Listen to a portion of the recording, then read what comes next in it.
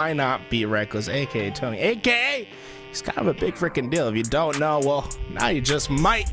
We got OpTic Gaming going up against Complexity. And Tony, you gotta give me your first thoughts. Who's taking this one out?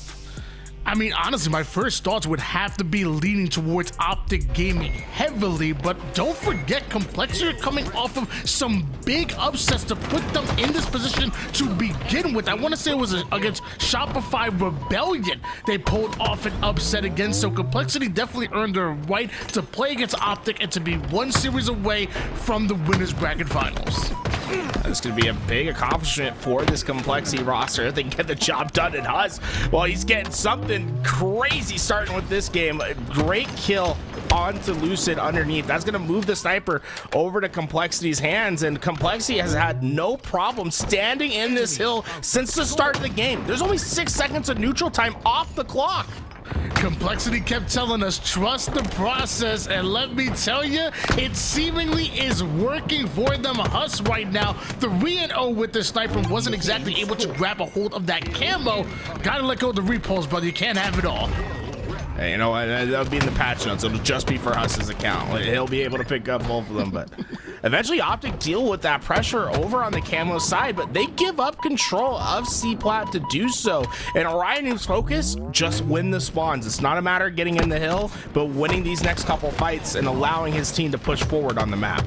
With a quick 2 down, OpTic Gaming starts to move into gear, start to move into position to attack yet another hill. 1-0 in favor of Complexity, but right now OpTic are fully set up. They are locked in. The question is, where do these spawns occur? And look how Rain is trying to coordinate up with Ryan to make this push happen.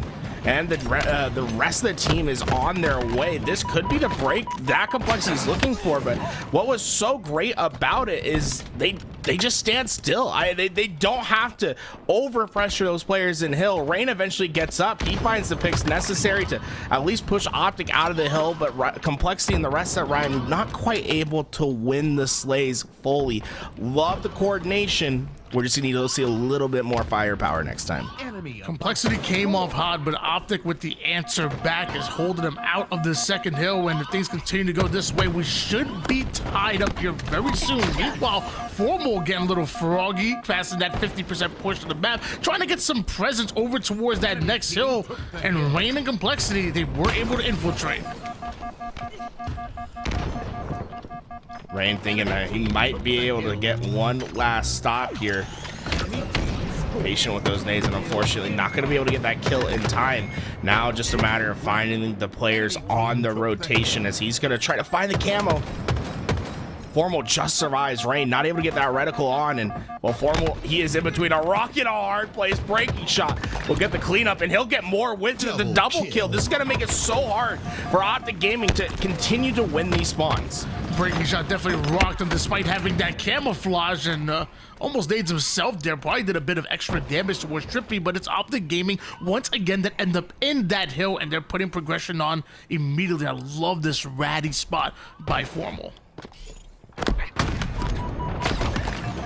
Patient from Ryan, able to get the shot to connect. OpTic Gaming, ever since that first hill, they really haven't let Complexity get anywhere close. This is where it can change. So power weapons in their hand, breaking shot is a walking double kill at the moment. This is what Complexity's been waiting for. Now it's time to execute, as OpTic Gaming will be the team that has to break.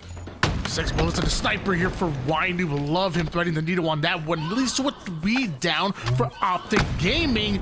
Ryan not only has that sniper trying to gain a line of sight on the final player, but getting the hill time as well. Here come the spawners of OpTic Gaming. Ryan gets information about Trippy, and I like how he's going to go on the hunt here. Complexity, they need to find these kills early and try to make holding this hill as easy as possible, and having an active sniper rifle is going to be a key to that. Ryan Noob eventually being able to help his teammates, but I like this position more than just standing in the hill with the sniper rifle. But someone from Complexity needs to take over this responsibility from Ryan Noob. I feel like he's gotten every bit of time for his team, and I just want to see a more active sniper rifle on the map, keeping OpTic Gaming at bay. They're almost done with this hill, and oh my gosh, Ryan was absolutely done with Lucid after that shot. Trippy almost gets it as well. Luckily, Huss is quickly there for the cleanup.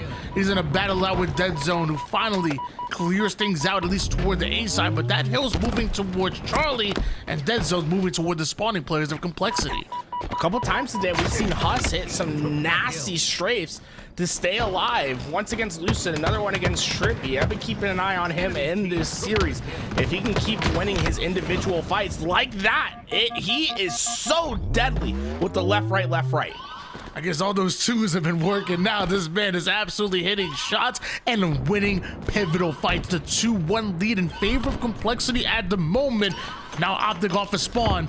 Ryan with the pre-nade already does most of that damage onto Formal in a 2v2 situation, but one that Complexity are manning so well. Ryan with the target prioritization, putting damage onto everybody on the map. Nobody able to drive him out. Ryan though, he's gonna get really aggressive towards the mid-map. Bit impatient from Ryan Noob. He thought that player was going to be just sat at the corner, but OpTic Gaming played very patient, allow that push to come in and withstand it for now, though they have not secured those back spawns, and Complexity will just continue to refill these positions. OpTic needs a clean 3-4 down in order to get this break. Nades are going to zone out the nest side. Complexity still find himself in the hill, but you're starting to see multiple members of OpTic get aggressive as 4 go down for Complexity, and OpTic spawning on the favorable side. And now look at the spawns. Because of Formal standing at back green and their pressure towards tower, that's going to force the spawn all the way at back A. And with Sniper coming up, OpTic Gaming is going to be ready to fight in this middle position to try to push the Sniper out of Complexity's hands. Breaking shot forced towards the low ground. Some beautiful shots by OpTic, but it's still Complexity to have a man advantage here. Formal off a screen was able to take down Huss, but breaking shot takes height and replaces him. Trippy having no idea. Formal doesn't either. Oh my gosh, breaking shot just broke him down. Breaking shot. I know this is the best play to stay at tower, but I wanted that man to jump out and go for the triple kill, though. Breaking shot's been unbelievable for the squad thus far. Hitting the snipe shots necessary to keep OpTic at bay.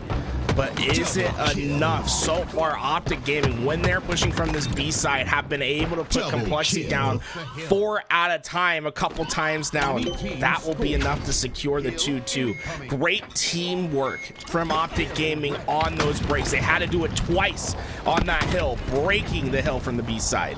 Despite all the efforts and incredible play coming out of breaking shot, it's still OpTic that run away with their second hill and tying things up. Luckily, Huss and Complexity do have presence towards tower for this next hill, which is exactly where they want to be, but they also want camouflage, and Huss is playing lights out. Huss and breaking shot right now have been combining for an incredible duo here for Complexity. The reason why things are tied up and look like they might take their third hill is because of the firepower out of those two. It's been a great combination to see. Breaking shot's really been the walking multi-kill player, cleaning up a lot of the weak players of OpTic Gaming. Meanwhile, Huss, he just is guaranteeing so many of the gunfights for Complexity. His strafe has been unbelievable, and he's so deadly in the one-on-ones. The problem for Complexity has been when they've given up utility control, when the snipers move hands, when the camo is in OpTic Gaming's favor. Now they have a great setup here. They have camouflage that can roam free. This is going to be a tough break for Complexity. OpTic have maybe taken a slight lead as far as progression in this hill, but they aren't finding the kills necessary to hold Complexity back. Luce is now left by himself towards the Charlie side here, and Complexity getting awfully aggressive, now cycling the spawners as Trippy was the final player alive, and he is absolutely obliterated. But now a 2v2 action, that quantum translocator doesn't exactly go the way they want to, but you still got a breaking shot on your team. That means you always are in the fight. The flank came in at the perfect time, pushed that player out of a hill. Sniper's going to go over to OpTic's hands, and Complexity are going to have to go back to the drawing board for the first time in this series. They're going to be down in the game if OpTic can find these final seconds. A lot of these nades being used from Complexity to try to push them out, but they will not be able to stop that third tick from going on board. Losing 6 shots in the sniper and wants to work with Formal here and finds the backside of breaking shot. That's a death they definitely didn't want, because that's an opening now that OpTic are going to want to play through, and Lucid is absolutely flying. Lucid is unbelievable. His position at tower was so strong, able to catch those players off sandbags, but then always has the option to work towards Hill. He'll be able to take down 3 players, and for OpTic Gaming, they almost have to be asking themselves, it feels like Complexity's getting back into this fight awfully early. You want to try to generate some more space. Trippy finally able to do that. Sniper in his possession, Quantum Translocator. 40 seconds of neutral time. Don't expect OpTic Gaming to jump into this hill anymore. It's a 1 cap advantage, and as of right now, OpTic are just playing the shot clock, trying to keep Complexity out of this hill, because time is just a commodity that Complexity simply can't afford. But Ryan knew right now, putting the moves on Formal, somehow is able to get the kill and stay alive, but Dead Zone comes out of nowhere as well, and that's because he has the camouflage. Complexity able to zone him off the map there. Dead Zone, pretty unfortunate turn of events for him, but the damage clearly done. OpTic just need 1 more round of slays and they probably win it. But now OpTic doesn't have any leverage towards the hill. It's going to be hard for them to try to find an early contest on this. Lucid will be the one that leads the way, and honestly surprised that Complexity didn't get more damage on Lucid before he gets to the back green. He's going to be able to rip apart this setup from Complexity. They go 3 down early on. It's a 1-on-1. Huss versus Lucid, Slayer versus Slayer. Lucid takes height, and he's going to simply win that. Huss not winning a pivotal 1v1, a must-need. With how well Huss has been playing all game long, that was the one that really mattered. You see Dead Zone off the screen with the double kill. The spawning members of Complexity can't even cross the mid-map, let alone get in this hill and stop the time. OpTic clutch out, and it's a 1-0 lead. You couldn't ask for anything more at the end of the game. Both teams with 1 player alive. The main Slayer versus main Slayer. Who else but Lucid to win it? Guarantees this gunfight at the back. But it all starts with this problem. You have to get more damage on this player before he's able to get into back green. Once they all go down, Lucid can basically work to guarantee spawns. Whoever wins this gunfight wins the spawns. There it is. Shots were looking good. It's the jump but up, Lucid man. with the late jump, man. Oh my gosh, that'll get you every freaking time. That's great positioning from Lucid to give himself the option to late jump, right? Yeah, he can play so exposed because there's 6 other players down on the map. He puts himself in the best possible spot to win the 1-on-1. The one thing I love about Lucid's play is he says, we are fighting to the death. There is no hiding around this corner, jiggle peek, no. He says, you're coming out into the open, I'm staying in the open. The late jump gives him the advantage necessary, and well, game 1 goes OpTic Gaming's way, but it wasn't without some tumultuous periods. We saw Complexity get that first hill relatively free. There was no contention from OpTic, and well, OpTic had to work hard to get this game tying hill, and I feel like this was the big difference maker, being able to neutralize breaking shot and find these breaks from the B side. 2 times on this hill we saw OpTic Gaming get Complexity 4 down, fighting from open field towards hill. Something that Complexity is definitely going to be thinking about later today, how OpTic Gaming were able to find those breaks. That's actually a really good point, because first of all, Complexity played absolutely fantastic, but remember those plays over towards that hill that was on the mud side? Breaking Shot made plays in order to win that hill, and if they go up 3-1 with maybe 2 minutes, a minute and 30 seconds on that hill going toward the top mid hill, Complexity come out with the win there. Breaking Shot did enough. I think he just needed a little bit more help to deny OpTic that hill.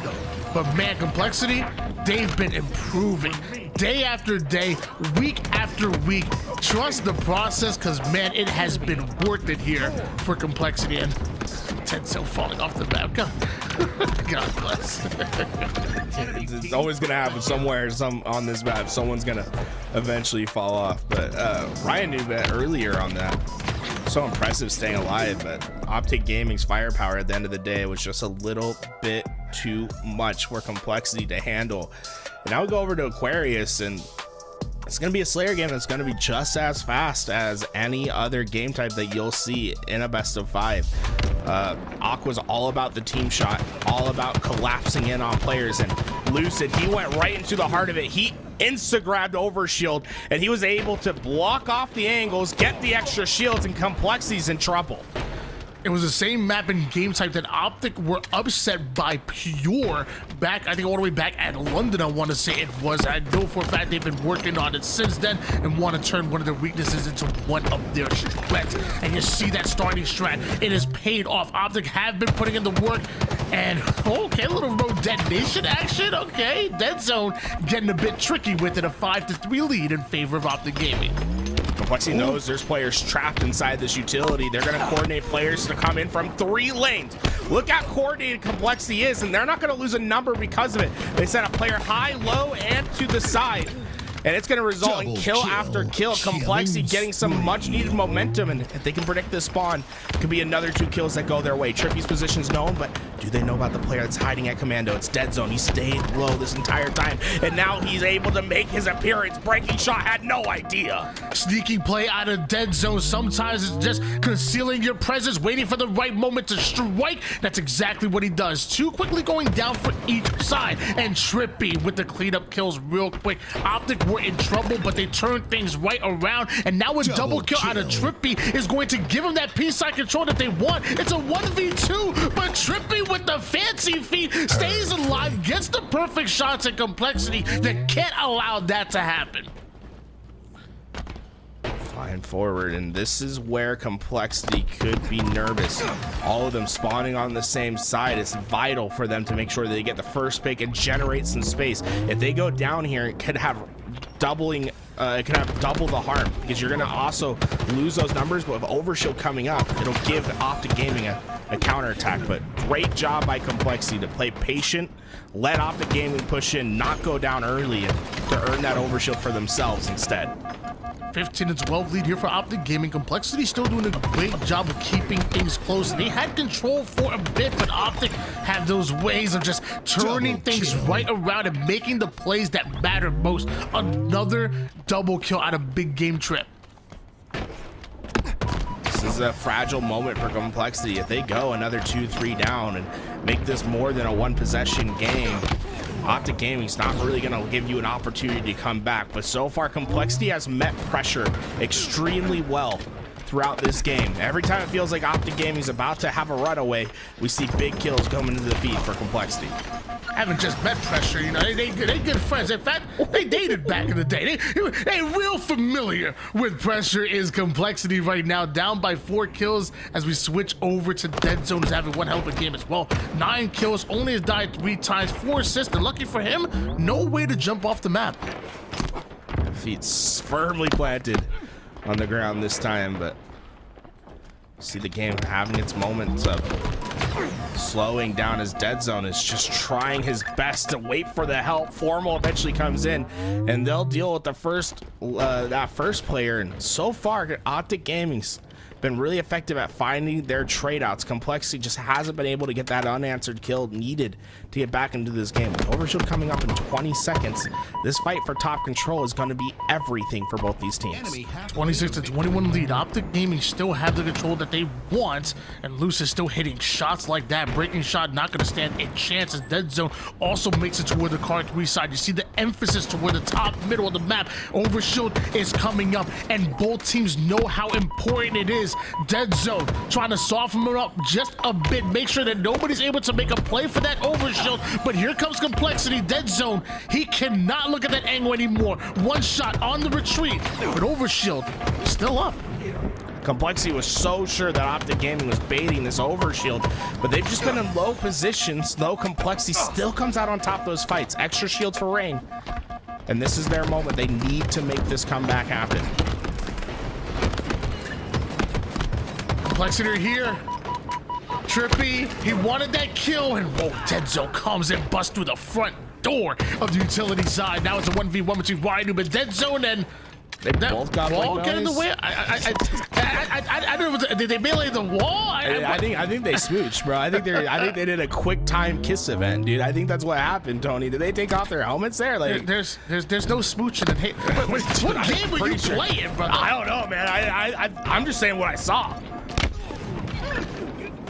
3-kill advantage, making a 2-kill game after Breaking Shot refuses to go down, not only keeping himself alive, but also keeping Rain alive as well. Such a close match. Breaking Shot having one hell of a game, 14-9 out of him, leading all slays across both teams. Oh, this could be dangerous for OpTic. They're trapped in the back base, and Breaking Shot has the knowledge and the damage. Lucid's going to be the player that could save this for him. OpTic Gaming, he's on this long flank. He needs to try to connect with his teammates on the other side. OpTic Gaming, Breaking Shot's almost surprised himself. He thought they were going to be still in that back base, but he'll be able to find them over on the P side instead, and he has been an absolute monster to deal with. OpTic Gaming have to find a solution. He has 17 kills for his team thus far. Tied game, 38 apiece. From a great game number 1 to an incredible game number 2, Breaking Shot is doing everything he can to put Complexity in a position to win. However, they've just have gone 3 down. You've just allowed Trippy to get away with an overshield. It's already 41 kills here for OpTic Gaming, and Complexity cannot afford this. This is the first overshield since the beginning of the game where Lucid had the initial. Complexity had been using that overshield to stay in this game. Now the lead starts to open up for OpTic Gaming, and Complexity's position is fragile. You see multiple players going down at once. Breaking Shot can't do anything but wait for the collapse, and what was a tight game has suddenly opened up to 6 at the worst possible moment. Close only counts in hand grenades, what did they say, maybe darts and kisses, apparently. Pretty sure it's darts not enough. is not one. Yeah, it's definitely, the closer you are to the bullseye, you know, the points you get. Darts not one? I'll take your word for it. I'm a darts professional. I want to see what a close kiss looks like as well. 1 kill away for OpTic Gaming, and it's all but guaranteed at the moment with players' positions being well known. OpTic Gaming will just wait for the spawners to get close enough, and well, the collapse is in. 49 kill. And there's the 50th. Not only good to get them to win, but good to get Lucid the killing spree as well. Okay, all right. None of you guys play horseshoes in the chat, so shut the hell up. All right, there's not a single person in the chat right now that plays horseshoes. What's that game that is at all the bars that has it's like a long wooden board and you have these little discs that you like slide across? Horseshoes? No. Oh, what is that called? Oh my gosh. Is that the one with the brooms and they try to sweep it? They try I guess it's the same concept as that one, not cornhole. Washers? Yeah, shuffleboard. Shuffleboard. Yeah, shuffleboard. I feel like shuffleboard works. So you'd be close to shuffleboard, right? Pure F1 in the middle of their series. We're seeing a close game towards the end. Both these games in game 2. Rebellion up 1-0 in their series as well. But Formula 1, sorry, copyright, my bad. F1. It's going to be an important series for them to, I think, at least get some games off, right? You don't expect them to beat a team like Pure, but you certainly want them to have a close series. As of right now, it's only 3 more kills needed. Make it 2 more kills after Pure finding kill after kill. The dominoes are starting to fall, and so is F1. And eventually, eventually it's gonna be a Pure win. Let's just be honest. Why don't we go back to our featured matchup? That's gonna be Oddball Streets here. Game number 3. Been loving the way Complexity have been playing all tournament. We've seen them already pull off a massive upset in that winner's bracket, and I thought it could be a possibility they do it again.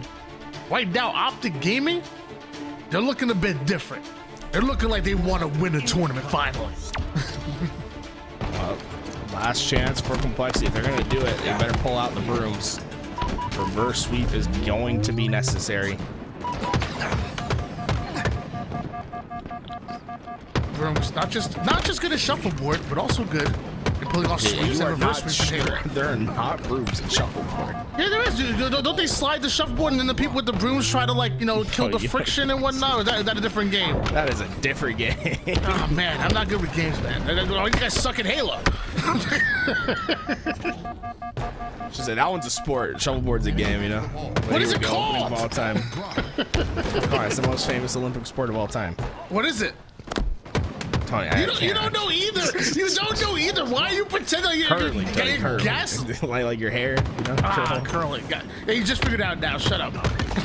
And then you actually got it for the chat. You're so fake. You're so fake. Oh my gosh, I can't stand you.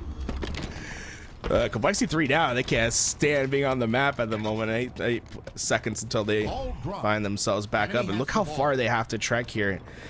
Complexity, they have to find an entry slates. That's going to be their priority, and you're going to depend on Huss and Breaking Shot in particular to be the players that provide those entry frags for you. 17-9 lead. OpTic still have that ball, still have a setup here. Ryan trying to break the perimeter with the quick 3 down. Complexity right on the ball. Ryan confident going at it even without having the shields. Oh man, I thought he got away, but Deadzone's nade travels up high. It gets that kill, but Complexity making the best out of a situation. Throw that ball back into the middle. They know that slays are gonna need to come first. 10-point advantage here, but really not much when it comes to Oddball.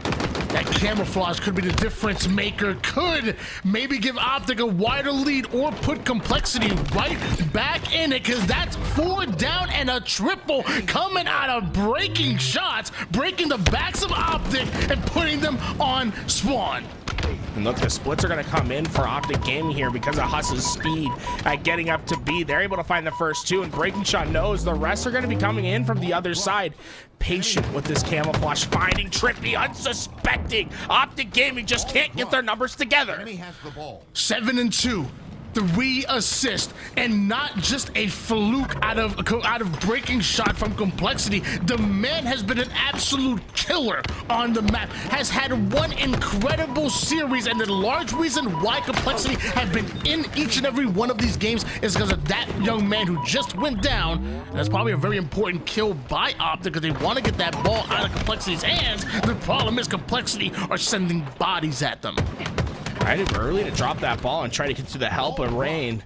He'll figure out that to trust his teammate, let him get the kill, and well, time continues to mount for Complexity. Ryan Noob seeing his teammates fall. It might be time to think about getting himself active on the map with that bandit rifle instead of ball time. 56-21 lead. Complexity finally get wiped out of that subway side. OpTic get into their defensive stance. Breaking Shot early over toward the arcade side, giving his teammate that red room spawn in a closer angle towards the subway. But whoa, Dead Zone and OpTic taking space ends up turning into a flank and a collapse out of Complexity. It was a risky maneuver from OpTic to send 2 players on that flank. It left a lot of the map open, but Complexity weren't able to take advantage in time. Instead, they have to focus working backwards to get those slays, and by the time they do that, well, Formal's so aware of what the timing is, he moves that ball back towards his teammates, and they're gonna force Complexity to get the wipe. Great plays by OpTic, but even better plays by Complexity. They're able to weather the storm. They still have a 61-41 lead right now, and more importantly, they have the ball as well. And Rain on a flank of his own with the Stalker, putting some good damage in, going at his former teammate in Dead Zone and staying alive, getting his shields back, and might have Lucid as his next victim. Rain's forcing players from OpTic Gaming to come deal with him. It sends 2 players back, losing a lot of timing on this map in order to get those kills. Fortunately for OpTic Gaming, though, they trust their players of Dead Zone and Formal to win the fight at ball. They do so, and well, now suddenly that back flank from Rain just doesn't feel worth it anymore. Complexity spawns so far away, they're having to traverse through the middle of the map to get back towards this ball. But they've been so effective at getting the entry frags. Ever since the beginning of this game, we've seen a different Complexity, a little bit quicker, a little bit more firepower with them when they're first player in. Complexity were able to drive that ball out of the subway side and still hold on to their 79-48 lead. Rain, love that play out of not getting touched whatsoever, keeping every single one of his teammates alive. 3 down, go OpTic Gaming. Ryan's going to be able to find the next, and well, OpTic, they're not going to be able to get their bandits up in time to stop that ball from going into the back. You have 10 seconds at most to make this play happen for OpTic Gaming. Complexity, it's just Breaking Shot with that ball. He'll have to drop it. They bought themselves a little bit more time.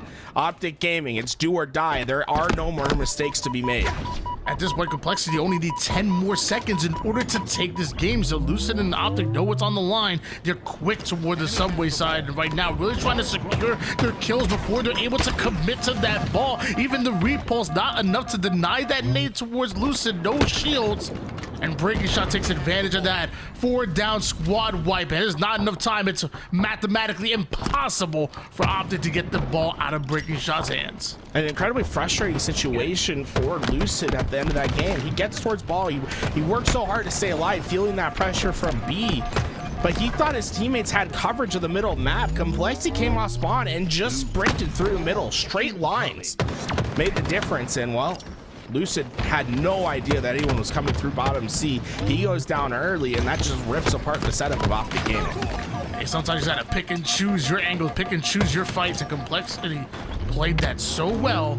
Now it's up to OpTic to answer back here. You know they want to pull off the sweep, but again, Complexity have literally been in it this entire time. Like you're seeing Ryan chasing down Lucid and tripping down to one shot from an advantageous position into a quick 3 down. Complexity are playing great Halo right now. Breaking Shot trying to get away with this camouflage. Formal. Ooh.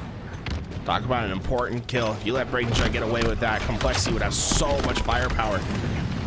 Instead, wow, it's going to become a little bit more contentious towards that tire side. Player after player trading out for both sides. Neither team getting any clear advantages early in this game. You know, as much as we've been talking about Breaking Shot, I mean, Huss has been making some crazy plays as well, going all the way back from that game number 1 to even what you saw there. Nice little double out of Huss, and OpTic really being tested right now. Firepower, you know, pound for pound. Complexity are right here with them. And Huss, his 13th kill, 11 assists at the moment, chasing down a one-shot Lucid. Confident. Took a couple of shots, but it's okay. And they don't know about these spawns. OpTic Gaming, where they're already in the back of C.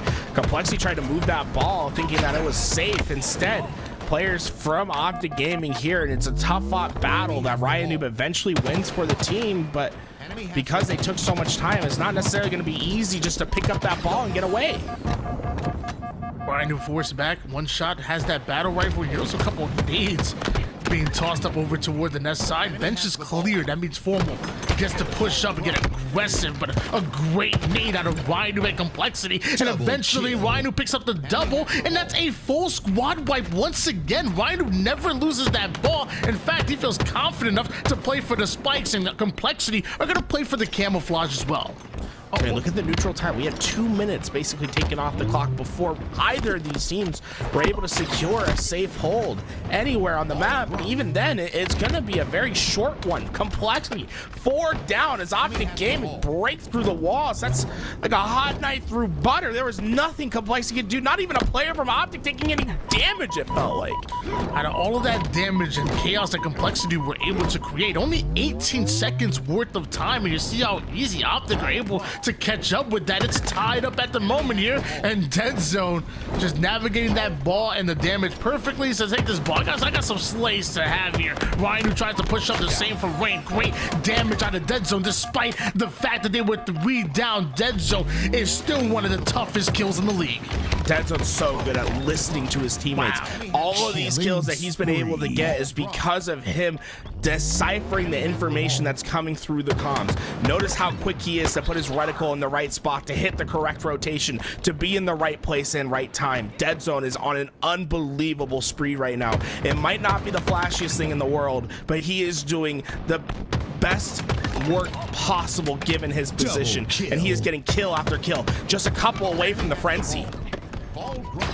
Doesn't go for the triple, instead goes for that ball, but some great nades out of Complexity will at least slow them down just a bit, and maybe a kill onto Formal might get them the advantage, but Formal gets his win. Lucid on the chase. Rain. Rain! Trippy tried to save him. Trippy was like, hey, I'll try, man. I'm working there. Lucy's like, I'm just missing shots. You ever be in that situation where I'm not going to win this? Someone, please get there in time. That strafe was crazy, bro. I ain't hitting that. I'm not even going to lie to you. Not many are. Not many are. Let me tell you what. camouflage in the hands of Breaking Shot, but nowhere to go. It feels like everywhere he goes, he ends up running into a player from OpTic, but navigates it well. Ends up with the double kill. I think he thought they got the kill the first time, ends up looking away, and that'll get you every single time. Oh, we're approaching almost 80 seconds left of neutral time in this game, and you can see the score still so low between these teams. It really has been the battle of trades. It's been so hard for either team to get control of the map, but that could have just changed now. Complexity, they're gonna have an outlet towards Cafe. Ball's at back C. They have plenty of space to work with, but OpTic Gaming, once again, efficient with those entry frags. It's gonna make Complexity setup void. They're trying to do as much damage on the map. Rain can't do this again, right?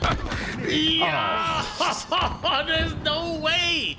Who is this man? Wasn't he retired a couple months ago? He can't be moving like this. Timothy Tinkler is in the freaking building, man. It ain't Timothy no more. It's Timothy. Breaking Shot's being awfully aggressive, trying to get that ball to contest Formal. I would have thrown that ball right out as soon as I saw those Red Room spawns. They eventually do so. Remember, Complexity had the lead, and well, neutral time is obviously a factor at the moment. If they can get these slays, they could force OpTic Gaming to not be able to even have the chance to pick up the ball for the win. Only 30 seconds of neutral time remain. And it's at this point, Complexity looking to play just a bit of an advanced game of Slayer. Just keep away from this ball for OpTic with a 17-second lead. Doesn't feel like much, but in a game like this, it is everything. Formal understands that. Rips a double kill out of nowhere. Brings that ball towards the purple side. Finally, OpTic Gaming are scoring once again, but the damage is coming down. Where can Formal go? He has to call in the reinforcements, and the reinforcements are there in the form of Trippy.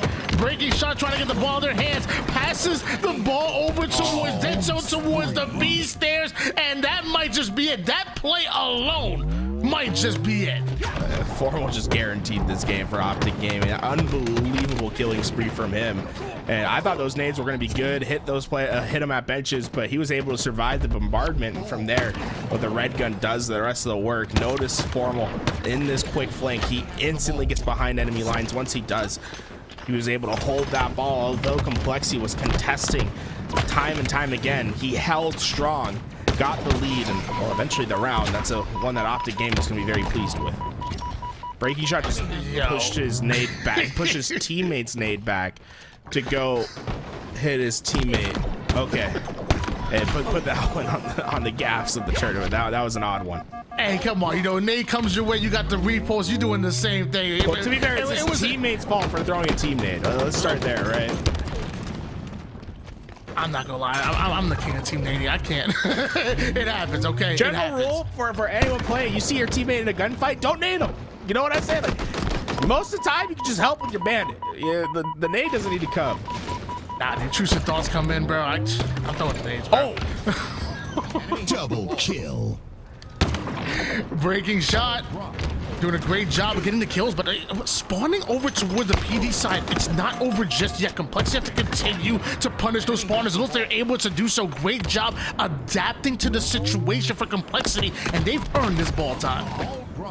Complexity trying to get forward up on that map, make it hard for OpTic Gaming to push forward, but the middle lane's open, and Lucid just immediately takes advantage. Notice how fast Lucid was. As soon as he realized no one from Complexity was watching the middle lane, he dissects through, is able to get right into the front lines, and although he hasn't gotten a lot of damage, he's certainly making Complexity focus on him. His teammates come through, and they're able to find the rest of the kills. Incredible work from OpTic Gaming. That all starts with Lucid just playing right through the middle of the map. It was a 3 down for Complexity. OpTic Gaming are able to take the lead right now. And with this setup, they look to run away with the Complexity in a must-break situation. And right through the center map, both Ryan and Huss go. OpTic did a great job of watching the perimeters, but Complexity sneak in plain sight. But Huss goes down. So does Breaking Shot. There's a couple members here that are just trying to be sneaky, but Ryan can't stay alive, and Lucid is continuing to put down the damage. He's raining down the pain here as Breaking Shot ends up going down as well. Just part of a killing spree by Lucid and OpTic. Look at all the points they're able to acquire.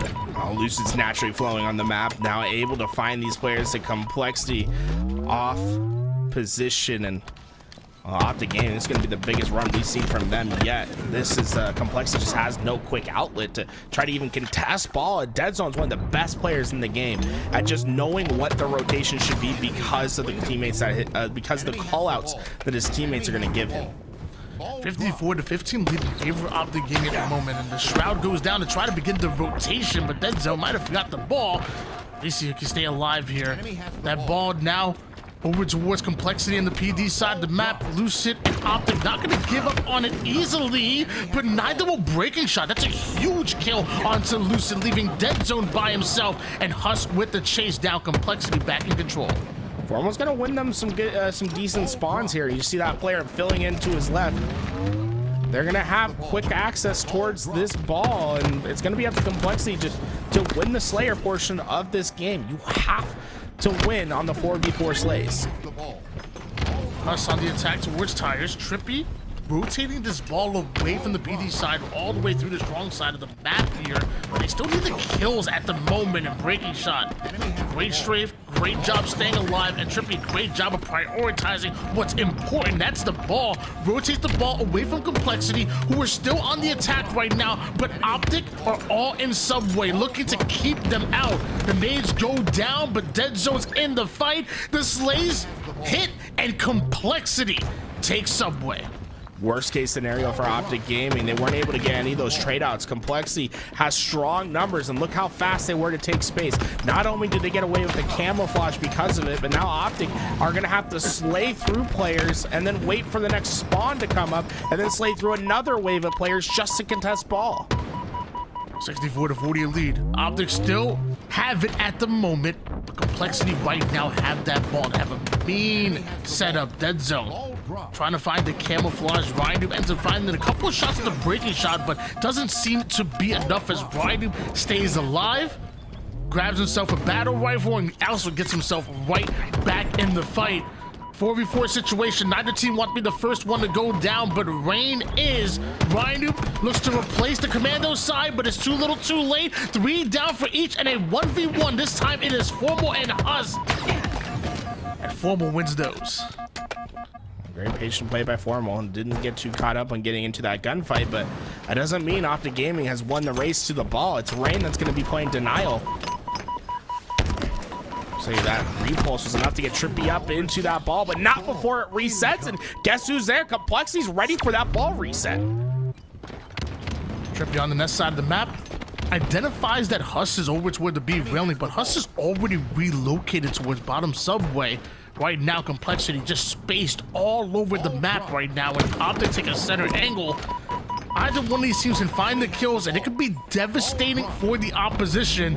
Off screen, Rain does take down Dead Zone, and Trippy puts the Stalker to work. A double out of Rain is going to slow down OpTic just that much, and now Formal's in the mid-map while one shot. That can't be good. Complexity back on the ball. He already have the lead.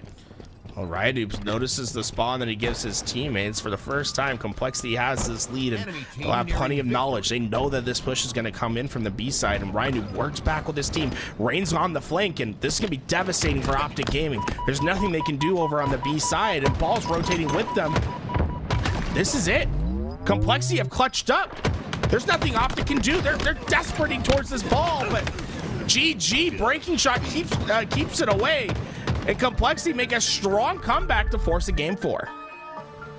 Crazy situation where you curve slide your way into grabbing camouflage, and you can't even pop it. Formal had camo, and he still was in a bust attack situation to try to get the ball out of Complexity's hands, but eventually just ran out of time. Complexity putting their first win on the board, and also snatching back momentum away from OpTic Gaming.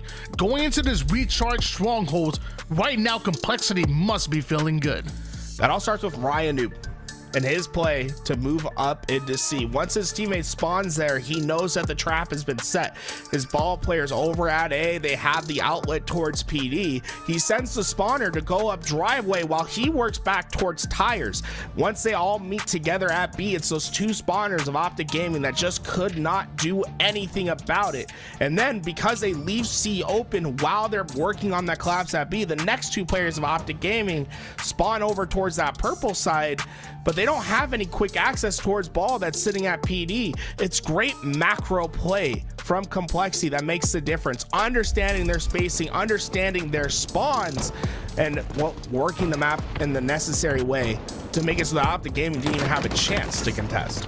And that's really what Complexity brings to the table. I talked about this before. It's a much different way to formulate a team that we've been seeing. You know, ever since, you know, FaZe put that squad together of, you know, 3 or 4 players that are just known for slaying out and being aggressive. A lot of teams are trying to kind of implement that, also try to replicate that a bit, where Complexity said, no, we have 4 players with great heads on their shoulders, great communicators, and just leaders on this team. So no matter who dies, there's play calls being made by every single one of these players. I've heard them scream. You hear us. He's loud and proud in those comms. The same from Rain. We talk about the one of the more underrated players in the league, especially when it comes to communication and making the right plays. This is what Complexity bring to the table, and even OpTic bleed.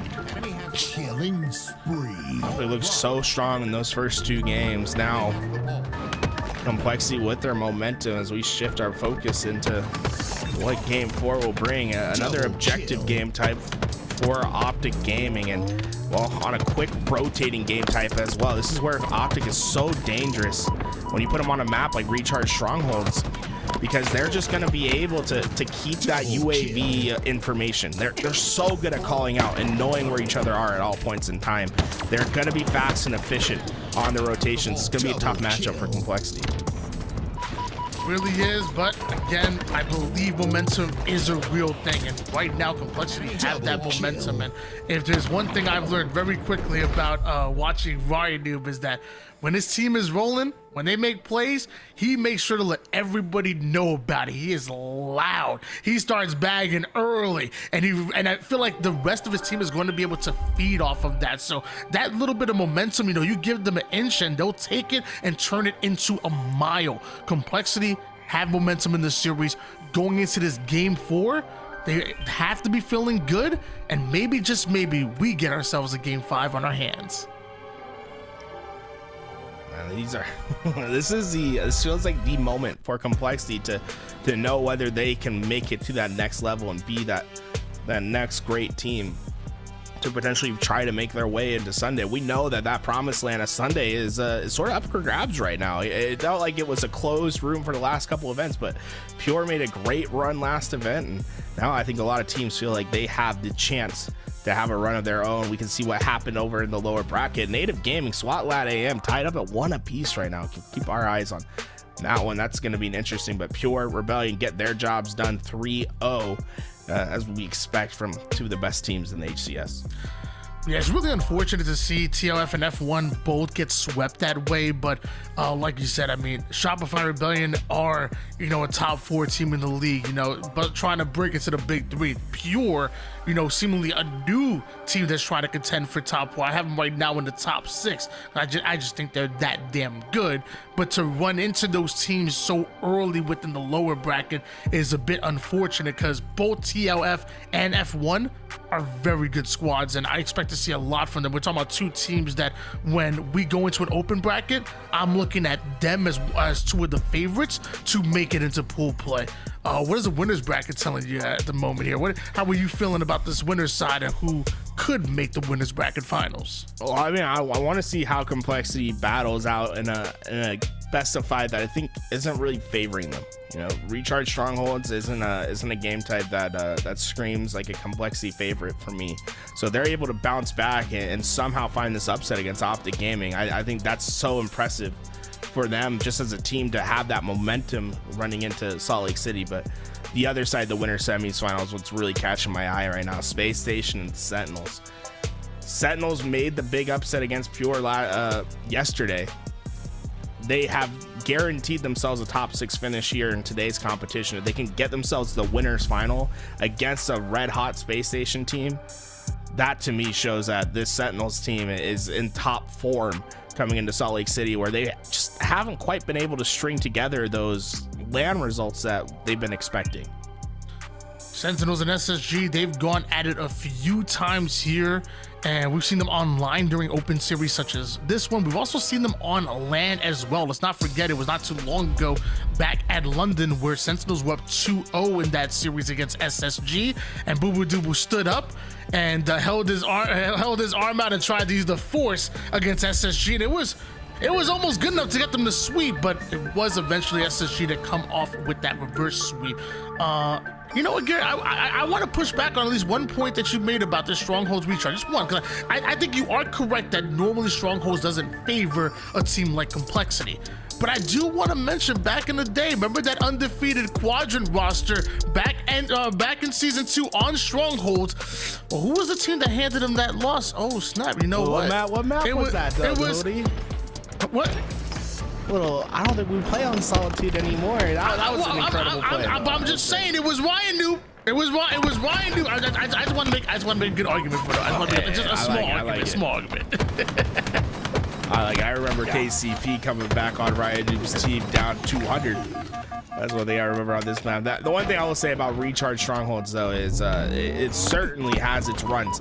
You're basically working to get into that trip cap scenario where you can simplify the game state for yourself. You want to get the trip cap and spawn the other team at long haul. Both these teams are going to be working towards making that a reality. Though what can matter the most in the game is how people play in the interim. Early double cap here for Complexity, and it might just turn to a triple cap because Ryan uncontested on his way to taking A. And look how the remaining members of Complexity are able to attack OpTic off of spawn. A triple cap for Complexity, 30-0 run. Belusa coming out of nowhere right off of spawn, double kill, and on the attack on Alpha himself. Short-lived for the trip cap. It was Complexity, and with them going 3 down, OpTic Gaming's gonna try to transform this into more control for them. Look, they're giving them a double dilemma. B and C are under pressure, and Formal somehow stays alive. The help is starting to come in for him as well as Deadzone finds a pick of his own. And Complexity, this is a dangerous position for them. Notice what spawns that OpTic Gaming are trying to block out. They're not leaving those A and pipe spawns open. They have the trip cap. Now they just need to find the stragglers. Oh! Wow. What a save. Rain coming in clutch, and right as OpTic were about to get their own triple cap, at least is able to keep them alive, gets the reset on C real quick, and Complexity going right after Alpha, not wasting any time whatsoever, and some good damage by Rain. Challenges at the right time. Active camouflage coming up, and right now Complexity have the strongholds, and they have the advantage. Complexity starting to play fast and loose. Whoa, Ryan, dude, wow. What a jump. He jumps up into that bridge knowing his teammates trying to get his help. That isolates the angle. Lucid had no ability to shoot him, and well, Ryan not only stays alive, he'll be working for the trip cap of his own. Shock rifle camo for Complexity. This is where everything can change. Fun little tip in a gunfight like that: if you can't see your enemy, they can't see your head. So great play coming out of Ryan Noob, and even better plays coming out of Complexity. They immediately put OpTic 3 down right as they have a triple cap on the map, a stronghold on the map. Complexity have a 102-29 lead. They want this game 5. You can see how fast those trip caps can get out of control. We're only at 3 minutes into this game, and Complexity able to open up a hell of a lead because of that trip cap. And Ryan Noob has been playing so well as an isolated player, finally taken down as that shock rifle shot was just a bit low, but a much needed reprieve at the moment for OpTic Gaming, as Deadzone's going to be able to get them a scoring opportunity for OpTic if they can get into B quick enough. Trippy trying to push through goal, the blind side of Complexity at the moment, who currently hold on to Charlie right now, but gave up that gold side control to OpTic very quickly, and OpTic going to take advantage of that, as Complexity now the ones looking for the slays. They still hold on to B. Finally, OpTic on the attack, and looks like Deadzone is forced to trade out his life there. Meanwhile, Complexity attacking from multiple sides, not able to get the kills necessary to go after either one of them. OpTic scoring, but notice the players on the perimeter. Deadzone's trying to hold over that long haul. If he gets the word, he's going to try to make a play happen, but taken down by Huss. That's going to be the much needed step for Complexity, giving themselves an outlet and a perimeter player towards pipes. This will give them a lot more freedom to move upon that map, and you can see they instantly push into A because of it. Big job by Complexity getting the win on the perimeters.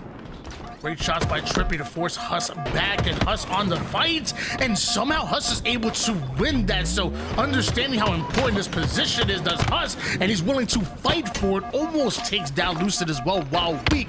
135 points here for Complexity, but OpTic Gaming at a 1 scoring. That's super unfortunate for Trippy. Lucid threw that nade thinking, hey, someone's coming through this door. I can just basically guarantee myself the gunfight. Little did he know his teammate was going to spawn on top of that nade, and Trippy goes into his fight one shot because of it, but nothing more you can do. I mean, that's just some bad luck, and well, there's nothing bad luck about that. Lucid is flying on the map, trying to outpace Complexity as Complexity goes 3 down. Ryan's position's known, but he quickly moves out. Look how fast Ryan was to lead that situation. Lucid needs to find him. I can't think of a single thing scarier than Lucid flying at you like a bat out of hell with that grapple from the A side all the way to the Charlie side, single-handedly grabbing Charlie for OpTic Gaming. Once again, Complexity do have the lead, but OpTic are really starting to move into rhythm and starting to heat up here. Trippy and OpTic are able to just double team the A side, and the moment Complexity are attacking Charlie, it looks like OpTic, they changed their sights to the Bravo side of the map in the gold. Complexity's been struggling on scoring in the 2-cap situation. All their points have really come from that trip cap that we saw early in the game. OpTic Gaming, on the other hand, they seem to be doing a fantastic job at getting that 2-cap and then preventing Complexity from getting any sort of quick contest. This allows them to slowly chip away, and well, they'll be content with that until they can get themselves into that trip cap situation. Ryan down to 1 shot, still taking that center lane right towards the camouflage. Lots of confidence out of him, but looks like it may not pay off. I believe Camo was burnt, but Rain with the double kill, Lucid with a well-placed grenade, denial grenade toward the A side, which OpTic are still holding along with Bravo. Lucid thought he knew there was a player underneath. Unfortunately, gave up his back. But is that enough for Complexity to drive their way into A and eventually win that hill?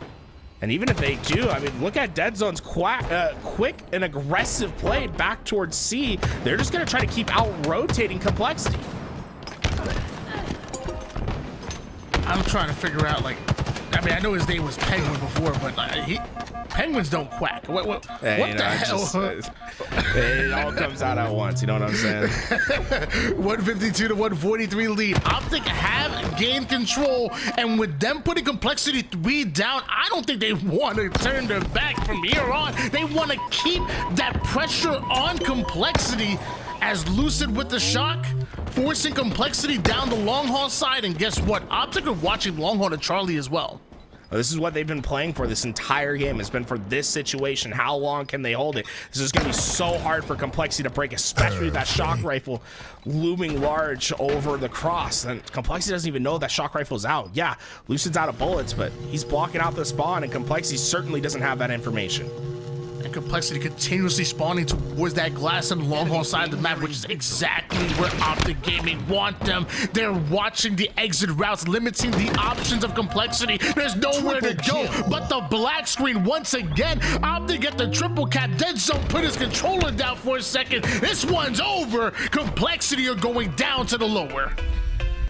And both teams, they had the strategy, right? Everyone's just playing for that situation in particular. And, well, we saw Complexity get it for a moment earlier in the series. OpTic Gaming, they get it. They never let it go. Incredible work from them, and it's systematic the way you set yourself up. Dead Zone does an incredible job at getting the triple kill at the back of C, but Lucid puts the fear into Complexity with that shock rifle. Once you hit that first shot from Bat Ledge, Complexity suddenly has to be very cautious about how they approach that hill. Even though he was out of ammo, Complexity shuffled themselves through the bottom pipes, and well, Dead Zone was ready and waiting for those players. That trip cap from Complexity gave them the early lead, but OpTic Gaming, resilient, battle back, get themselves into the win condition, and just never let it go. And honestly, that's really the thing for me. Like, Complexity had that early control. It was a 41-0 run. In fact, when it got to the 142 point mark, Complexity still had the lead, but once OpTic turned it on, oh my gosh, the hustle with the shot. But once OpTic turned it on, they just simply didn't look back from there, and eventually they got to that 142-point mark, put one more point on the board, and then OpTic literally ran away with it. Not a single point after that moment. Triple kill. It's so deadly when you get players into the right position. They're blocking out the A spawn. One player sitting into the back A, I believe it was Trippy. Formal was at C. We saw Dead Zone at top white tower, and then Lucid was blocking out the pipe spawn by himself. The only available spawn is that long haul, and it makes Complexity have to figure out what are we going to do, especially if how late into the game that trip cap came into effect. Well, you want to move towards C because that's your quickest outlet possible. So they shove all their numbers towards C. The problem was Shock Rifle was looming over that cross. Lucid hits the first shot, and from there everything just dissipates for Complexity. They have no more numbers to work with. They cannot overcome OpTic Gaming, and well, you can see our first round is over with in the elimination side. Cloud9, Rebellion, Native Gaming, Pure are going to be happening over on the elimination side, but we still have our main match to come. Space Station going up against Sentinels. We'll have that when we come back. Yo, what's going on, everybody? LVT here. I just wanted to drop in and say thank you to a couple of important people. Obviously, we're going to be live pretty much all week. It started yesterday. It's going to go into tomorrow. Tomorrow is the free-for-all series with Native Gaming, so shout out to Native Gaming for partnering with us to make that happen. And then, of course, I want to thank the support that we got yesterday. I'm just going to read off the weekly top gifters. I'll just start from the bottom. Sutzer, Armand, Tools, Mavs Fan, Natty Daddy, all under 10 gifted subs, but gifted subs nonetheless. And then starting with 10 gifted subs here, Shoot to Gil, Bumble Ownage, Snow Pirate with 15, Stupa Loop with 46 gifted subs yesterday, and then of course the number one Topher with 58 gifted subs. So appreciate the love. That definitely helps us get out to these events, make sure that we can provide this open bracket coverage. We will be in Salt Lake City, so I think that right now is a great time to support LVT, because obviously with the way these events line up back to back to back, pretty much a month apart, it gets very expensive. Space Station dropping the 5 community gifted subs as well, and then the cheers from yesterday as well, right? We had a couple hundred bits gifted from Moses, Lifeforcer, Mercury, the Gamer Family Dad. Then we had 200 from Angel Beauty, Hell's Fire. Then 420 bits from Nutty Daddy, Mavs Fan as well. NyQuil dropping 1,000 bits, and then Stupaloop was 6,500 bits as well yesterday. I appreciate all the love. As Tools said, we got Space Station versus Sentinels coming right up. I did want to take a moment to thank everybody for your support. So we'll be right back with Space Station versus Sentinels. Don't go anywhere.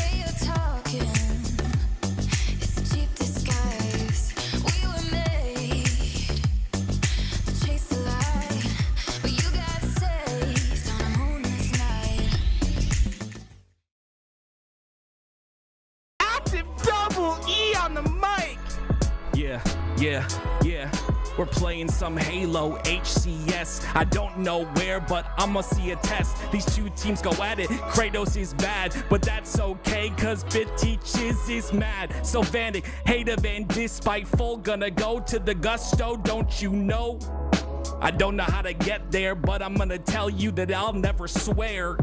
I don't cuss, I don't know how to get this rust off my hands, cause I'm bad, I'm not really good, but Tools is worse, he's not from the hood. HCS is the best. Halo Encore. is the next test. Encore. One more. The things I do. Oh, dude, The things I do. that's so sick, dude. Here we go. Space Station Sentinels. Tools joining me, Active Double E, or should I say MC Active Double E. And we're bringing you guys this series. Space Station Triple already. kill. Ooh, triple kill off the start. Bound heating up. Here we go. Bound with his snipe in his hands, gonna hit some headshots potentially as Lethal goes for this camo. And Lethal will just scoop it up. Bound's not able to peek too many players on that angle. You see Sentinels have done a great job of covering every single angle here, and because of that, Bound is still alive. And yes, Lethal Double still doesn't kill. have that camo, but Bound's got the snipe. This has been a deadly combination, the Bound combination. Well, Bound's getting all the kills with the sniper rifle. On the other side, Legend is just standing in the hill. And only 10 seconds off the clock as Space Station take an early lead. Great by Bound, still alive. Lethal ends up taking him down finally. That'll be the snipe down on the floor, and as that snipe lays on the floor, it's Legend who pushes up on the map, trying to secure its position on the floor. Finally, Legend does take out Falcated. Holds control of the nest side. It's Boo Boo on the top of tower, one of the most important spots on the map, a live fire, and he's gonna get pushed. Because of the importance of that spot, Stellar will take him out.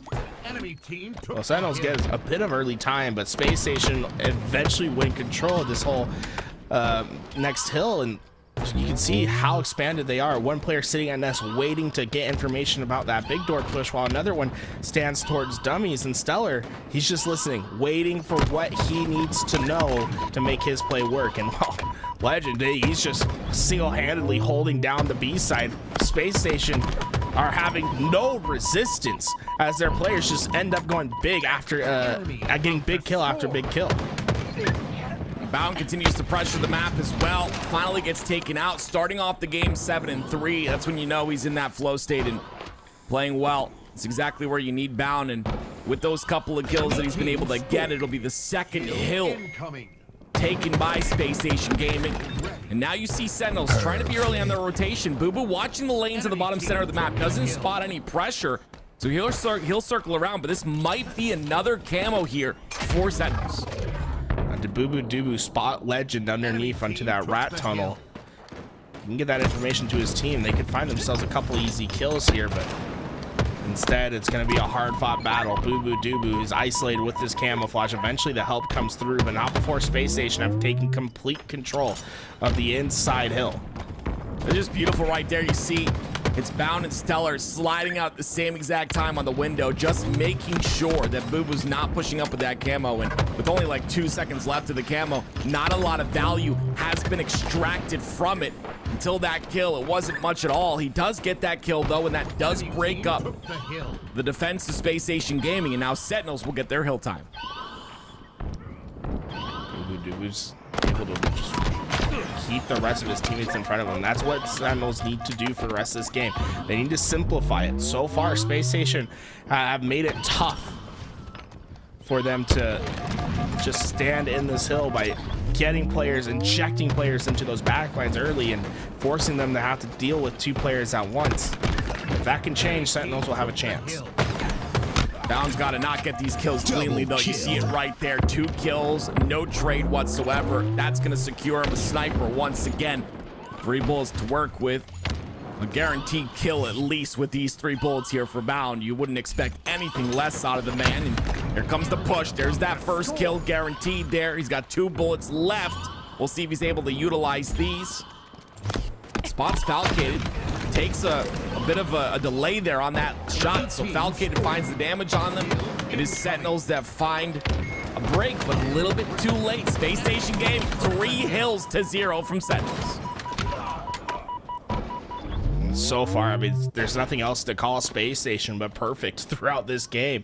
They have dominated on these rotations, but this thing could change. Lethal's been very patient at the back of A, trying to find the spawners at B, but Space Station play their process once again. Once they spawn over by Camo, they know that there's a player inside A blocking out that spawn. They prioritize taking him down first, and they're gonna have at least one shot at potentially stopping this hill or setting up for next.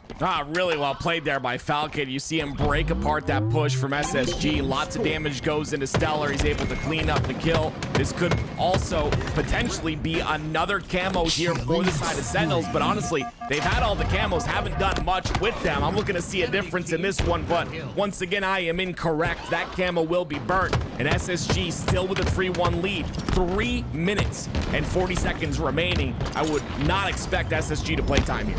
Now, this is, I think the definition of a non-traditional King of the Hill game, and oh, don't do it, Stellar. Okay, just one this time around, but what we noticed, not that much time off the clock. We still have over 3 minutes and 30 seconds of neutral time when we're in the 5th hill of this King of the Hill rotation. This is something you just don't see. It's been hyper-effective gameplay from both teams when they've been able to capture the hill. And well, Sentinels, they have to be thinking their lucky stars, saying, hey, we still have plenty of time to play our process. Do not get caught up in this game. This is still ours for the taking.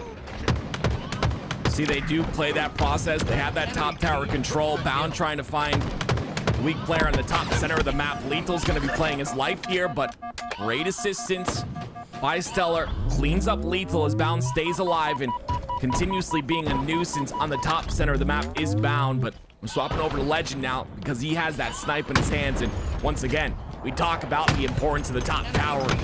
Decides to go for a shot on that top tower player. Instead, they melt the defense in the middle of the map, and now they go for that outer side, but Legend's in trouble. He gets taken out.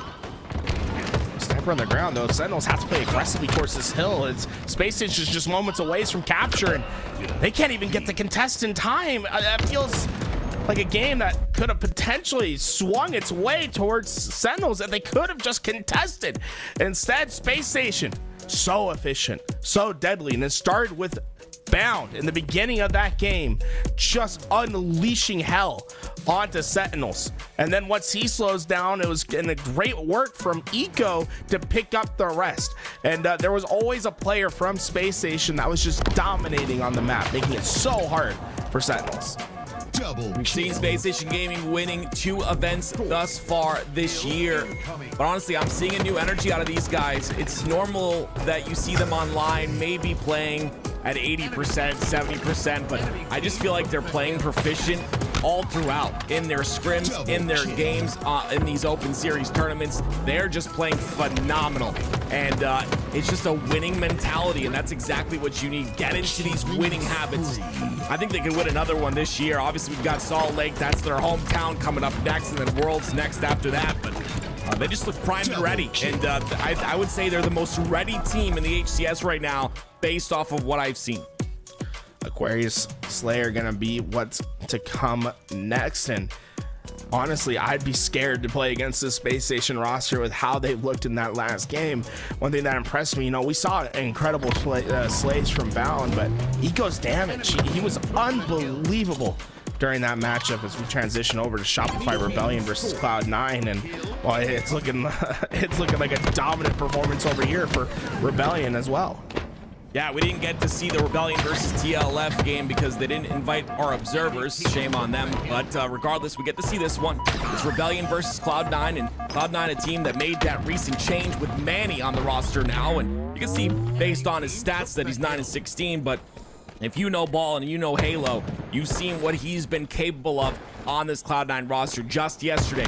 Massive big game plays constantly in different games to secure the win for his team, and just plays Cloud9 at this point in the tournament.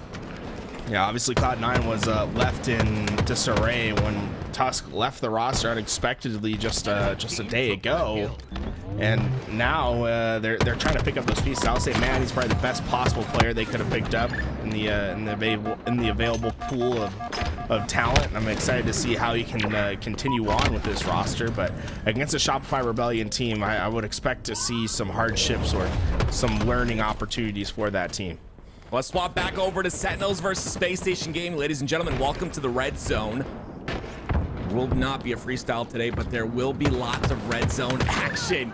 And it's Boo Boo Doo Boo once again on the top center of the map. Great damage out of him and playing his angles perfectly. This is how you play your angles. And we talk about damage output and damage taken in. That's how you minimize that damage taken in. You cut the angles, isolate players, and just continue to shoot. That's exactly what Boo Boo's doing. Works his way back now. I love the way that he works back, expecting players to come in front of him. Never turns around, always had that reticle ready, and it gives him the advantage necessary in his gunfight. So far, it's been an even match between these two, but Sentinels have more map control, but Stellar has better gun control. Are you kidding me? What a jiggle peek. So strong in this game. A lot of people have talked about maybe adding that inertia back to the strafe. And thinking maybe that would change things just a bit. I'm unsure, to be honest with you, but I'm not an expert in that. Regardless, though, that jiggle peak still very strong, even with that fire rate change. And you see that it's utilized so often in these games. Space Station take that initial 2-kill lead, but it's Eco trying to find any players on the bottom center of the map so that he can safely get towards top center without worrying about that flank. Unfortunately for Sentinels, though, they're going to find themselves a couple down. It's 2 down for Sen, but they trade out a couple kills as well. Well, you see Sentinels, they are split on the map at the moment. 2 players on the car and 2 players on the P side of the map. Space Station, they've let Sentinels get a lot of space here as they're going to be trying to create a trap with these players that move forward. Falcated feels the pressure as soon as he tries to move forward. The overshield up. Legend's going to be the player that has direct access to that line of sight. Sentinels not able to get onto that overshield, and although they had that top position, it doesn't result in the extra shields. Instead, Space Station will have the advantage into this next fight. I really don't think Boo Boo expected Legend to jump out of window there to go for that OS, but Legend finds a nice route, gets the overshield. Now the question is, what will he get out of this OS? It's automatically towards the top P. Looking for anyone, looking for the spawners. You know, understands that there's one that's not being tracked right now. That's what he's looking for. There he finds him. It's gonna be precision. Takes a bit of damage, but look at that. He's able to get the overshield off. Legend! Oh my word! Precision with some massive shots. Legend was looking for him for so long. Eventually, as he turns his back, Precision catches him. Says, I don't care if you have the extra shields. I'm gonna win this fight. And well, the one-on-one goes his way. You can see why Sentinels went out of their way to pick up this player earlier this year. He's been unbelievable for this team, has that slaying capability, and can take over a game at any point in time.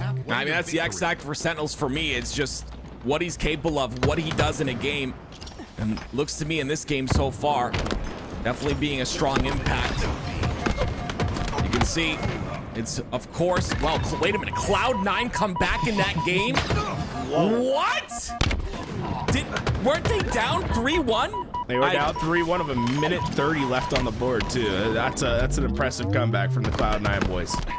Okay, wow. I would love to see Manny's stats after that game because obviously he was like 11 and 18, but I would assume he's starting to pop off a little bit. But here we go, back into Sentinels versus Space Station Gaming. Space Station Gaming take a 1-kill lead. Lethal, though, pushing aggressively into that util side, trying to take the space on the map. With that overshield coming up, they don't want to give another one to Space Station Gaming. Sentinels have much better position for this overshield than the last, but they have to deal with the perimeter players. They find Legend, and oh no, it's devastating for Space Station. They've been caught out. Precision gets the damage, but doesn't give up his life. There's not even a trade to be earned. Stellar goes down. Overshield for Sentinels, and this could be the change of the tides. This is the moment that we could be looking back at the end of this game. Yeah, the big player for me has been Precision once again. Massive damage being output, stays alive, cuts Space Station on that bottom center side, makes sure that they're stuck on the bottom of the map. Height advantage, obviously a huge thing in first-person shooters, and utilizing that to his best advantage. It is 38 kills now for Sentinels, a 3-kill lead, the first lead we've seen this large in this game thus far. From Space Station, I don't want to let this game get slow. If you do, that's when Sentinels is at their deadliest. Try to pressure out these players, work on your 2v1s when you can, and Space Station so effective at trapping players, getting them into spots where they think they're at an advantage, and then the team help comes through. Cut the lead down to 2, but As we approach this end game, every kill, every death, I should say, is going to matter for Space Station. Yeah, impressive by Space Station to keep it this close, though. You see how they're spread on the map. It's all a 2 on that blue side, 2 on the top car to take that top control. And that's so they can clean up players like Boo Boo Doo Boo who trek towards the bottom center of the map. But he's not going to get cleaned up. He's going to get his shields back. And now because of that, he's able to get Stellar down to no shield. Stellar gets cleaned up by Precision, who gets a double in the kill feed. And now it's a 4. Make that a 5 kill lead. Precision with a triple. Coming to life when it matters the most.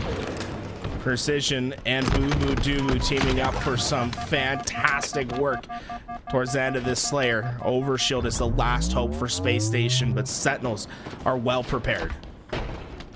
46-40 here. This is where it gets a bit intense for both squads. Space Station not able to give up any deaths whatsoever, and you see the first kill is clean onto Precision. The question is that OS going to be taken by SSG? It's Stellar instead that goes for that push there, and that might come back to haunt him. It's Legend who does pick up the overshield for Space Station, but look how much damage he's already taken. This OS is gone. It is stuck as well. Boo Boo stays alive. 49-41, and there it is. Precision with the last kill ties up the series at 1. It was 33-all when the overshield was picked up by Sentinels, and they never let it go from there. A hell of a run from them, especially in the late game. They didn't give up any kills to Space Station, even though they left that overshield up and Legend was able to get it. Legend doesn't get any value from it, and Sentinels play one of the cleanest ends of a Slayer game you'll see. And you always talk about the process. We saw Space Station Gaming play that process right there. You don't just go for overshield. You got to create space. If you know there's a player inside of utility, inside a utility tunnel, you got to clear that player out, then go for OS. Play that process. But once again, we see the importance of that 3-shot melee. Being just patient with the 3 shots, cleaning up with the melee, and my goodness, Boo Boo with that stick. But here we go. Shifting focus over to Pure versus Native Gaming. It's Native Gaming about to cap their second hill. They do. And now they have a 2-1 lead here against Pure. So far, Cherish and Last Shot are really holding up the slays for Pure. You'd like to see Druckenthaler get a little bit more involved as this game goes on. I was talking to Barcode a bit last night on his stream, and I said you guys have gotten a lot better. He said, hey, we still have a lot of work to do. It's been a very tumultuous year for Native Gaming, and I 100% agree. Native has been through a lot, but finally they find a bit of a foundation here with these 4 players. They find a foundation that works, that they can build on, and that's exactly what they've been doing. I think Native have improved drastically, but as we talk about all that, it is Pure with about 80% of held time. Last Shot with a nice double as well with the snipe, and this is all but Pure's hill to tie this game up. Well, Barcode able to stay alive is going to make things at least a little bit more challenging for Pure, but they'll eventually be able to overwhelm those final players. And Pure Native Gaming, they still have necessarily a chance to battle them out of the hill. And no, Tapping Buttons APG, they're just going to give this up. They know that there is no shot. 2-all apiece. Sniper back into the hands of Cherish. This is exactly what Pure needs. And well, Cherish, he's reigning high in a power position. I mean, Sniper in the hands of Cherish here with 4 bullets left, and on the top tower, this is exactly what you're looking for. It's Cherish with that double, continues to hold top tower, and it's Pure once again continuing to score on this hill. It's up to Cherish to get as many kills as he can, whether or not he kills his teammate or not. And he'll do just that. Love the push onto Barcode as well. That's going to be 2 down, and then you can just jump right back up to a power position here on the C-plat. Cherish, man, he is so effective. 2 times we've seen him hit that jump. He's fast and efficient to where he needs to go. And well, so far, Native Gaming is struggling on just trying to find a way to contest this hill. They're not necessarily as coordinated as they need to be. And they slowly have been making their way towards this hill. They all 3 collapse in. They waited for a long time to make sure they could coordinate their push into this hill. They find their break. Now the question is the execution on the other end. How long can you hold? Double kill out of Druck right here, and hold he will as Pure look to continue to score on the Native. Tapping Buttons in a very important position here. He's going to wait for Barcode on that push towards the B side. Marco decides to take a different route. This might be a bit risky because he's solo and isolated, especially with the spawns onto A. He goes down quickly, and with 3 down for Pure, it's really up to Last Shot and Talik, but Talik falls as well. Pure needs to not panic in this situation. You're so close to capturing this hill, but be coordinated. Do not die early. And Last Shot caught out by some nades as he was waiting a bit too early, a bit too close to that hill. The flank is coming in from Gilkey. He's dealt with, but certainly Native Gaming, they're not out of this hill yet. It's going to be caught onto the cross. Happy Buttons with a well-timed flank. Can he finish off the rest? Pure, they're all seeing the respawn screen. Barcode wins the fight. All 4 down. This is it. Wow, what a win by Native Gaming on that hill. I absolutely love the flank there by tapping. It's once again understanding the spawn times, understanding when players are going to spawn and getting behind them from the screens. That was just beautiful out of tapping buttons. And now with the lead here, it's up to Barcode to utilize 6 bullets of this snipe. 1 player down to no shields. Has to play his life, has to play a different angle. A very unfortunate miss on a Cherish right there. That'll take him out pretty quickly. The rest of the pieces will fall. It's 2 down for Native. Last Shot refills his sniper ammo, and this is going to be tough for Pure still. Even when they get this 3 down, they have a double dilemma, right? You want to get into this hill, but you also have camouflage that's coming up in 10 seconds, and that's going to pull the focus away. Last Shot has to give up that sniper, and yes, they're getting this hill time, but you're going to see Native Gaming get a lot of control on the map now. Sniper in their possession, and Camo should head their way as well of Gilkey, but I cannot believe that Cherish just got that kill. Yeah, it's insane, right? You know, it was Sniper trying to be thrown off the map by Last Shot right there, and Barcode picks it up. He gets the body shot, but ABG not able to clean up the kill onto Cherish, and because of that, they've been in this hill this entire time. Cherish hasn't died. In fact, look at the score on the top left of the screen. 24, 10, and 12. Cherish is playing phenomenal. The newest member of Pure making an impact in this game. Are you kidding me? He spotted Camo. Gilkey gets the kill because of the spike grenade, but Cherish went on an unbelievable spree. And Pure just moments away from tying this up. Next hill would win. Native Gaming, they're trying to do the impossible once again. They've done it one time before in the last hill where they were able to hold off and eventually secure this. This one, man, gonna be much harder. Cherish is playing out of his freaking mind. He's no shields right there. Jiggle peeks, takes care of 1 player on the B side, then charges through the concrete and takes care of another player again. Another double for him. It will be enough. That will be a tie game now for Pure 3-3. Last Shot's trying to win the spawns over at back tower. Unfortunately, that back smack just resulted in a side jab, and the player was able to make him 1 shot before he went down. Native Gaming will win the spawns because of it, but Cherish, he's been on an unbelievable tear. Can he keep that momentum forward? Gets the kill, red barred as he runs away, just trying to buy time for his team to come help. And Cherish, oh boy, Gilkey, give him a couple extra seconds. I think he would have gotten the job done once again. Look how much time he created, though. Everyone from Native is down below on mud, and now they have to walk up into devastation from Last Shot. It's 2 down once again. Make that 3. Gilkey, the last player alive. Yes, he is in a power position, but I'm going to tell you right now, he is going to be isolated by this roster. Finally gets taken out. He'll be the first one to fall, which means Native Gaming's push is going to be a bit weak this time. Cherish, he did miss that repulse as he dropped down to the bottom. We'll give that info to his team, but his sniper very far away from this hill. It's going to be a good amount of time that Native's going to be able to get. It's really going to be relying on Cherish hitting some big shots and getting away with this camouflage for his team. Oh my word, someone do something about this man. There is a spree going on. My word, this guy, like, absolutely insane. The newest member of this Pure roster. He's going to catch him off spawn. He went and blocked those spawns off in time. We're going to stick here just for a second. We keep this into the 2 box so we can see the result of this game. Sentinel Space Station starting up on your top screen as well. But, man, this is action-packed today in the HCS Open Series. Well, on the bottom right, you see Talik getting a double kill in that hill. He's going to secure a lot of time here for Pure. And with this kill on the tapping buttons, they could all but secure this hill, and they do get that kill. Now it's up to Native once again to play at a disadvantage, and from this position, it's just so tough. It's going to be pure, potentially locking this in. They do get They have two kills, but there's nothing Native can do. They're trapped over on the green side. They did such an effective job at limiting how they could push into that hill. Fantastic work by Pure to simplify the game state, but it all started with Cherished and his unbelievable performance. 34 kills for his team in that game, and those sniper shots were what really made the difference for the team.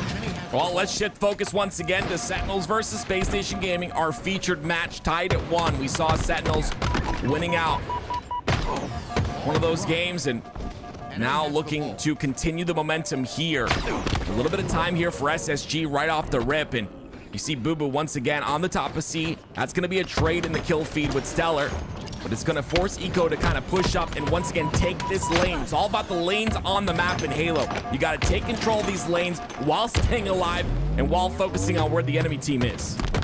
Eco's been a rock for his team over on this B side, a strong foundation to build upon, but eventually as they try to spring forward, he goes down, and Sentinels have their chance at the break they've been waiting for. But as they break, Bound gets the double kill, the ball is reset, and Sentinels push is over before it even begins. They get the red room spawns though. They'll have a flank onto Eco if they can make it quick. I like Boo Boo rerouting here. Based on the fact that Falcade died, he'd need to. Camo up, these next slays are gonna be vital for both these teams. Boo Boo Doo goes sky high, but no power's given to him as he'll fall to the respawn screen. Bound and the rest of Space Station have been on a tear. Stellar got away with the, Legend got away with the camouflage, and well, you can see all the players of Sentinels gonna be funneled up into that B side. Eagle and Stellar are waiting for them as Legend gets information as a lurker on the right side. Legend gives that information on the Lethal. Lethal still towards that laundry side. Legend doing a great job of minimizing the damage that he takes so he can continue to assist on the push that he knows is inevitable. And that push coming from that purple side and the B side. I just want to give a shout out to Legend real fast and how he plays his position. When you're in that lurking position, isolated on the map, people often think that it's your responsibility to win your one-on-one, but all your job is get info to the team and stay alive. And he works back towards his team that entire time. He's making the game so much easier for his Slayers by being a player that's just gathering information and laying down damage. The kills isn't what's important to this team. It's about knowing what Sentinels is up to. Once again, doesn't get the ball time there. Instead, order of importance. He'll take care of the guy on the back of A. Then he'll get the kill, pick up the ball. 3 down, Lethal, the last player alive, and he's on the cafe side. This may influence spawns if they don't take care of him quickly. I believe they still spawn on the C in this situation, but still Lethal, look at that, gets a kill, stays alive, still doing damage, allowing his team to push on through. What a beautiful play by Lethal. That's just vet experience, knowing what he needs to do with his life. Not only gets the kill in the 1v2 with a player having a power weapon, but staying alive for so long. The problem for Sentinels is that they just can't complete the play. You'll have Lethal do so much of that opening work for you, getting that kill and making it a harder hold for Space Station, but you don't get that clean wipe. Instead, you still have more slays to go through, and although it took a long time for them to get the job done, Sentinels eventually does find the hold. And look how far Boo Boo Doo Boo's creeping back here. He's gonna lurk. He finds information on Eco, and well, the help is in with Lethal. They're gonna know that all the rest of the of SSG is trapped over on the B side. The spreading of resources like butter on toast, but it's working out for the side of Sentinels here. They have to play that ball due to the pressure coming from the PD side, but Lethal does have that camo, gets the first kill. Eco, that's the second, that's a trade, that's 3 down for SSG. Sentinels, the run continues. It's been 30 seconds of unanswered time now. And Space Station is still trying to find this break. They're gonna double up on the cafe side to try to make this a reality, but Precision is Hulk-like in his ability to move forward and win the gunfight. He does not fear anything. Eventually, Legend takes him down, but Space Station are losing so many shields in this fight. It's so tough, but somehow, some way, they come out on top. All of them went down to 1 shot, and Space Station survived the onslaught. Lethal cleans up a couple of 2 important kills, though. Does he know Legend's here is my question. He does not. Legend, once again, a big kill on the cafe side. Even trades out the 2nd kill as well. Ball really close to being played here. Or resetting, I should say. Booba's going to end up picking it up because he knows that his teammates have the PD spawns. Bound, it's up to him to get the kills on the push. He ends up falling.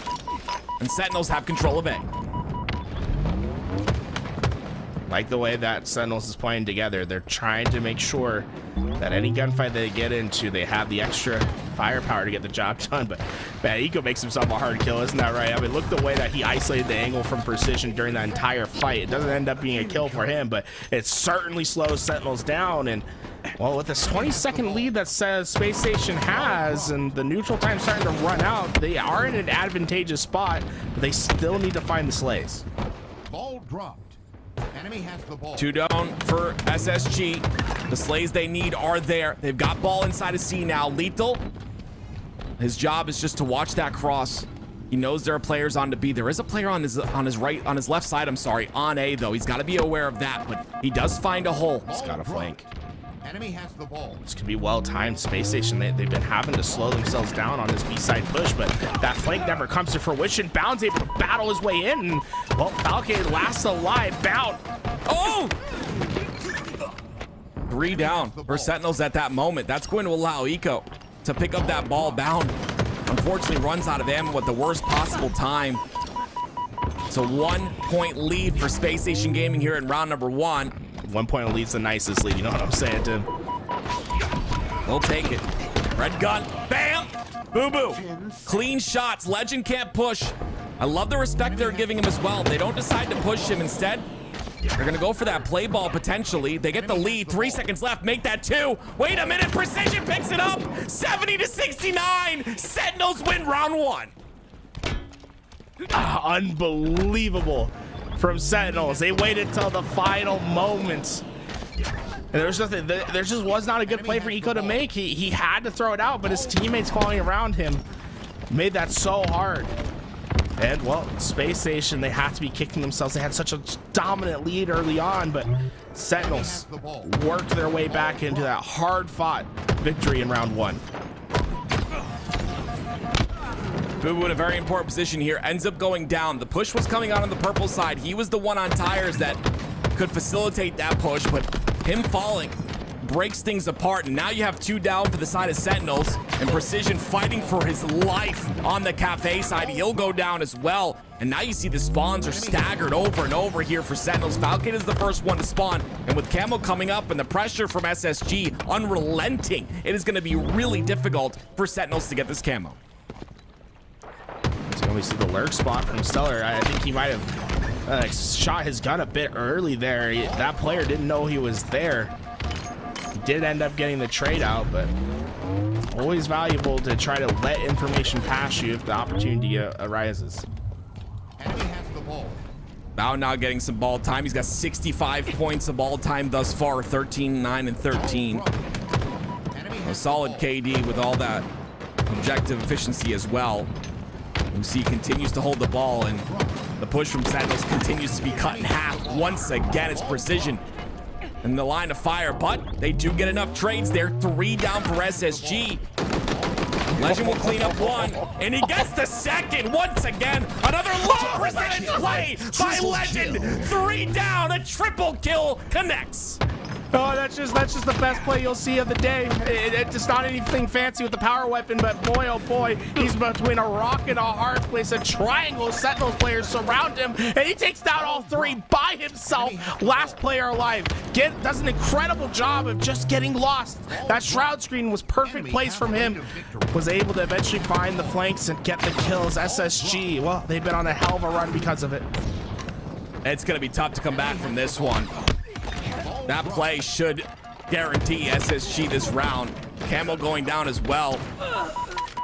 It'll be 3 down for the side of SSG, though. As I say, it should be guaranteed. Sentinels find a way through. They find a way to get this ball, and they find a way to stay alive. Precision mimicking the play of Legend. I don't think it'll be as good, but my goodness, it's clean. Is Precision jab stepping into a jiggle peek? Is that what we're seeing right there? That is the gnarliest looking jiggle peek I think you'll see all day. Sentinels don't want to give up just yet. Still got some fight in them. Falcated showcasing that with the reversal there. And you see the push from SSG as Falcated jiggling once again. These guys continuing the jiggle peek here. Falcated though finds himself with a triple push from SSG, ends up going down. SSG not gonna get a lot of time out of this, but they're gonna get enough saves. How are you even supposed to kill him in that situation? Precision is gonna be able to find 2 kills as a result, and well, they eventually get the kills, but Sentinels move that ball further and further away. It says deja vu from what we saw in round number 1. It was a strong lead from Space Station. They had 50 plus unanswered points to start, but slowly and surely we saw Sentinels make the comeback. Once again, that lead starting to cut down as Sentinels is playing keep away at a proficient rate. There is nothing Bound could do. His teammates fall all around him as Boo Boo Doo has just kept so much distance between him and the attackers of Space Station. It is incredible the Sentinels are a couple points away from tying this up.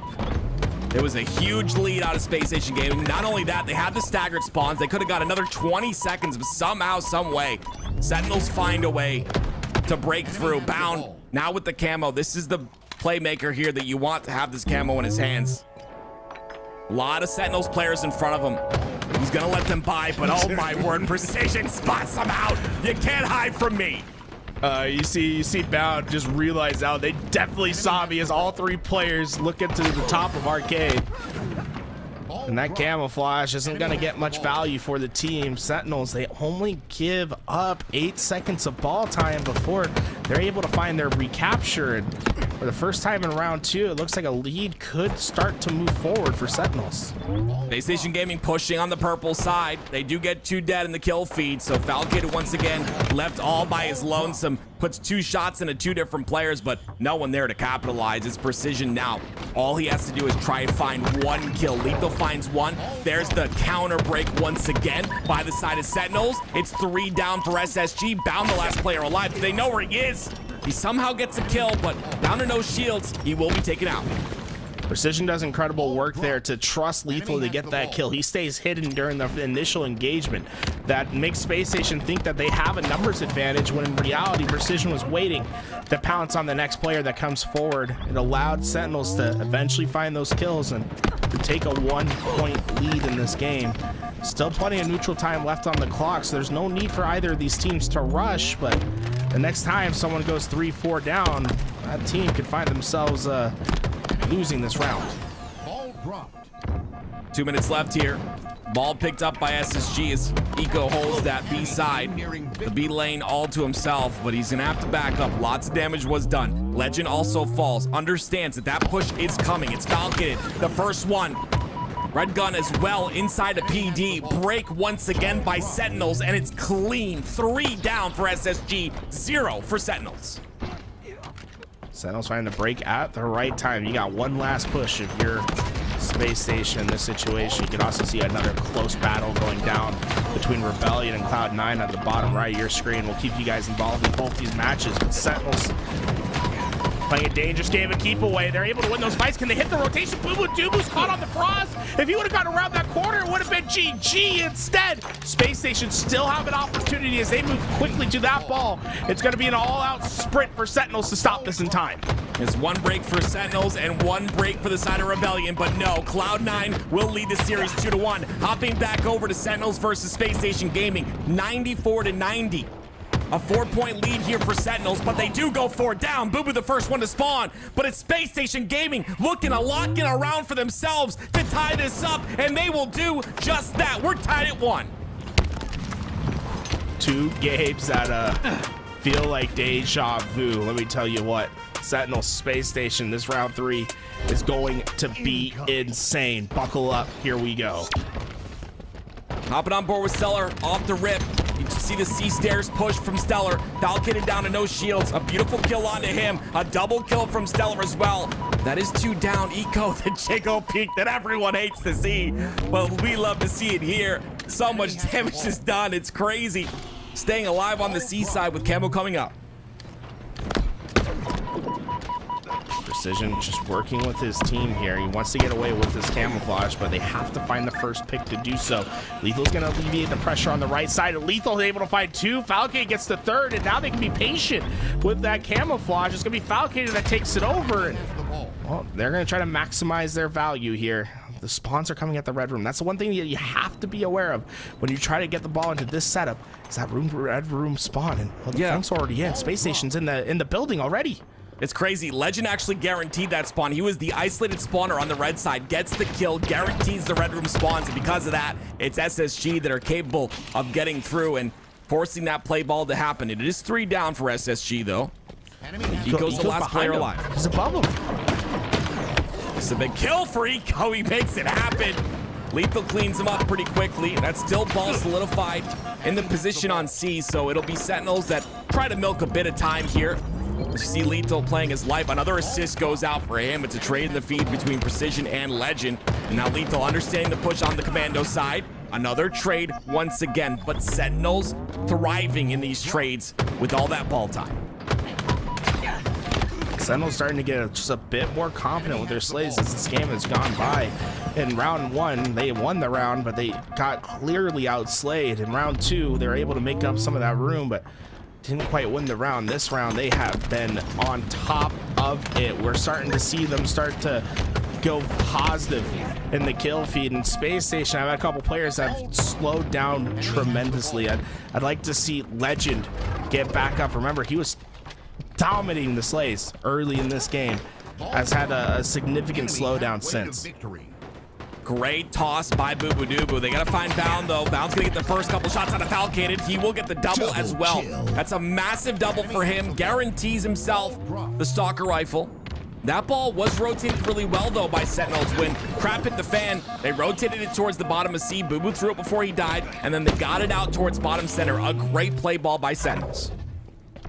Bound loses the camouflage as he's in the middle of the map, but he knows his responsibility is not to pick up that ball, but rather try to work on these slays. Caught out as Sentinels is continuing to make life hell for Space Station Gaming. Every time they think they found the break and that they're going to be able to get ball time, it's been Sentinels that come out on top. And Lethal, he's got the triple. He knows where the over is, but he's just going to get the information to his team. Rotation on its way. Space Station are going to struggle getting to this ball anytime soon. Yeah, you see they're all the way across the map there. Precision guarantees the rotation towards C if it needs to happen. You see Falcated pretty comfy, though, on that purple side. Lots of time being added here for Sentinels.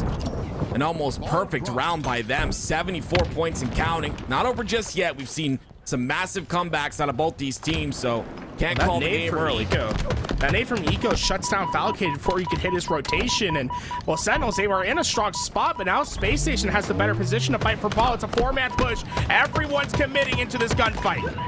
There it is. Precision gets the first one. Decides to go for ball.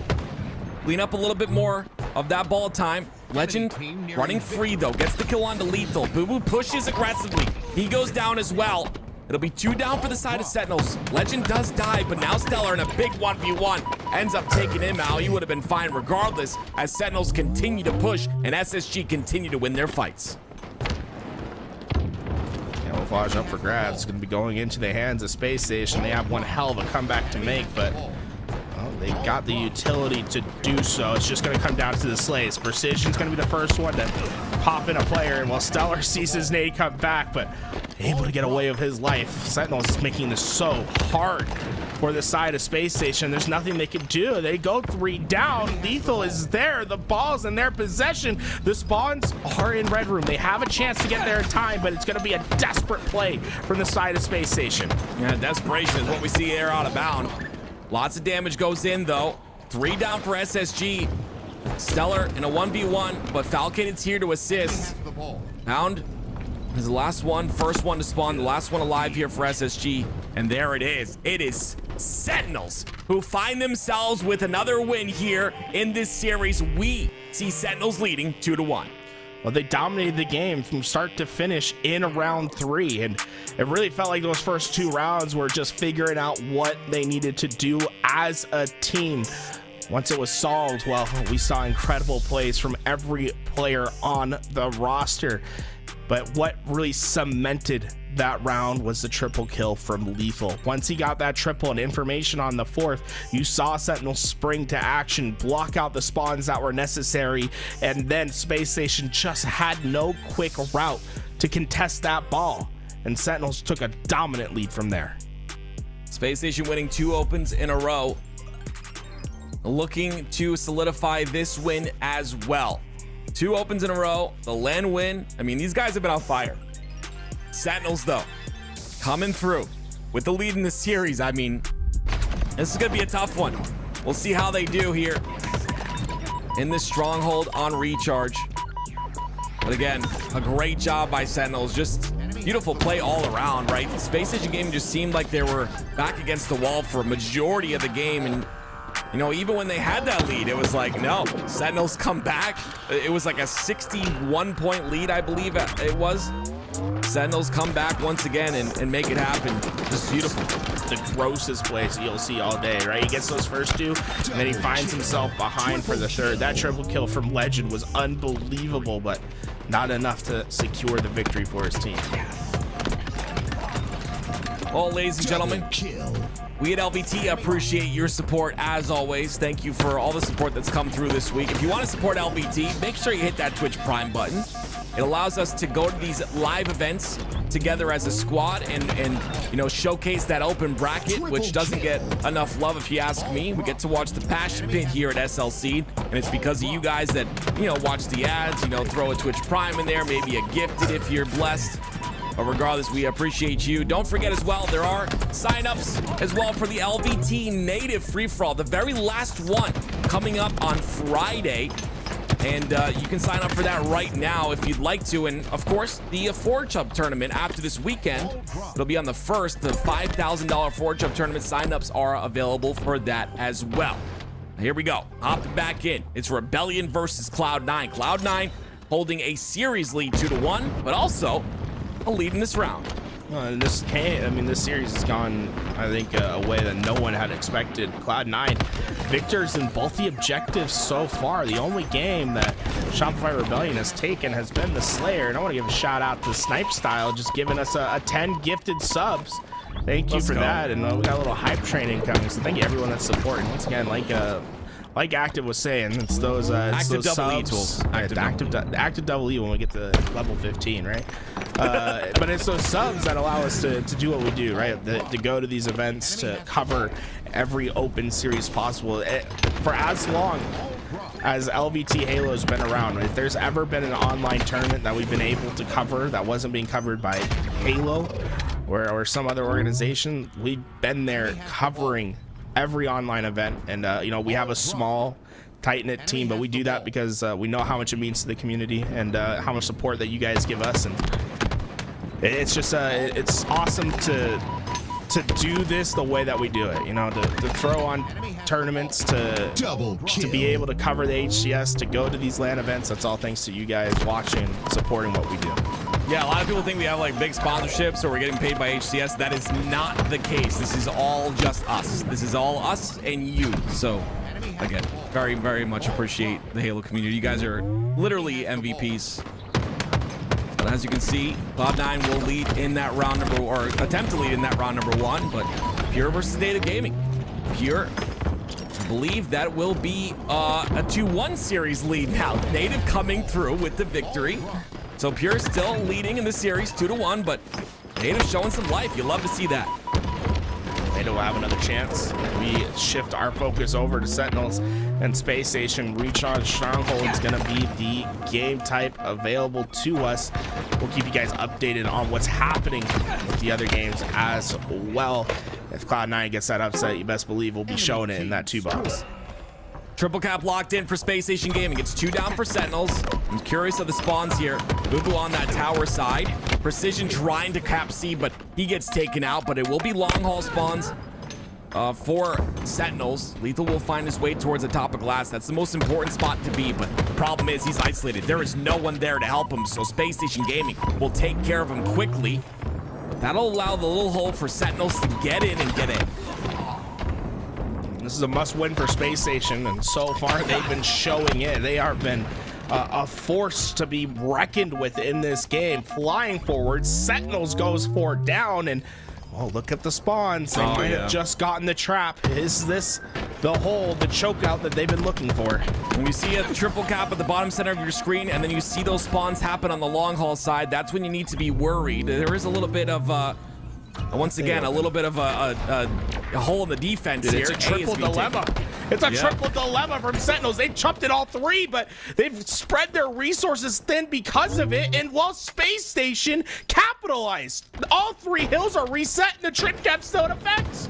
That's just a beautiful job winning individual fights. You see the jiggle beat once again. Bound goes down because of it. But it'll be a trade there, and Sentinels will take advantage of that trade. It's 3 down now for SSG. My question is, how fast will Sentinels react on the caps here? 3 down still, Bound. Eco, first one's to spawn. Eco gets a kill somehow. Lethal finds himself an A, but I would have expected him to be a bit quicker on that push. It is complete chaos on the map from a macro element. The Sentinels could have just stood in B and gotten that capture. Instead, they lurk out towards A. They want to get this AC control, and well, their end goal has been fulfilled, but they have to execute on the next part of the equation. So far, the Slays and the neutral game has been a struggle for them, as Space Station have just been imparting their will on Sentinels so far. It has been a complete domination in the 4v4 Slays. Now you see once again, it's this time Space Station that spread their resources, but they're able to win those fights, and because of that, they lock in that double cap on A and C. Now Lethal trying to find a break in that, but Falcated and Lethal not going to make things happen. I would assume Boo Boo tries to get these cleanup kills. He does get one. Bound stays alive, and another player is behind Boo Boo, and he doesn't know it. Temporary trip cap, but C is gonna be the main contest, as Stellar and the rest of Space Station trying to make it hard on the team. Boo Boo Doo Boo's gonna grapple his way to help. Oh, he's not done yet. Oh my, this is aggressive from Boo Boo. Yeah, it's loud, very loud grapple here. They didn't hear it though. Stellar's gonna go down. Boo Boo's gonna find his way through. He's got his teammate with him as well. They do push into pipe side though. Precision down to no shields. Has to stay alive, but Falcated relieving some of that pressure there with that kill on the glass. Now Precision going to push because of Falcated. Legends forced to back up because of Falcated winning that one fight. That's how important some of these kills are. The trade will come out, but it'll be 2 down for Sentinels, and all the while, it was Space Station scoring 186-19 is the lead. Well, Bannon had 2 options: commit for that camouflage or go back to A.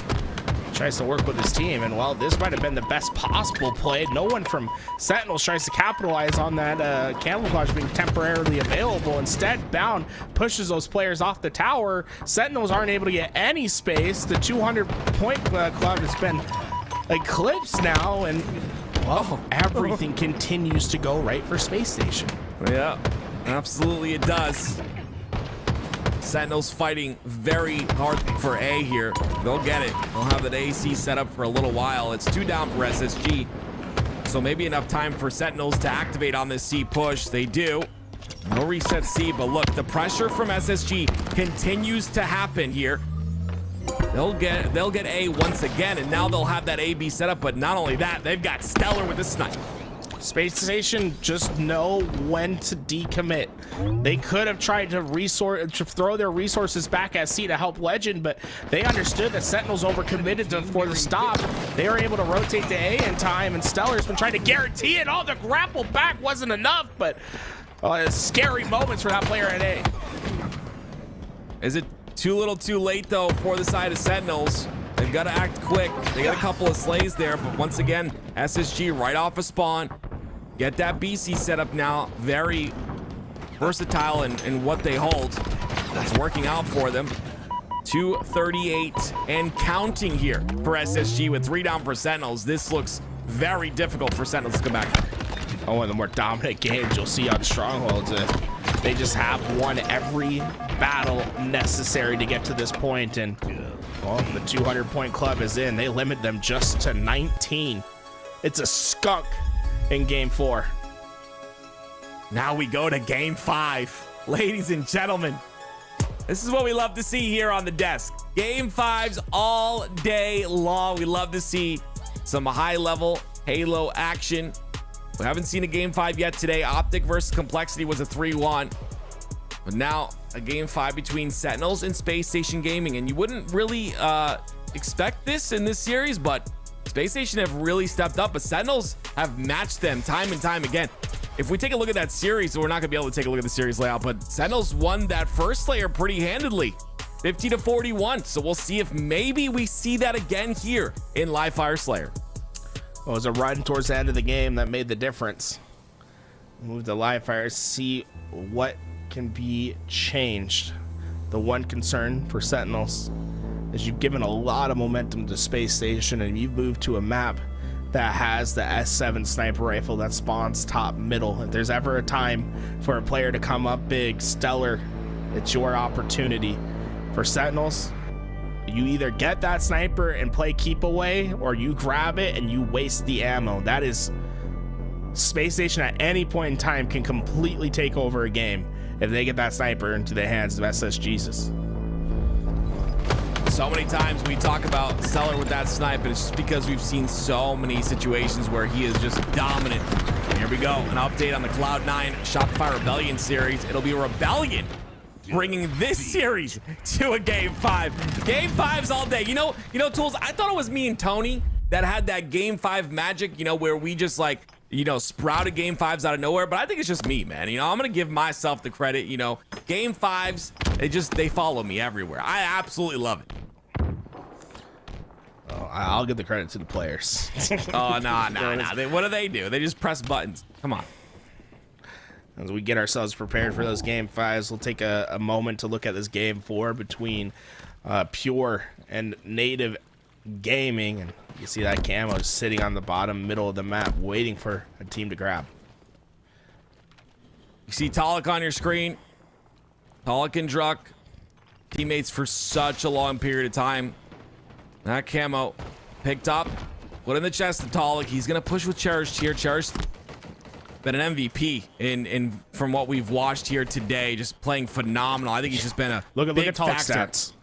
Talik is 16-5 to start this game. An unbelievable start for him, and well, he's got a Stalker camouflage still to work with. I wouldn't be surprised if we see a ballooned kill stat for Talik. Oh, jeez. Oh man, you thought it was guaranteed with how he's been playing. Not gonna get that second kill, but it's still 3 down for Native Gaming, and Pure will continue to hold that ball. 65 points and counting here for Pure. You see, like you said, Talik 17-6, now getting ball time on top of that as well, doing it all at this point in the game. Here comes the commando. Usage out of Druck to prevent that push, but Pure looking dominant in that game number 4. We'll see how that game goes as time goes on. But again, I am still very impressed by Native. I am impressed at their improvement. I think it's at a perfect time here, right before SLC. But ladies and gentlemen, we've got our featured match ahead of us. It's Game 5 between Sentinels and Space Station Gaming. Space Station, they send Stellar immediately towards that sniper rifle, but Boo Boo do able to catch him before he can get rolling. Boo Boo has to stay alive with his snipe, and I've been watching a little bit of their scrims, and Boo Boo is calling for the sniper off the bat. Lethal as well. I mean, usually you see precision with that snipe, but I believe he's kind of passed the torch, and off the start at least, it's like either Boo Boo or Lethal. I grabbed that sniper, and now Boo Boo's got it. Let's see what he can do with it. Nice little trade there on the bound, but Valkyrie goes down as well, so this break pretty clean for the side of SSG, which means this camo going to be very difficult for Sentinels to get, but there's still a fight going on. 4-2 on the side of A towards that small window, and Sentinels pressuring on the outside here. Boo Boo has to stay alive. So far, Boo Boo's going to be able to track his way back towards, but Legend's got the sniper in the window. That's not going to be enough to stop Sentinels from getting that camouflage. Sentinels are slowly but surely creating pressure against Space Station, and they will find the break. Camouflage still up on the map. Sniper switches its hands, and Sentinels survive a dangerous moment. I absolutely love that by precision. Dodges so many grenades, dodges everything, and Shoots that nade as Stellar hops on it, but look at Stellar staying alive and gets a kill. Wait a minute. Precision has to pick up the pieces here. He gets one, but my goodness, great work by Stellar to run out that camo. It's constantly sprinting away. It was down during that gunfight as well. It was just Space Station trying to keep their distance, but Sentinels, they've been prevailing at the end when we look at who benefits from these gunfights. Still 2 sniper bullets left, and they're going to move into the hands of Falcated. He'll instantly find some value as he peppers up Stellar, and well, Stellar's been on the run, and he just cannot escape Falcated. Now, Falcated was happy about that one. All Stellar needed was a body shot, and he was going to go down. Falcated gets another one, tries to stick to get bound. I love the attempt at the trade right there, but he'll fall. Still, though, Sentinels leading 18-13 in this Slayer. A little bit of what we saw in that game 2 of the series. Hey, that one, yeah, there we go. The stakes are out today. Everyone trying to have their turn with them. Next sniper rifle is going to be coming up in 20 seconds, and Space Station, they weren't quite able to keep that sniper in their hands the first time around, and you can see the result, a 5-kill lead that sprouted open for Sentinels. The question is, how does Space Station try to secure it this time around? They could be trying to think of sending a player onto that long screens flank, or just setting up their numbers into the middle of the map to try to contest, but another camouflage for Sentinels could be the difference maker on this grab. Yeah, that's that 930 camo, so it's gone now. Won't do much. Bound was at the top of tower for a little while. That damage from the camo makes sure that Space Station end up 3 down. And now Boo Boo with the snipe off the spawns here. Still a nice lead here for Sentinels. My question is, what is Boo Boo gonna do with this snipe in his hands? Precision gets a kill on the feed, which I would assume means that Stellar's gonna activate on that weakened player. And Boo Boo just top center with the snipe. Very risky play, and he's just not able to hit shots, but he's got a lot of bullets to work with still. I would battle back and say that I think Boo Boo's been playing very risk averse with this sniper. He had opportunities to be in the front lines and try to treat it like a shotgun as he pushed through into the spawners of Space Station, but he's made an effort to stay into the back lines and to be far away from the action. I think what Sentinels has realized early in this game is, hey, we have an 8-kill lead. The only way we lose is if we give the sniper up. Well, Boo Boo's been very aware of that. He has not been too aggressive unless if he can guarantee the kill. The lead has been extended to 9 now for the side of Sentinels. 2 bullets to work with here for Boo Boo Doo Boo. You see the rest of his teammates, Precision, Falcated, both double-digit kills, no sniper needed. Boo Boo still, those body shots are huge for the side of Sentinels. For his teammates to clean it up. I'm gonna miss that one as well. That'll be it for the snipe. So now decides to push up with his team. A two push here from the top center of the map, but they've got to be careful. Falcated does go down. They try to activate on the damage from Falcated. Boo Boo's gonna put a couple shots in as well. Switches focus to Stellar, but Space Station Gaming have really stopped this push from Sentinels. Space Station, this is their chance to battle back. Falcated's last alive, and the spawners were close enough to give him the help, but not to keep his life. Stellar will be the player that gets away with the camo, but he's certainly not out of danger. As Sentinels, I think, able to find a very successful chain of slays in a spot where it felt like Space Station was about to make their comeback. 38-29. Still a great lead here for Sentinels. Can they continue on this lead? It's the sidekick in the hands of Bound. Understands how important it is to live in this situation, but maybe doesn't. Ends up going down there. Does distract, though, and create enough time. Stellar does come through, clean that one up. Legend gets a kill on the feed as well. Down to an 8-kill lead so far. Sniper in 19 seconds. UT also coming up as well, so that's a big impact. Look out for both those, that power weapon and that power up. Do or die for Space Station in these next 10 seconds. You've got the QT and the sniper coming up. You must win these fights. The only way you're going to get back into this game is a player with a power weapon able to give yourself advantages into these gunfights. Stellar down to no shields, but takes a great position, not really able to be activated on. And Eco, he'll get a perfect 5 shots in. No trade comes out. Legend stays alive as well with no shields. Sentinels are not able to clean up any of these kills, and what that means is Space Station Gaming are able to move freely on the map. And as I say that, it's 2 kills for Sentinels, traded out for another 3 for Space Station Gaming.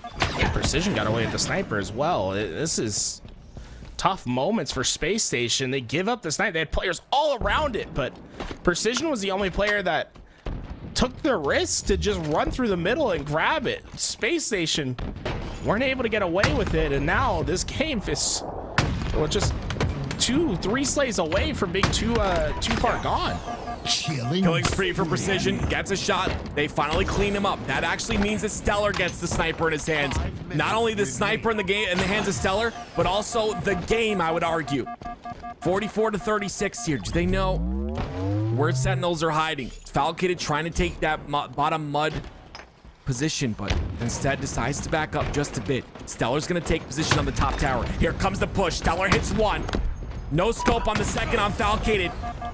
Shoots the jiggle peek, switches. It's 3 down for the side of Sentinels, and the last player, no shields. It's gonna be Falcated. He falls as well. Still a 6-kill lead, but Space Station are chipping away at it.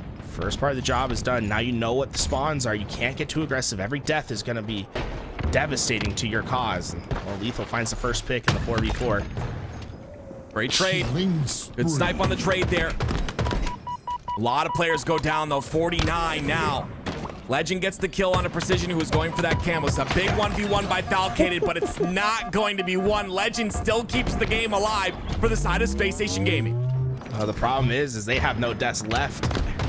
Sentinels, they have to just be aware of everyone. And, well, Boo Boo Doo, he got information. He goes down, but he said all 4 players are on my X. They can form around them now. Well, look at this. The big door push, the B push. This is Ryan Dubask right now. All 4 players together. They know that they cannot die. It's all about positioning here at this point in time. Lots of damage goes into Sentinels. Falcated does go down. 49-46 now. They still spot all of Space Station Gaming, who are wolf packing around the map. The Eco's gonna die to Lethal though, and Sentinels will move on. Incredible game by Precision in particular. He finishes with 20 kills for his team in the Slayer. And Sentinels had a dominant performance in both Game 2 and Game 5. They ice up against the reigning champs. We got another Game 5 here real quick, Garrett. 46-45 here, very close for Rebellion and Cloud9. Cloud9 contesting with one of the best Slayer teams in the HCS in Rebellion.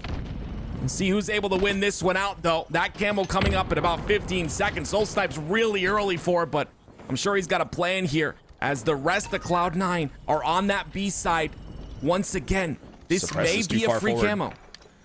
Suppress was too far forward. There was no one there to help him.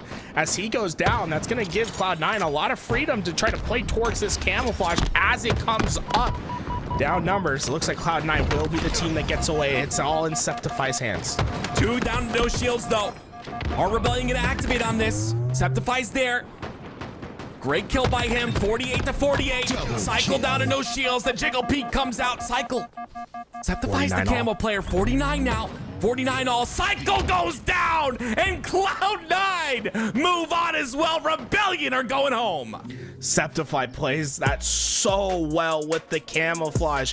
He guarantees the victory by staying alive and not being too eager to get into the gunfights. Notice how he's one shot, but he is patiently waiting to ensure that he can get the kills for his team. Soul Snipe trades out with Manny at the bottom eventually on this game, but all these cleanups. Cycle tries to guarantee it. Once he makes Septify one shot, Cycle has a decision to make, and you can see he makes it immediately. Curb slides out, and from this point, he's too committed. He just needs to have the camo eyes. Unfortunately for him, the distraction comes in from window. Could not find Septify in time, and Cloud9, well, some changes been made. Some upsets happen, and they find themselves in the elimination quarterfinals against Space Station, and this might be the hardest bracket you'll see for a team. They had to go through Shopify Rebellion. Space Station is next, and if they're able to do so, well, they either got pure or complexity awaiting for them. And on the other end of things, of course, it's a Sentinels OpTic Gaming winners final. Very excited to see how this one turns out, but my goodness, I've seen some of the closest matches yet, and I'm excited to see more. But we're gonna take a quick break. Don't go anywhere. When we come back, we've got more matches ahead.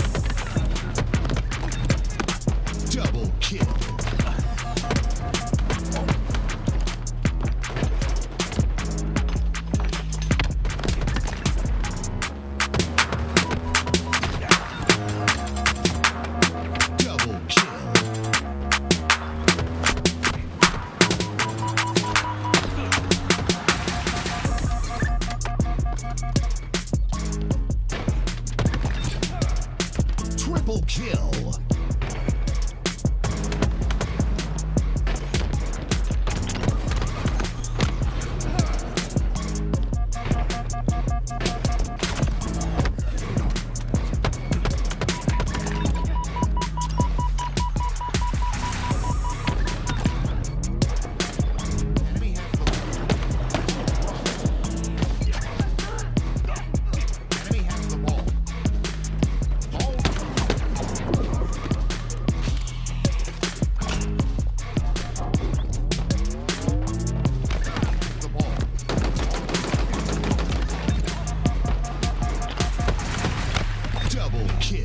Triple kill. 3.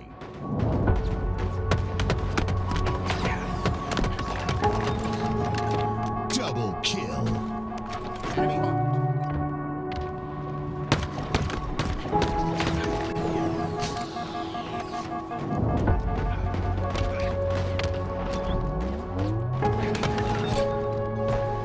Triple kill. Ball dropped. Enemy has ball dropped. Perfect.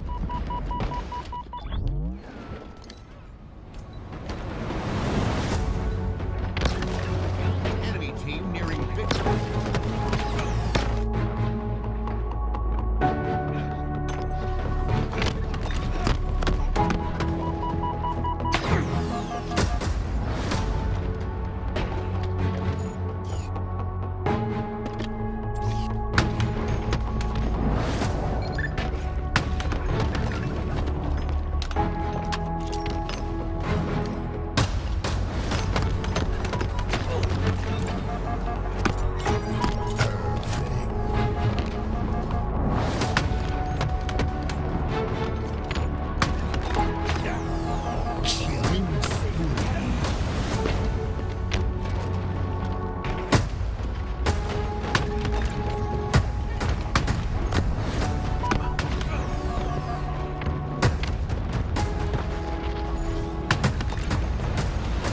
Killing spree.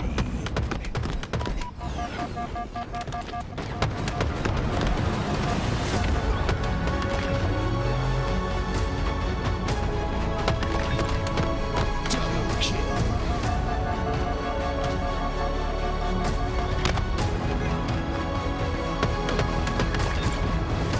Double kill.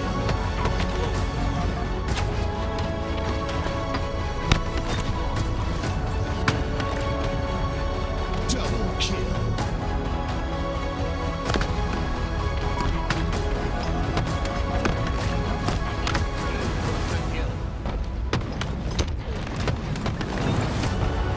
Double kill. Double kill.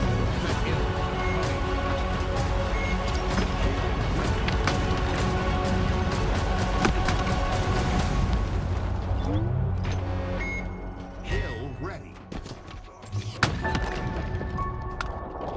Enemy team took the hill.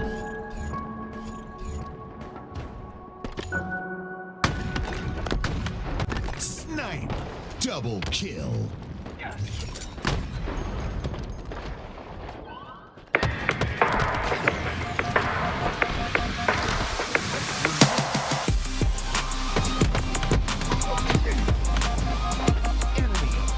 score.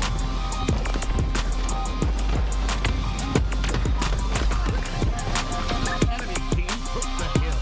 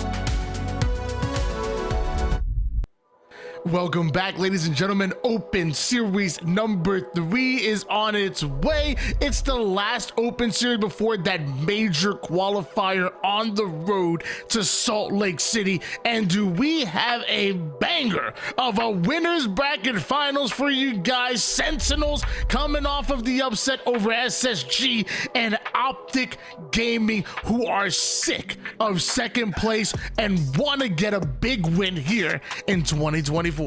Yeah, this will be good. I mean, SSG is going to have a rough road ahead of them. They've won the last 2 opens, so coming out of that lower bracket, they're going to have just a tough road overall. But OpTic, this is their chance through that winner's bracket to make things happen. I've got to see something out of OpTic. I am honestly, I've not, obviously they're very consistent in that number 2 spot on land, but I know they're capable of so much more. It's just about breaking through those barriers. But we're going to find out if they can break through Sentinels here on Argyle CTF. We see Formal grabbing a hold of that sniper, and instead of precision this time for Sentinels, you have lethal getting the huge body shot onto Formal, so winning a bit of that engagement. And Boo Boo Dooble already behind enemy lines. Boo Boo Dooble starts the push, but it looks like he doesn't exactly have the reinforcements he needs. It was a 3 down for Sentinels. Yeah, unfortunately that flag will be pulled, but like you said, 3 down for Sen makes it a bit difficult for anything to come of it. It was a good play by Boo to be aggressive like that, but OpTic are gonna get him, take him out, and now they're gonna work on getting this pull. What we do with some long-range shots. Dead Zone refuses to go down, and Lucid moving that flag. Dead Zone staying alive, now gets to work with Lucid as they move that flag past the 50% portion of the map, and the final player is going to be Falcated, but not sure how much he can do when he's stuck back here. 1 shot. First cap goes to OpTic Gaming. That was a clean cap by OpTic, and the fact that Falcated stays alive there is good. Now they're going to be able to defend on their side as a full 4-man squad until Formal. This guy is just so impressive. The guy plays Halo, obviously he plays in his scrims, but he's just so proficient at so many different games. It's incredible. I see him play Valorant lately, still comes on here, still dominates. Killing spree for him, 5-1. The man's still alive despite being 1-shot, cross-mapping Falcated, doing most of the damage that causes Falcated to go down, and the man is still alive. H4F. If you aren't yet, you might be now. Yeah, I'm very happy for Formal. I mean, this guy's incredible. He's incredible at what he's capable of doing. The fact that he can play at this high of a level, and yeah, like I said, he puts that practice in, but my God, this guy's just really good at multiple titles, and to be that good at multiple titles, still come on Halo and dominate like this is impressive. 8-1 out of him. Perfect shots out of Formal in the back base, and a nuisance for Sentinels before they can move forward. They have to deal with Formal, but that's easier said than done when the man's playing like this. Lethal moonwalking, looking up to the sky, but Formal, he's on head level, gets a huge kill. Now going in for the challenge once again. Falcated, you can get it too. It takes 2 in order to take down the world champion. Meanwhile, the rest of the team is going to be capping flags and kicking ass. Dead Zone with the triple. 3-0 for OpTic Gaming. Hope you didn't blink, because it's already over. I am just so impressed by OpTic. I talked about, yeah, they're that consistent second place team, but when all players are playing on all cylinders like this, they are a scary roster to behold, and we saw a little bit of what they're capable of here in this game number 1. One of the quickest Argyle CTF games I've seen in a very long time, and it comes out off the back of OpTic. That's a good old-fashioned ass kicking right there. Oh, Tony, I spot something, Tony. It makes a weird sound. It's an animal. It's a goose. I think we ended that game with a goose. The goose is loose. We don't generally see that. And again, I'm poking fun at it, but it just goes to show the dominance of OpTic Gaming. I mean, absolutely incredible, especially off of Sentinels winning that game 5. You know, moving on, winning that game 5 versus the champs in Space Station Gaming. I mean, you'd think they have that momentum, but my goodness gracious. You said the gooses make a weird sound. What kind of sound do they make? They don't make the same sound as a duck, right, Tony? So they don't quack. They go. Wait, what? I don't know. I'm trying to make a sound of a goose. Do they honk?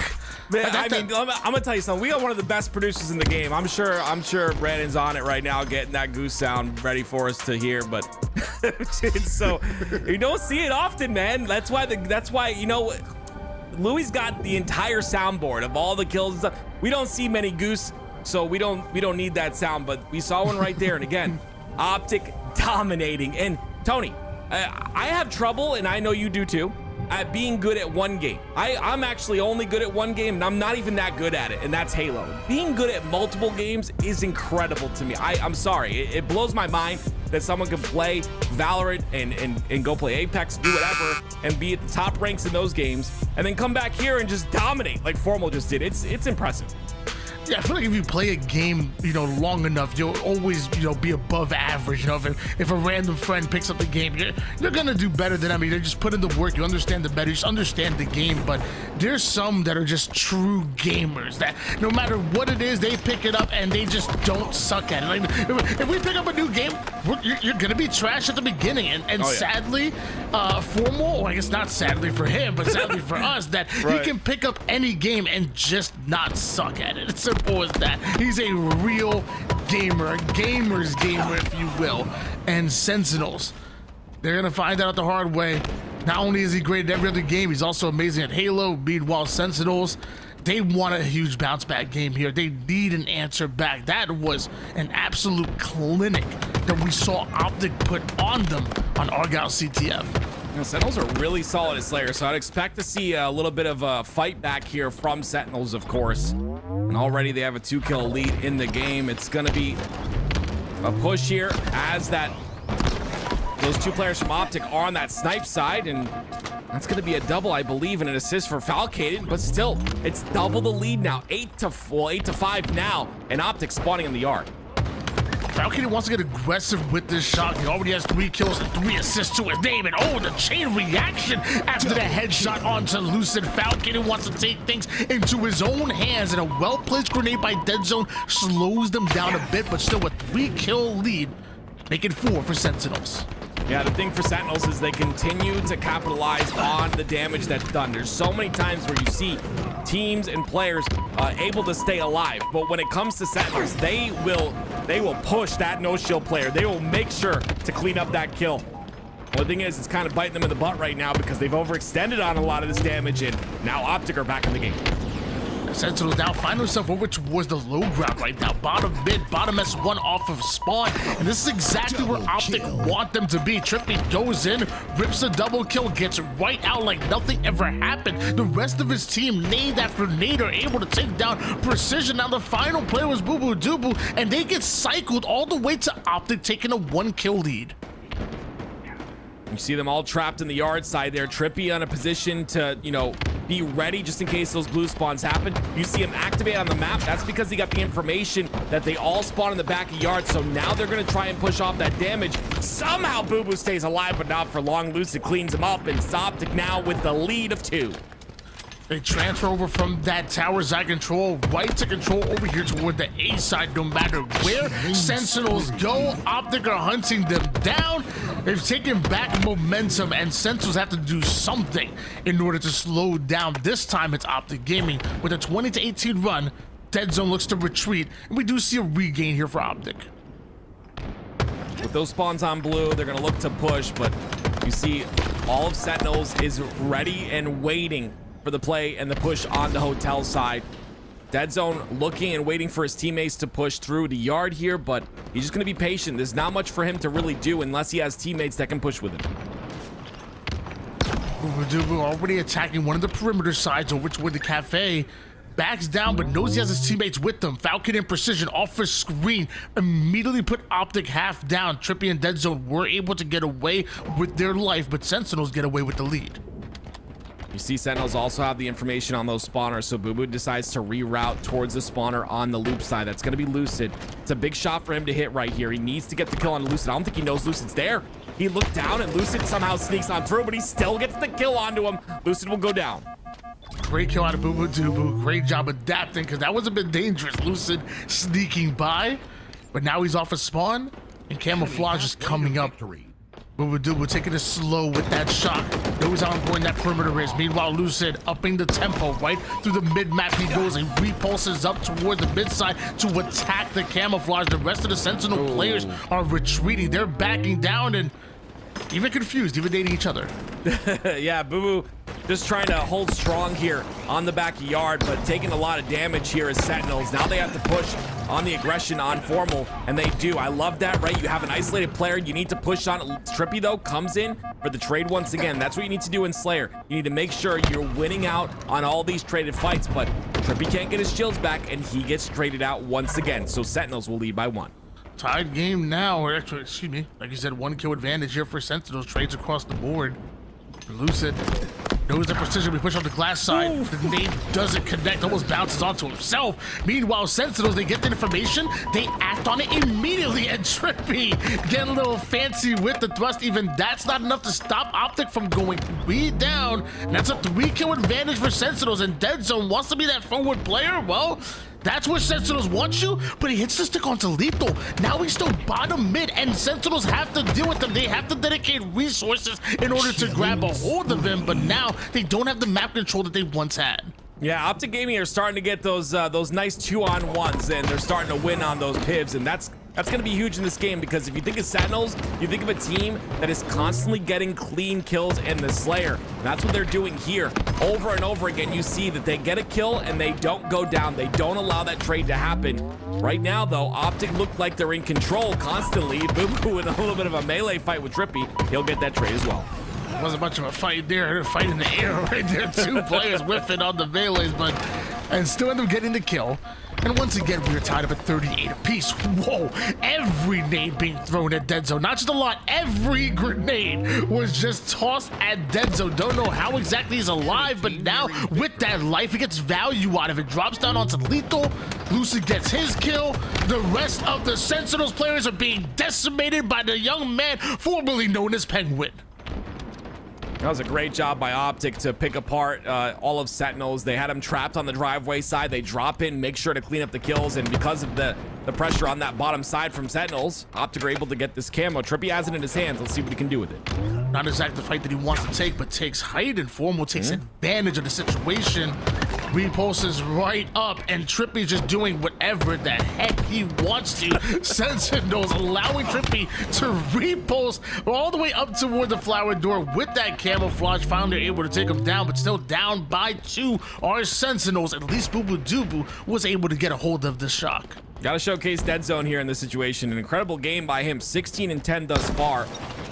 A player we know him to be so often. Lots of damage goes in for OpTic Gaming here. Sentinels, though, they don't have the resources to push on through. They do get the kill on Trippy, but OpTic still have that 1-kill lead. Sentinels not able to push. This is clutch time right here. A 1-kill advantage here for OpTic Gaming, but every bit of damage will matter. Every single life may just cost you the game. This is where we find out. This is where champions are made in moments like this, and it's the winners bracket finals to find out who makes it to the grand finals with that huge advantage. OpTic were able to get their 47th kill, while Sentinels are seemingly trapped here toward the cafe side, and OpTic are done with it. They look to exterminate them, and Sentinels go down by 4. Well, there it is. OpTic Gaming will lead the series 2-0, and again, they just look strong. I mean, it was Formal in that very first game. Dead Zone picks it up in game number 2. And you expect that out of these guys. They are former world champs for a reason. They've consistently gotten second, and a lot of people will look at that and say, man, you know, OpTic are obviously wanting more, but that's because they're perfectionists. That's because they're champs. Of course they want to win these events, but second place consistently like they've gotten, I mean, that is beautiful, right? They just have to break through those barriers and get that first place finish that they need.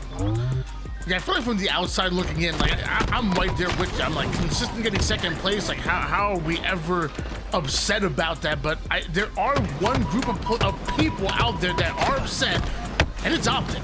Like no matter what it is, like anybody else in the league is happy with getting second place on the only 3 lands of 2024. The only people who probably aren't happy about that is OpTic Gaming themselves. They know they have the ability to win these tournaments, and they've gotten so close time and time again, but haven't been able to get over the hump. It's crazy, like when you have that level of expectations for yourself, and okay, what the heck is Bound doing up there? Good God. You're going to win. Down, sorry. That's all good. You're going to win that game versus Complexity. That'll be game number 1 there. And you see Space Station Gaming leading 2-0 in this series here against Cloud9. 3 minutes and 40 seconds left. Septify does have this sniping. Again, I talk about it often, but I'm very impressed with this Cloud9 roster. Manny looks phenomenal on this roster. Looks like he fits like a glove. And sometimes it's, again, it's not all about stats. It's not all about, any of that. It's about the intangibles and the play styles of these players that really set them up to be successful on these rosters. And Manny seems like he's fitting right in. They've made it pretty deep as far as in this tournament right now. You'd love to see this out of Cloud9, but they do find themselves down 0-2 in this game, and SSG 1 cap away from taking that game number 1. Meanwhile, very similar, we do see OpTic Gaming also up 2-0, but here in the series, 1 game away from pulling off the sweep, which I found out, brooms are in curling. That's it. That's all I got. I found it today. Curling, brooms, sweep. I've learned something today. Did you learn something today? Nope, I did not. I learned something yesterday, and that was that I get very nervous only during one situation, and that is freestyling in front of 2,000 people. But we got through that just fine. And the Sentinels here halfway through on this hill, and it'll be hill number 1. They were 4 down for OpTic at that point in time, so they got a lot of hill time off of that, and that's what you love to see, right? You get 4 down, you can get that hill time and be successful, but it's OpTic who answer back immediately. Sentinels about halfway done with this hill.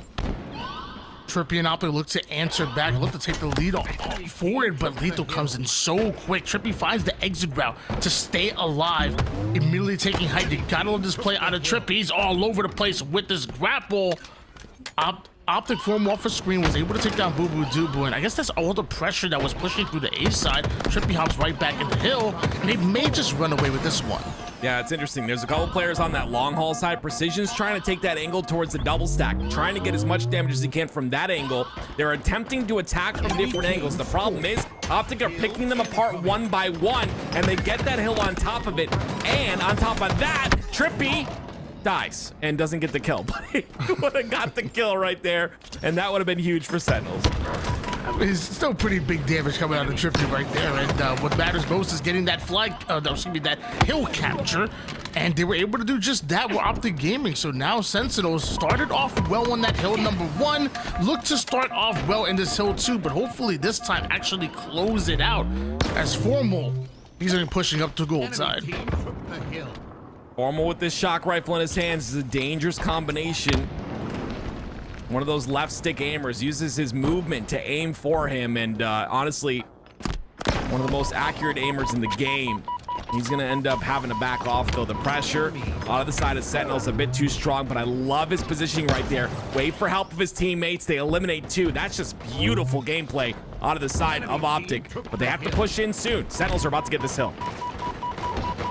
Formal checking every single corner, but where Precision was moving, a bit of Halo timing right there, but eventually finding the kill right back in the hill are OpTic Gaming. But hold on, Formal's the final player alive. OpTic end up going 3 down in a one-shot. Formal, is it going to survive? Sentinels take their first hill.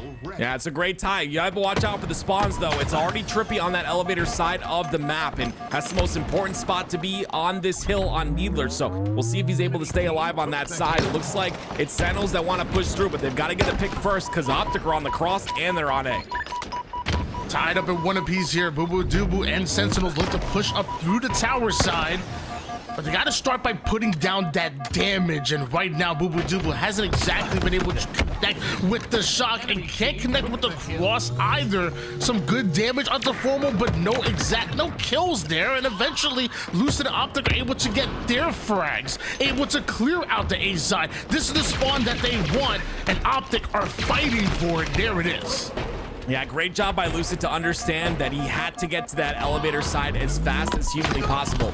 And he does. He flies at it, makes sure to take out Lethal. He'll take him out and still control that side of the map. Instead, right now, though, he's pushing towards the camo side. This is a great play, but he's opened up the A spawns. 3 down, go OpTic Gaming. Sentinels clearing out that A side of the map. Precision takes down Trippy, and Formal, although the final player alive from OpTic, but fresh off of spawn, gets a double kill, which is going to be so annoying to deal with if you're Sentinels. And in fact, OpTic are spawning over toward the favorable side of the map. Dead zone's on A. Trippy is there as well. Formal takes a direct route towards the hill. Everything was seemingly working for Sentinels. I don't know what happened. Yeah, Sentinels got the spawn on the pipe side, and they weren't able to push on through. Dead zone sneaks through the bottom of A, gets Trippy a spawn as well, and because of that, they're allowed to take control of this A side of the map. Precision, though, playing phenomenal right now. The fact that he stayed alive as long as he has, and he gets Formal down to no shields, allows his teammates to get into A. But look, Dead Zone's looking to finish this hill now. So much time being bought by Precision. Eventually, Valkyrie was able to get the kill, but doesn't matter. The final player from OpTic Gaming gets the hill. 2-1 lead here for OpTic. Well played on both sides. It's 3 down for OpTic Gaming right now. It's all about Lucid staying alive on the tower side. It's a very strong position. He'll get his teammates spawn on the A, and that's why he's waiting. He's waiting for his teammates to push through the tower side, and then he can aggress, and that's exactly what he's going to do right now with that kill on Defalcated. Lucid and Trippy working beautifully together. Precision not able to handle the double push out of OpTic to clear out the C side, and now with their backs cleared, they only have to worry about what's in front of them, and long haul is clear as well. So OpTic on the hill. Boo Boo Doo Boo may have shock right now, but he needs to find the target quick, because right now OpTic have all of that control. I love that play by Lucid right there. Activates towards the long haul side to try and cross onto Boo Boo, who was the last player alive on Sentinels. He does end up finding some damage onto Boo Boo, but Boo Boo still stays alive with this shock rifle in his hands. He's able to get a double, almost gets the triple, but Dead Zone's jiggles too strong. Enemy team took the hill. Jiggle way too strong. I have to agree with you there. Oh my gosh, what a Marty down grenade coming out of Boo Boo Doo Boo. And the follow-up nades out of Formal right through the tower side he goes. It's gonna be so tough to get Formal off of this head glitch angle. Great job chasing away Precision right into the hands of Lucid. The cross map shots out of Formal. He's a one-man wrecking ball right through the defenses of Sentinels. He goes, and OpTic have control.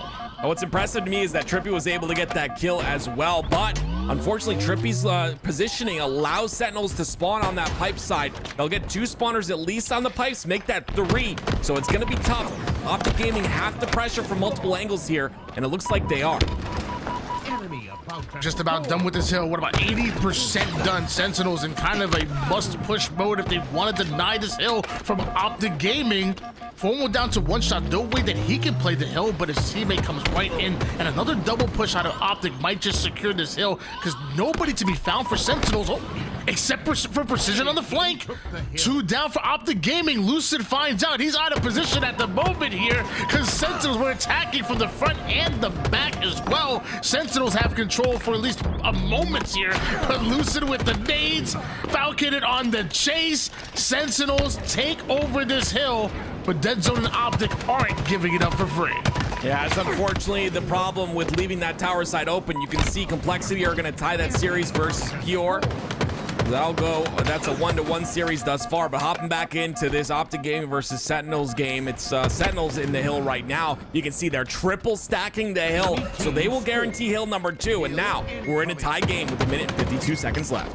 For so long, that hill looked all optics, but Sentinels making the play that matters. A perfectly timed collapse from multiple different angles. Net Sentinel their second hill, and more importantly, tying up the game here. Multiple going down here for OpTic. Dead Zone might be the same. 3 down, and now Sentinels have the exact spawn that they want. They have the strong side. Formal's kind of isolated on this Needle side. If he gets that kill, it'll be huge, but Falcated's going to try and push the rest of the spawners on A. He has to stay alive here on the tower side of the map. This is the most important position. He's got the camo. He has the chance at his first pick. Dead zone's down to no shields. If he can get this kill on the dead zone and the kill on the Formal, it'll be huge for the side of Sentinels. Oh, but that nade shreds his shields. Falcated able to get the kill onto Formal. And A side is cleared out. Precision and a bit of a bait angle toward the C stairs side. Sentinels just laying down the traps for OpTic to fall into. It looks like Boo Boo Dubu and Lucid both on the black screen. Falcated and Sentinels still feel confident enough to play the center hill, and look at all of that time they were able to accumulate beat while OpTic barely have any whatsoever. They've just gone 3 down again. This is Sentinels hill. Yeah, I just got to talk about Falcate in that position, right? He times the spawns perfectly and positions himself in a way to block that A spawn and force OpTic out. Because of that, it's a staggered spawn from OpTic, which allows Sentinels to get their hill number 3, and guess what? 3 down for OpTic means Sentinels are going to continue to get time here, but it's only a minute left. Maybe they don't play for that hill. We always talk about teams not exactly being judged when things are going their way, but when you're down 0-2 in the series and your backs are against the wall, this is where we truly get to find out what your team is made of. Can you dig deep and pull a game, maybe 2, pull it to a game 5 and try to pull off the reverse sweep? But right now, Sentinels have dug deep. Sentinels have put themselves in a situation where they can reverse sweep a team like OpTic Gaming. They're up 3-2. Now it's just about keeping OpTic out of this hill for 32 more seconds. Them going 3 down might not be exactly what they were looking for. Yeah, Falcated's going to be activated on. Look at Formal. Look how fast Formal pushes Falcated right now with the camo. That's going to block the spawns. Falcated is the only one on this side. Formal needs to get this kill, and he does, and that forces the spawns from Sentinels on the long haul side, which allows OpTic to get more time here. This is beautiful by OpTic Gaming. Formal with that camouflage just ran out, so a lot of responsibility on his hand. He has to keep his feet planted in the hill, but also stop Sentinels, who are now starting to take space. Precision onto the tower side. Falcated tries to get into goal to stay alive, but it doesn't happen. Sentinels losing their first member on the push, and OpTic refused to get on this hill. Yeah, Precision tries to make a play towards A there to, you know, separate the angles that Sentinels are getting, but unfortunately, OpTic just pick them apart. They'll get the hill, and they'll tie the game. It's 3. It was looking really good for Sentinels. What did you say? It started off about 1 minute and 10 seconds. They were able to bring it all the way down to 23 seconds. Sentinels almost able to play that shot clock, but OpTic, when it matters most, clutched it out, and now they continue to do just that. 3 down, leaving Falcated by himself, and Falcated gets dealt with as well. OpTic hopping in that hill. There's only 16 seconds of regulation, but it really doesn't matter, because next cap will win it. Boo Boo's got that shock rifle, and look how quickly they take him out. He's down to no shields, and immediately Dead Zone listens to the call out, takes him out, and now Lucid understands he has to stay alive. With Formal going down in the kill feed, Lucid's a very important part to this puzzle, and look how he plays this flawlessly in the back of Hydra. God, I love the commando play coming out of Lucid, man. An advanced understanding on how to play the weapon, how to play the space. And even the grapple, not enough to keep players alive. Trippy on the hunt, and what? Good God. It's hard to hit those shots. 3 down for OpTic Gaming, and that camo as well. You guaranteed a lot of this game right now. If you're Sentinels, this is the chance to come back right here, and they can do it with this camouflage. Sentinels have Hill, and Precision also has the A spawn. This is influencing OpTic to spawn over toward the gold side of the map. A long rotation, a longer route has to be made here for OpTic if they want access towards the hill. But Precision focused on Formal beat while Lucid was focused on the flank. OpTic in the hill. Trippy has to stay alive here, meanwhile Boo Boo Dubu tried to fly into action. It is so close right now. The next round of slays will decide this, as Falcated aggressive towards Dead Zone. The reigning members of OpTic Gaming, everybody weak. 3 down go OpTic. Trippy gonna be the final player alive here, as Sentinels send everybody through the front door. That should be it. Sentinels might have just won it here. Lucid off a spawn is not able to get the shots necessary, and Sentinels put their first of the series.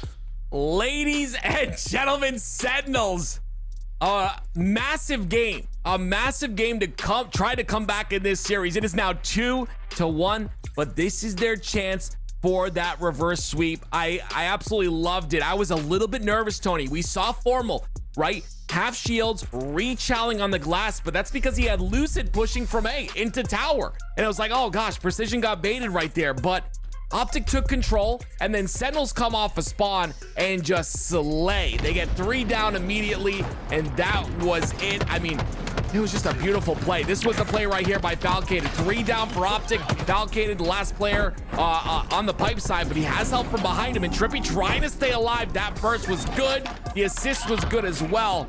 And 4 down solidifies Sentinels their first game in this series. We're now at a 2-1 score. OpTic very much known as a fantastic King of the Hill team, but you already know Sentinels run, recharge. They take their first game of the series, they take back that momentum, and now it's just about winning here, and then who knows what happens when we get to a Game 5 Slayer. Meanwhile, tied up series, Complexity up 2-0 as far as Hills on the bottom left-hand side of your screen, and SSG and Cloud9 going at it right now, about tied at 22 apiece, but it is SSG that do have a 1-game advantage for Cloud9. I mean, Complexity are really impressing me, Tony. We're talking about leaps and bounds above what we've seen before out of them. I just feel like they've improved so much as a roster. Them and Native are my most improved teams that I've seen after the event in Atlanta. But back to the game here, OpTic Gaming versus Sentinels. We got a long one ahead of you, folks. It's going to be Oddball on live fire, and immediately it's Sentinels milking a lot of time as Falcated has this snipe watching over this camera. I'm not gonna lie, you confused the heck out of me. We were talking about, I thought we were talking about SSG. You said leaps and bounds. I'm like, no, it's legend and bounds. What do you mean? What are we doing here? I'm sorry, I was confused there.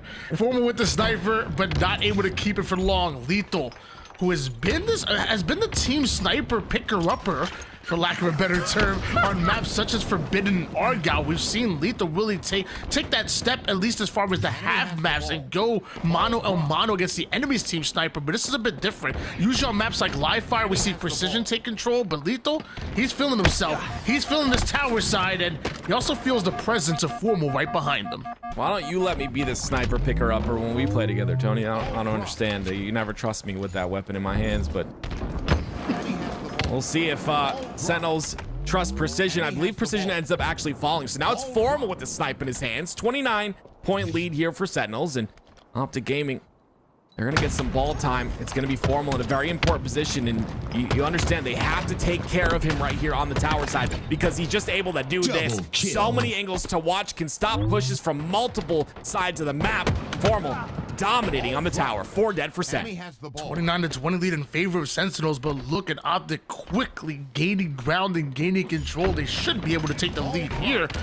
More importantly, I'm seeing OpTic really start to influencing these spawns. Formal on the tower side blocking the butt. We saw the A side being blocked, funneling them towards the green side of the map. But eventually, Sentinels have one player leak out of it, and no ball is being played. OpTic felt like they had entire map control there, but a flank by Boo Boo Doo not only gets the kills, but gets them that ball and tower control. What a beautiful micro play by Boo Boo right there. The fact that he jiggle peeks onto Formal. Formal was waiting for him to enter his reticle with that snipe, and Boo Boo says absolutely not. Just meticulously, strafes out of that snipe, and because of that, it's Sentinels with a ton of ball time. But OpTic, do you have that camera? Lucid trying to be sneaky with the camouflage, not gonna happen. Sentinels have the camo eyes, and 4 down go OpTic. Sentinels move that ball toward the tower side once again. They had the lead early in the game, and now they look to extend the lead here. Precision picks up the snipe now, though. Oh, hey, let the man pick up the snipe. The first shot's clean on the Lucid.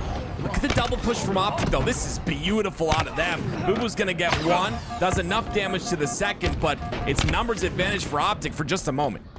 We go down for Sentinels and OpTic on the attack.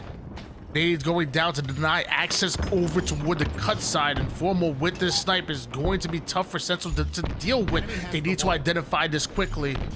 Lucid with the ball. Just being used as bait. The body shot wards Boo Boo Doo, and Sentinels do not take that angle because he will take your face. Lethal trying to stay alive there on the camo side of the map. Formal still on this top tower. He needs to be dealt with quickly. Sentinels have to prioritize Someone pushing Formal here, or else he's just going to be able to do this on the map. Almost get the head of Boo Boo, but he's going to miss. Some very close misses coming out of Formal, but no more ammo in that sniper, and gonna stay alive. Beautiful clamber, great job staying alive, great use of the angles here, and just buying enough time for the rest of his teammates to get activated on the map.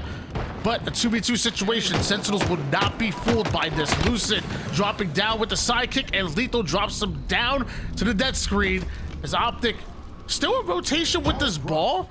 Out of all of the slays the Sentinels are able to get, somehow OpTic was still scoring. Yeah, great job by OpTic to kind of milk as much ball time as possible. They have a 6-point lead right now, but Sentinels kind of split the resources on that big door side and on top center, and because of that, they're able to stop this setup from even forming out of OpTic Gaming here. Lucid gonna try and get that double to even up the odds just a bit. Dead Zone gets another kill as well. That's 3 down for Sent. Formal probably gonna pick up this ball, but Camo's up. Just one more player live here for Sentinels. It's Boo Boo Doo. Formal trying to sniff him out a bit. Some damage does force him toward the low side, and Lethal can't exactly stay alive there, running away from one fight and ultimately into another. Trippy with camouflage. Sentinels at a numbers disadvantage, so that means OpTic move quickly on the ball and their setup, and they're way too close to comfort here in round 1. Yeah, I was gonna say, Trippy's gotta be ready for that repulse there. He gets repulsed back, especially with camo. That's devastating.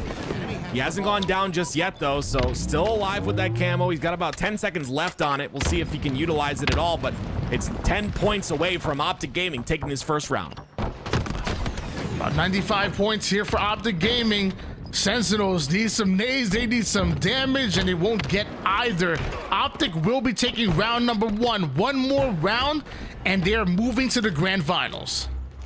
Just a couple of updates. SSG lead the series against Cloud9 2-0, and Pure Complexity are tied 1-1 in their series. And in Game 3, they're tied 3-3. So a really close match there on that side as well. You see Complexity very close to getting their 4th hill here.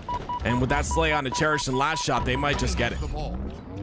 We saw Complexity. Didn't Complexity pull off an upset literally just last week? I want to say it was actually on Shopify Rebellion, but I could be wrong about that either way. Whoa, here it is. Complexity did pull it off. Dude, trust the freaking process. They've been telling us. Ball dropped. Completely opposite teams too, Tony, right? They're the very fast-paced team of Pure, and then Complexity. Oh, wait, did he send the stick? Wait, what? Didn't he stick him? I don't know what just happened, Tony. I'm old, and that's my excuse, but I thought he stuck him right there, and the QT happened, so I would assume the sticky went with the QT, but I think it disappeared. It's usually how it goes, but who knows at this point. 21-0 run here for OpTic Gaming. Meanwhile, Formal, camo and snipe in his hands, but didn't exactly have the shields to work with there, and eventually he's taken out. Dead Zone being pushed over toward the green side. Boo Boo Doo Boo not only pushing the ball, but ends up running into Lucid as well. Some good damage navigating this 1v2 does Boo Boo Doo Boo, but now it's about to turn to a 1v3 because Dead Zone is getting involved in the fight as well. Chat said that was a normal frag, Tony. We're just blind. It comes with age. It's fine. Wait, where's you're all me? young. What do you mean? You didn't know it was a frag, did you? I was still looking at the Complexity game. Oh, I was wrong then, okay? Age is horrible, okay, youngins? Anyway, 37 points for OpTic Gaming here in round number 2, and you love to see Sentinels kind of climb back, but oh my goodness, it's Trippy, the last player alive, making things difficult for the side of Sentinels here. It will be Sentinels that get a bit of ball time, but see if OpTic can come back and push this once again. Great job by Trippy to back off, wait for his teammates to spawn, and then they can aggress together. 37-11 lead here for OpTic Gaming, but look how aggressive Trippy and OpTic get. Didn't even have the numbers yet, but had the confidence to push up, and this ultimately leads to a 4 down for Sentinels. A clean sweep out of OpTic Gaming. Where do Sentinels spawn from here? Ball dropped. Sentinels are going to push towards the top center. They all spawn on that B side. I would expect maybe a different route, but yeah, Formal is just being a nuisance. They were trying to find Formal. These are big kills though, Tony. That camo's coming up here very shortly, so very important that both teams could take advantage of. I think someone did get the camo already. 47 points here for OpTic. Sentinels have been able to take space Falcated down to one shot, but his teammates are doing a great job of keeping him alive. And now, once he gets his shields back, he's the damage dealer. Slides right into a nade by Dead Zone. Boo Boo Doo slides right into the DMs of Trippy and gets blocked. Camouflage getting value here for OpTic Gaming. I completely understand getting blocked on DMs. Tony blocked my DMs too, but you know, it is what it is. You sent me feed pics. Well, you wanted them. But anyway, here we go. 62 points and counting here for OpTic Gaming. Lucid at the top tower with the snipe. Gonna barely miss that shot. Whoa, wait a minute. Tony, what's going on with Lucid? Do you ever expect that man to throw off that snipe? There's a lot of respect being given here. The Lucid I know, there is no respect. You know what I mean? But my man's matured a little bit. 73-14 here. Sentinels. They have ball. They have tower side control, and they have the setup that they were looking for. Now it's Lethal trying to figure out exactly where OpTic will be pushing from, and as he lets OpTic push forward, gets right behind them with a well-timed flank. Dead Zone off a screen takes down Precision, and a quick 3 down. The timing of OpTic is absolutely incredible. Lethal tries to do as much damage as possible, but when you're by yourself, you give OpTic that control. Yeah, I mean, at this point in the game, you know, it's a little bit of hindsight, but I absolutely love that play of the sniper, right? They take the sniper off the map. That allows them to push through freely into whatever Sentinels had set up, and now it's 93-28. I mean, this is all but OpTic's win. 5 more seconds needed for OpTic Gaming. Formal though gets taken down. Great angle being taken by Boo Boo Doo Boo, but he ends up giving up his position, and Trippy takes advantage of that. Now the final seconds are in, or maybe not. Dead Zone has to trade out his life with Precision and that ball, so 1 more second needed here for OpTic Gaming. Luce is going to fly on it before Sentinels are even able to respond. It's a 2-0 for OpTic Gaming. It is a 3-1 for them as well. They are going to the grand finals, this time through the winner's bracket. Wow.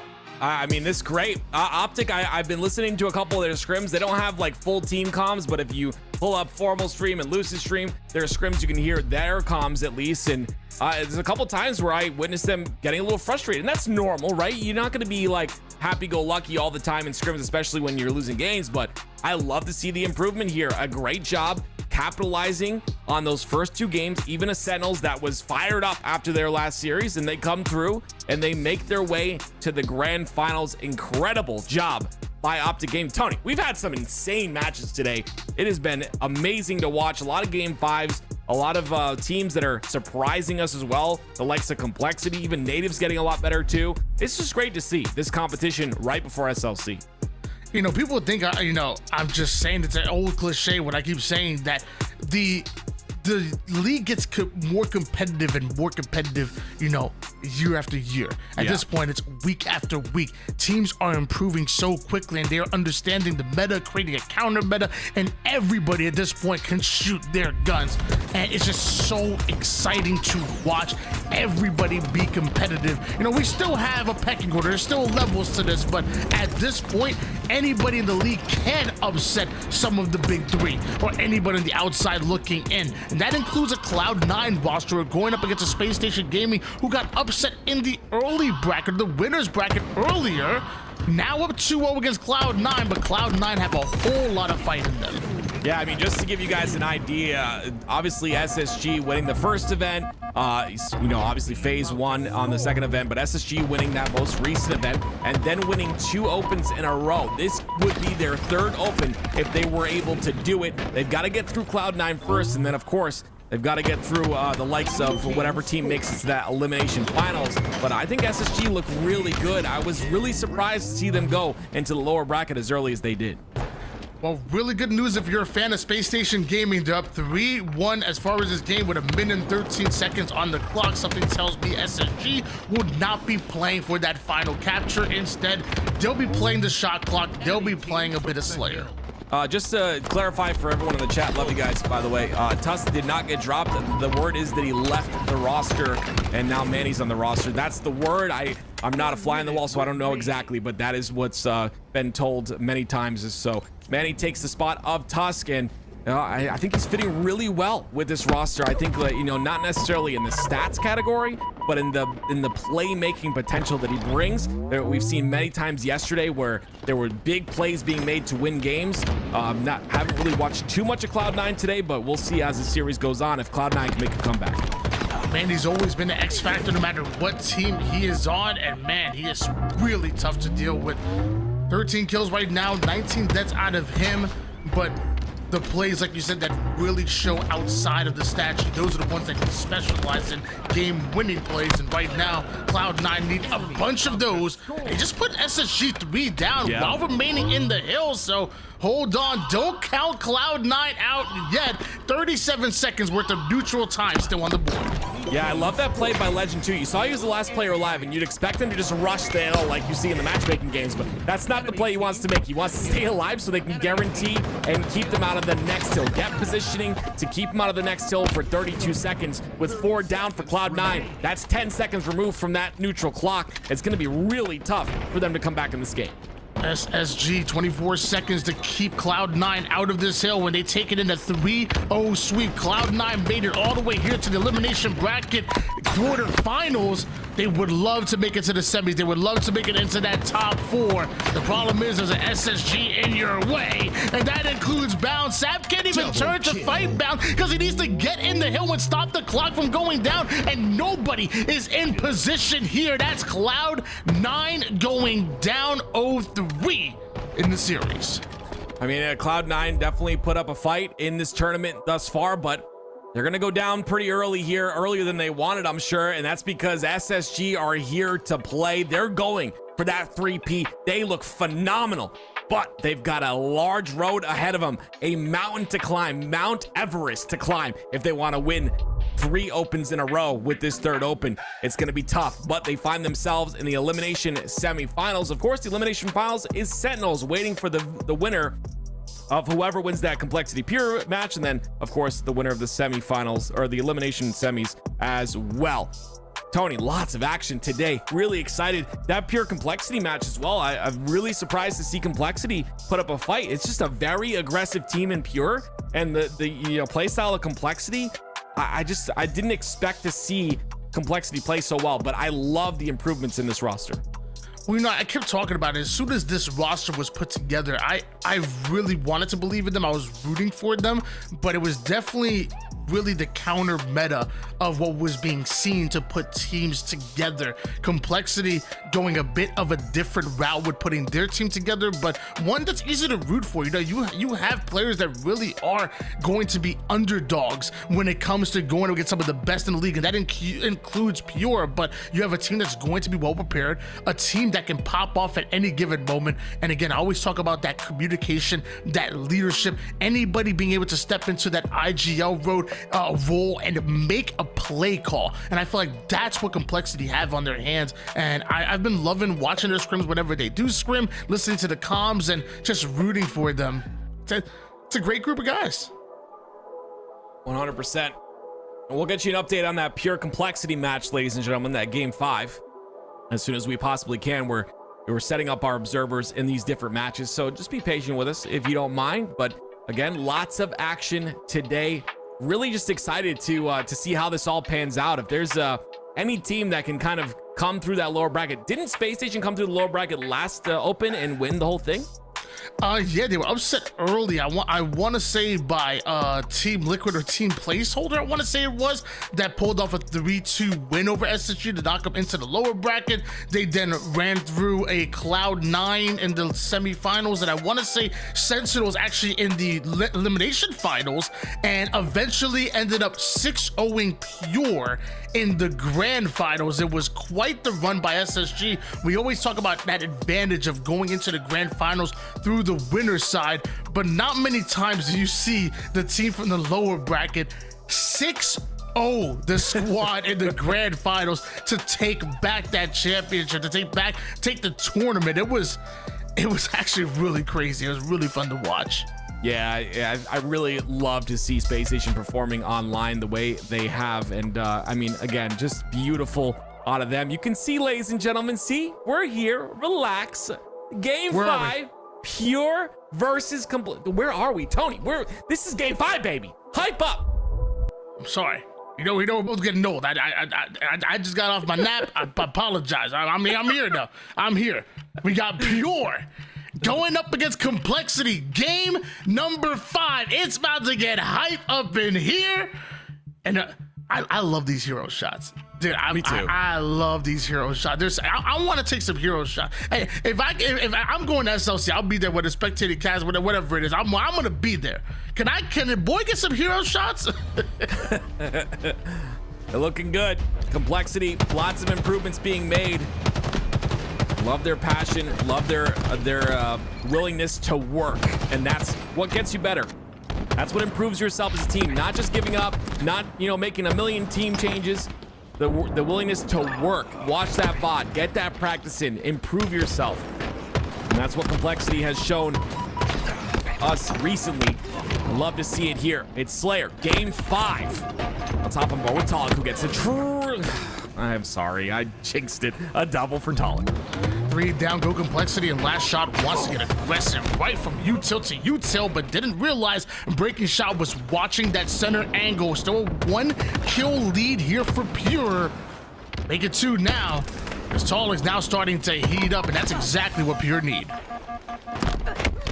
Talik has been playing phenomenal today. I mean, honestly, it's the slay potential that I see out of Talik today that has been what makes him such a standout player for me. And again, maybe that X factor on his roster. Cherish is another one who's been performing incredibly today as well. I think he had a 2.0 KD in one of these most recent tournament games. I forgot against who it was, but Pure looking really solid here. An 11-8 lead thus far. And it's, of course, Pure trying to stay alive as long as humanly possible, but Rain gets the trade on a drop. And Rain doing a great job of staying alive and putting down damage simultaneously, and eventually Complexity able to play through that damage, but Talik makes the flank play that matters, that leads to a 3 down for Complexity. Just when things were going good for Complexity, things end up going great for Pure. Talik, 8-2 already in this game. This is where things get a bit out of hand here for Complexity. This OS could really change things though, but you see no one really in position for this. And the fact that Pure got this spawn here and they're kind of split on the map means it's going to be tough for Complexity to get this OS, but they still get away with it. Overshield in the hands of Hush, 3 down, go Pure. So Complexity somehow able to weather the storm, and Breaking Shot just dropped an overkill off of screen. And oh my gosh, not only does Talik have 9 kills and is slaying out, but Breaking Shot is right behind them. And meanwhile, Huss says Overshield. Complexity have control right now. They may be down by a bit, but this is the Complexity that you want to see. That's a little bit scary though, right? Breaking Shot gets that overkill. Huss had the OS and they're still down by 4.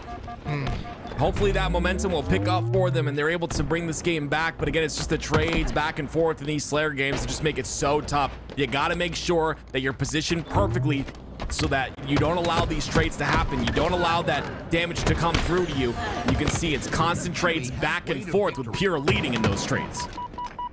Ryan, who trying to stay alive over toward the fridge side of the map, is the only player alive for his team as they're just coming off a spawn. Takes a center route to wrap over towards his teammates, and now they have full-on card control due Complexity. Well played by Ryan Noob and Complexity. Interesting stat line from him too. 0-6 with 9 assists right now. That is an interesting one. Not able to clean up any kills, but trusts his teammates to do so. Hopefully he can pick it up as this goes on though. 4-kill lead, make that a 5-kill lead now for Pure. Things are gonna get out of hand past that 30-point mark. You heard Puckett back in the day say the game doesn't start until 30, and that's just due to the fact that with these trades, you can't give away too many after this 30-point mark. You can't allow those trades to happen. The game can really get out of hand if you do. Overshield about to come up, and I love the spacing and placement, the positioning out of Complexity right now. They still want to get that damage down, still want to get those kills as Pure seemingly trapped over towards the red base. Ryan getting extremely aggressive, but also a distraction to allow his teammates to push up as well, and for Rain to grab an overshield. An unselfish play coming out of Ryan nets so many resources here for Complexity, who desperately needed, down by 4 kills, but overshield in the hands of Rain, and it feels like this is the game in his hands as well. Double kill out of Rain.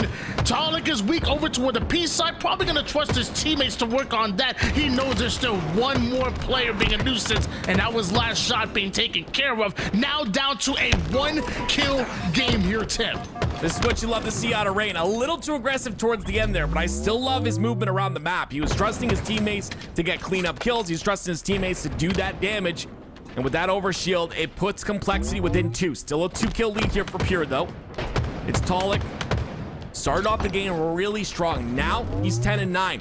Only a +1 for him thus far, and not gonna get the trade onto that one. But again, it's still Pure in the lead. Breaking shot knew how important it was to get Talik off the map, and he's really dead. He flew at him, and Ryan with the thrust.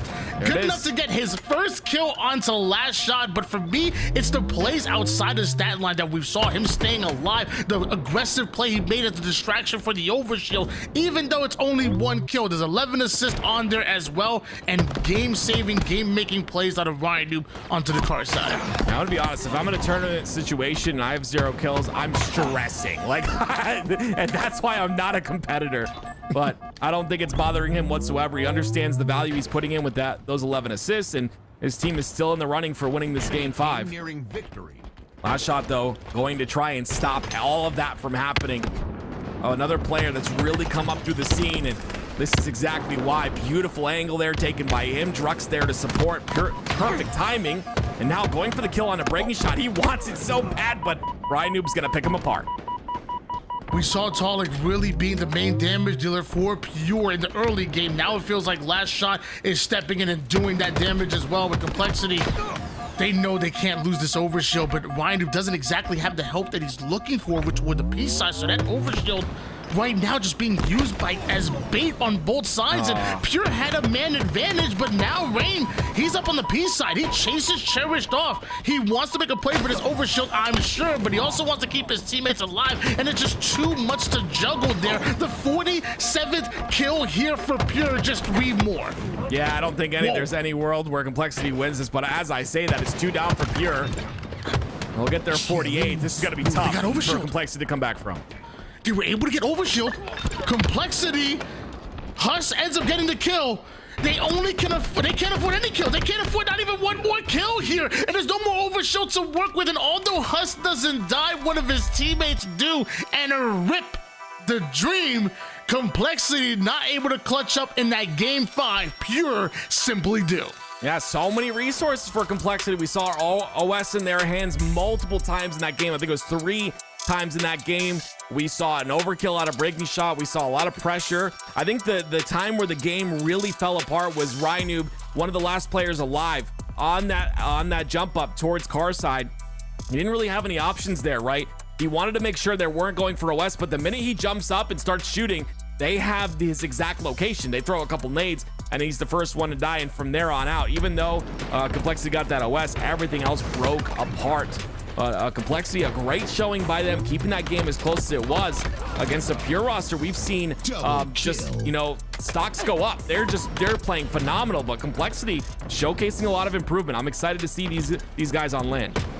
It was great plays across the board for Complexity. Recognizing that Talik was going off. The man was starting off the game 8-2 with 4 or 5 assists. It was kind of scary. And we thought Talik was going to run away and drop, a 20 bomb that game in a game 5 Slayer. I mean, they found a way to slow him down, but then the rest of the players started stepping up. Then Drux started making some crazy plays. Last shot was putting down that damage on the map, and just eventually just way too much firepower coming out of Pure and Complexity. They came close time and time again. They made plays to grab a hold of overshield. They got the last 2 or 3, but just wasn't enough. Pure advance forward, and they'll be playing Space Station Gaming. There it is, Space Station Gaming versus Pure. If I'm Pure, I'm a little nervous. The Pure is the team that allowed that reset to happen and allowed SSG in the last tournament to make that comeback, but we're gonna see what happens with them this time, Tony. I'm excited to see, but we're gonna have to wait a minute, guys. When we come back, we'll have that elimination semis ready for you.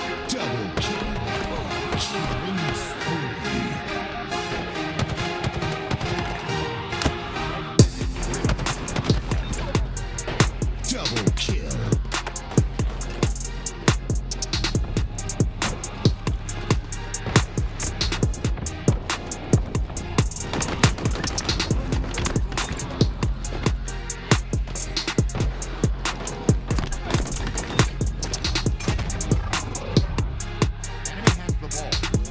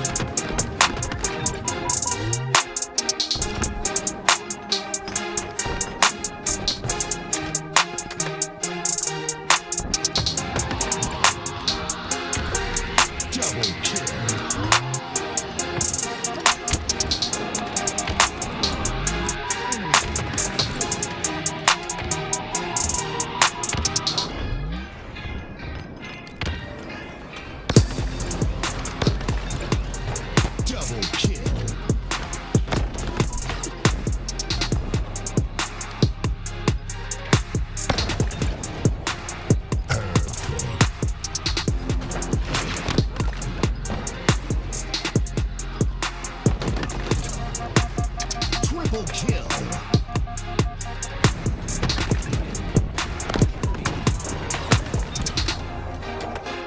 Double kill.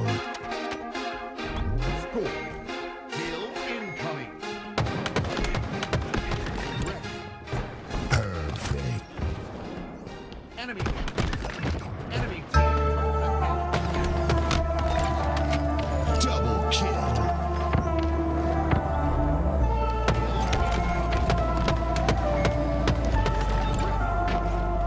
Killing spree.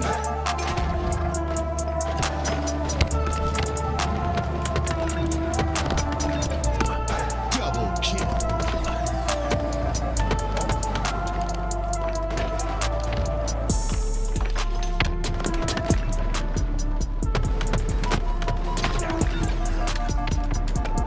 Double kill.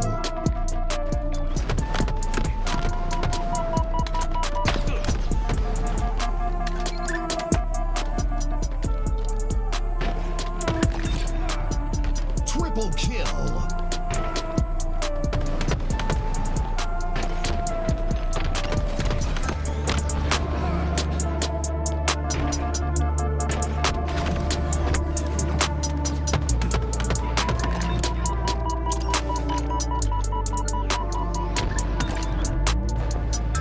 Enemy has the ball. Enemy has the ball. Ball.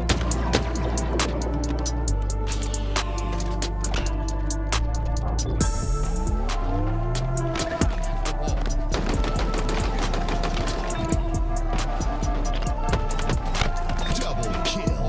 Triple kill.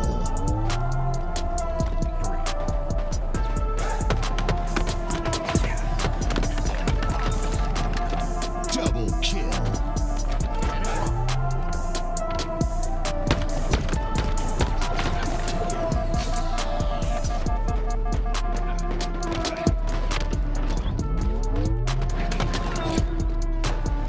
Triple kill. Ball dropped. Enemy has the ball.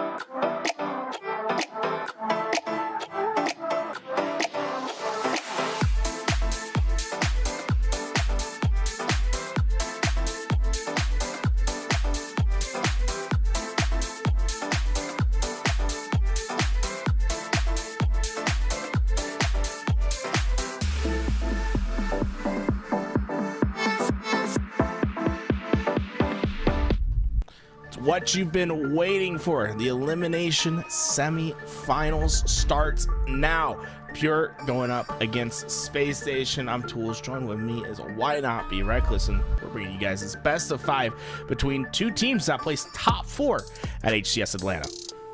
Yeah, these two teams also went at it just last week in the grand finals, and SSG did come out with a 6-0 coming out of the elimination bracket. I'm sure Pure want to get their revenge. Right, this is a hurdle that Pure just has not quite been able to leap in their competition yet. They got that top 4 performance by beating FaZe, but SSG stood in their way, and well, they stood strong. It was a 3-0 last time these teams met on LAN, and we'll see if Pure has any solution to that. This time around, Sniper going to be going into the hands of Last Shot.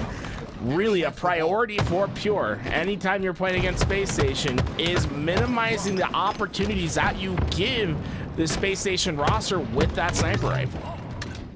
Start easy with the cleanups there, as SSG do have a bit of a 10-0 advantage, but aggressive toward the A side corner, leading to a 3-down. Legend on the ball and SSG on their setup.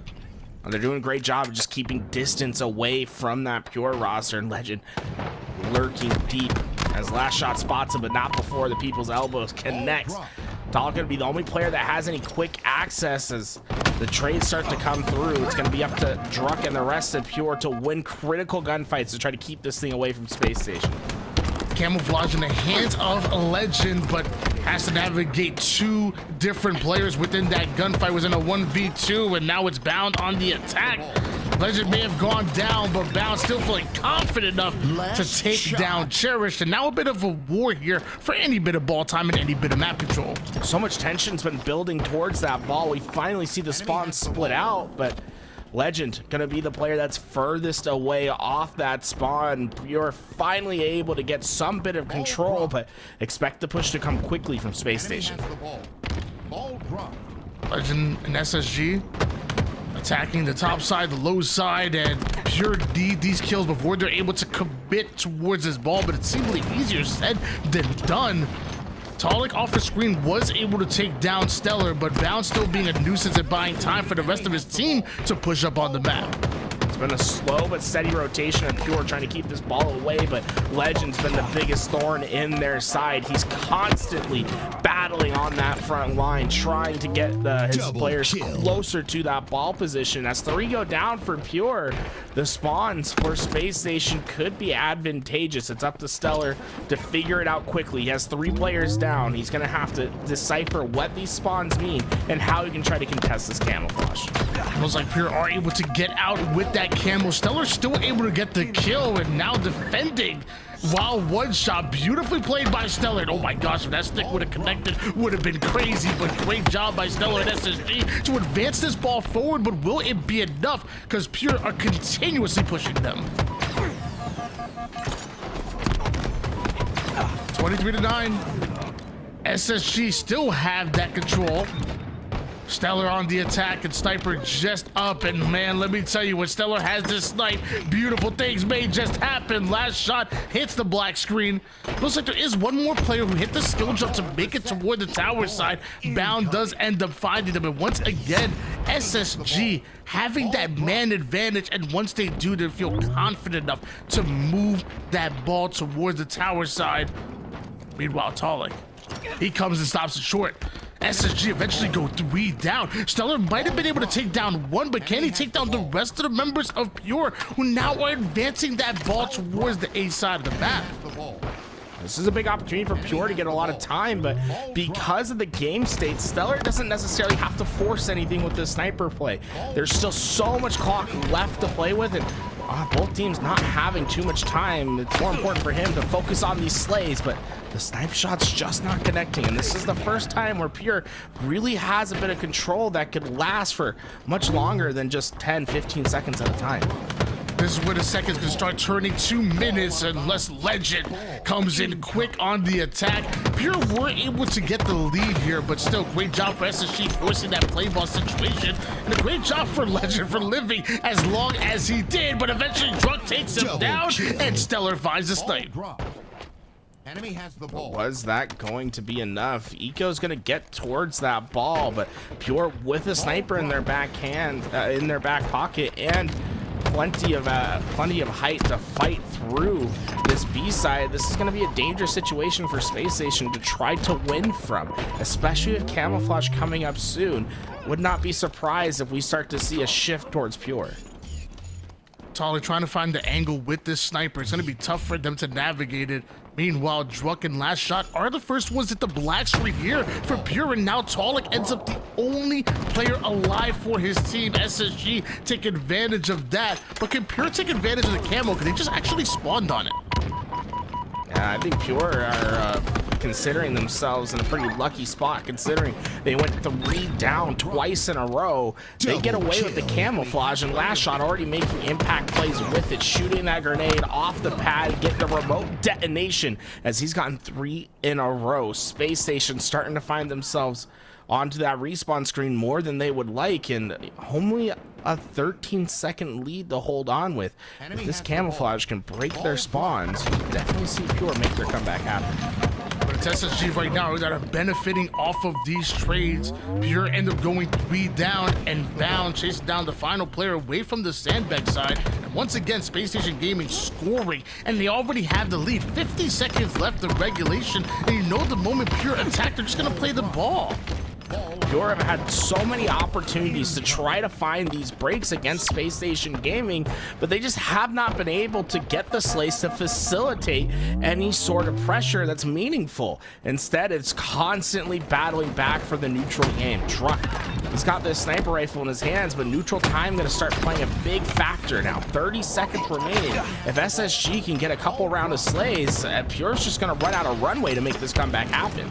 Pure definitely needed the kills here, and they're gonna send 2 right through the rat tunnel, and they continue to push forward, but right into the hands of Eco and Space Station Gaming. And like you said, Pure were running out of time already. Now I don't know if it's even possible for Druck to grab a hold of this ball. It's only 6 seconds to work with, and he's forced back. It looks like SSG taking round number 1. Space Station did a great job at not forcing anything throughout that game. They simply kept that ball ahead of them, realized where pressure was coming throughout that entire game, and dealt with it accordingly. One of the most impressive parts of their game is they really didn't have that much time with the utility on the map. Sniper and camouflage was readily available for Pure, but the game still shifting in Space Station's favor, largely due to the impact plays that players like Eco and Stellar have made, getting those big double kills and anchoring out their spawns. It looks like they're picking up exactly where they left off, because you saw a quick 2 down, and now with staggered spawners coming for Pure. Last Shot barely ends up getting away with his life. Stellar doesn't miss 2 shots in a row, so you better watch out. Off the screen though, Tolic and Druck, huge back-to-back kills out of them, and Stellar somehow finds the exit, and Cherish gets away. Frustrating maneuvers for Stellar there. He just did not have a lot of space to work with. Couldn't catch the flank as Druck caught him out in time. And well, Space Station, they're still scoring for now, but you can certainly feel the tension that Pure is trying to apply. But time and time again, we've seen it in this game where Pure are battling against Space Station. You think they're about to get to that ball and they go 3 down. The slays are just too heavily tilted in Space Station's favor for Pure to cause any sort of break. Pure attacking not only from the A side, but also right through the green side of the map. No place for Legend to go except for the sniper of Pure. Right on the ball they go. Looks like Stellar's actually still over toward the Joe side, so Cherish changes his focus right to him, gets himself the kill with some well-placed grenades, scaring most of the members of Space Station Gaming, but eventually the firepower simply too much. It looks like the A side is cleared out, and although Last Shot and Tolic want in here, it's hard as Space Station Gaming zoning out the A side of the map, but squad spawners are in. Squad spawns are going to help get resources for Pure, but once again, they lose the opening slays. Space Station able to win the ball time, and well, Pure, even though they've had moments where they find Space Station's the first kills on Space Station, they haven't been able to translate that to any objective success. Cherish with the spike grenade goes down. That ball So far away from Space Station Gaming, and although they're attacking the camo side, looks like Pure coming off a spawn, and Druck right behind them. That's the collapse they were looking for. 4 down, go to Space Station Gaming. They're able to grab the ball before the reset. Oh, we saw they pick up this ball with 2 seconds of ball time before. Let's see how long they're going to be able to generate time off that 4 down. Not only are they going to get a ball, they're going to get camouflage, and they certainly know what the spawns for Space Station are going to be. They need to provide as much value as possible. Do not let Space Station end this ball hold any earlier than necessary. SSG worked hard for that 21 seconds, but it looks like Pure have already taken the lead right now and getting slays necessary to extend it. 3 down goes Space Station Gaming, and last shot still has a bit of camo. Whoa! I don't know how he's doing it, but last shot stays alive, and he's going to get right back into the action. Sometimes your movement's too crispy, you get there too fast, and Eco takes advantage of it. Able to find the player that's causing the most impact in last shot, and well, Pure back to the drawing board. They have to win these slays, but Bound is making life miserable as he's taking on 2 players by himself. Was it enough for Space Station to break through? Pure starting to find those kills once again, though. They were starting to win the engagements until that happened. Space Station Gaming take back the A side of the map, which is exactly where that ball is. 41 seconds here for Pure, but right now it's Space Station Gaming scoring. We saw Pure get a good run off that hold, though. Remember, we came to it with 2 seconds on the board for them. They're able to get 39 seconds before Space Station's able to find an answer, and having those big runs can often be the difference maker in these oddball games. But just as Space Station starts their comeback, you see Pure go 3 down. Space Station is going to take massive advantages here. They're going to spread up on the map, try to find those spawners at Pure, and priority for them is keeping them as far away from that ball carrier as possible. 57-41 lead in favor of SSG. It wasn't too long ago where Pure were able to take that lead, but it's SSG right back in control, and now last shot. And Pure right back on the ball, too quickly going down for Space Station Gaming, and Stellar wants to do a lot, but doesn't exactly have the reinforcements that he was looking for. The fact he's still alive right now is kind of crazy, because now SSG fully loaded all 4 members up, and you can't say the same for Pure. Blitzing speed from Space Station on this push. They'll pick Pure 4 down. Bound helps with the triple, but most importantly, the camouflage is coming up. Stellar not gonna be the one that gets away with it. That repulse in his back pocket forced him off the platform, and he could not press B quick enough, but Eco was there to take it back. Pure are ready to contest this ball, but they're gonna have to find Eco first. Camouflaged out Eco. Oh, he didn't spot him. He thought he spotted him, so he threw the nade. Both of them going down here for Space Station Gaming. Pure right back on the ball, but still down as far as points. And one shot Stellar would not survive toward the big door side. And with the green side spawner starting to push in, it looks like Pure know that the choke point is over towards Nest, and they're trying to block it off. But Legend seemingly coming out of nowhere shuts down that player before he's able to play the ball. And now Legend and SSG are going to get a lot of free time here. It's a battle between Cherish and Last Shot and the rest of Space Station. They're trying to work their best.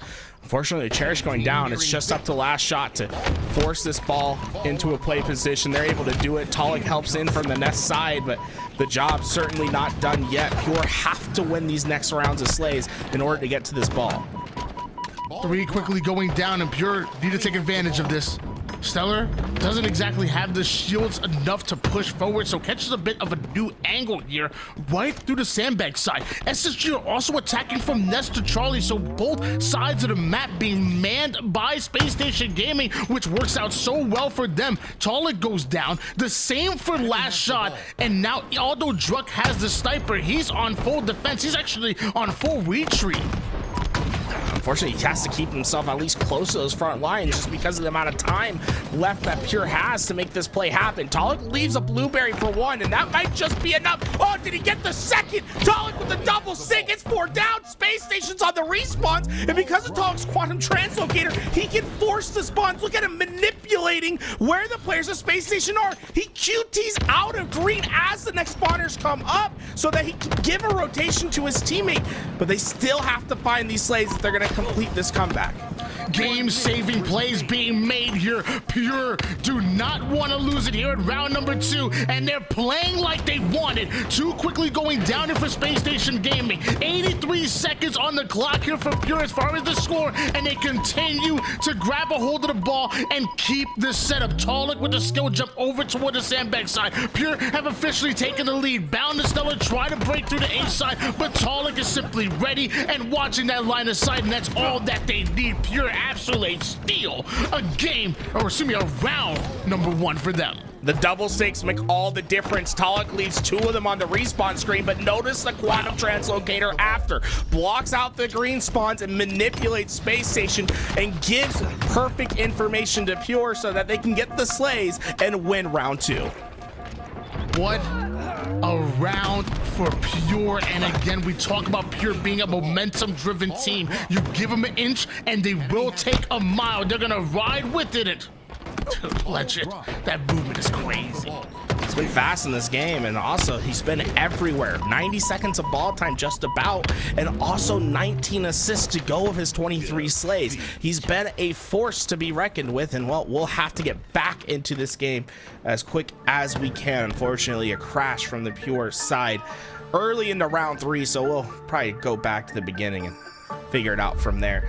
I think maybe a couple points were on board for Pure as we got into that reset. Yeah, really not much there, and we also even saw Legend making a crazy play with that movement over toward the bottom tower side was a little crazy there. I'm assuming in some way, shape, or form, next round, 1 round will take it. And they had 10 seconds of ball time, and the player that crashed was the player on Pure. I imagine they're gonna try to get those 10 seconds. Okay. Hey, Double kill. either way, it's been an incredible game number 1 of what's bound to be an incredible series. Don't forget, guys, we are down here in the elimination bracket, so it's really do or die for both of these squads right now. Both teams want to make it forward towards that elimination bracket finals, and I think it means a little bit more for Pure right now. I mean, they have to want their revenge after going 0-6 in that grand finals last weekend.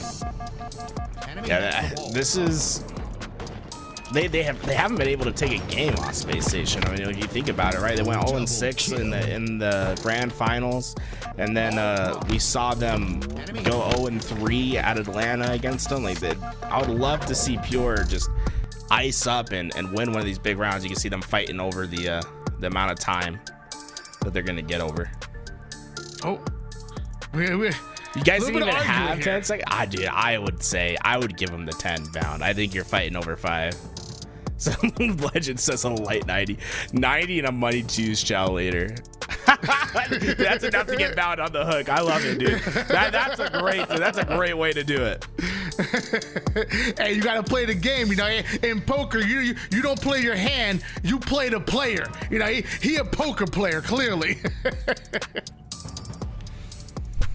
Well, you see Pure still having that player to get back and reset their way in. But for anyone that's wanting to find some more competition, you can play in the free-for-all that we have tomorrow, the FFA free-for-all with Native Gaming. $1,000 up for grabs in between all 4 regions in the HCS. So if you're a competitor from anywhere inside the HCS competition regions, you can get yourself ready to play some free-for-all on Friday. It starts 6 p.m. local time to that region, so 6 p.m. Eastern for North America. I believe it's 6 p.m. Central time for Mexico, 6 p.m. London time, and 6 p.m. Sydney time for those in Australia. But get some free-for-alls in, and you can also get some pro points to help your seeding if you end up going to any of the FFA competitions. So wait, you're saying that I don't have to be in North America to compete in this free-for-all? Is that what you're saying?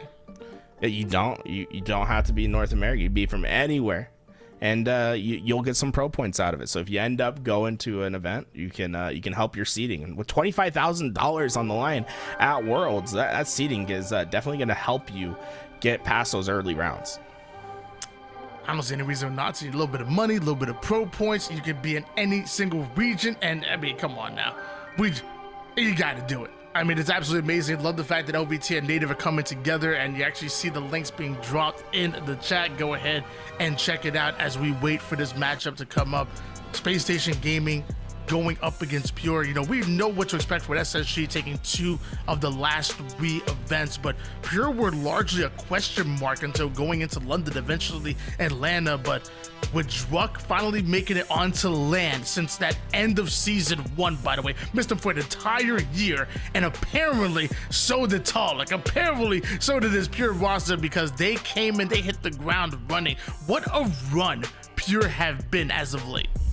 Yeah, it's a team that you just can't help to root for. And well, if you're a team that's trying to get the best practice possible going into Salt Lake City, there's another tournament after these Open Series and qualifications are done. Forge Hub on September 1st, and well, $5,000 up for grabs. I would love to see some pro teams competing in this as well. It will be all Forge maps, but with the ranked 4v4 settings that you're used to in the HCS. And I have to say, we have seen some fantastic maps come out of these Forge Hub tournaments. Shout out to Forge Hub for putting $5,000 on the line and getting teams ready for competition. I'd love to see that French map make a return.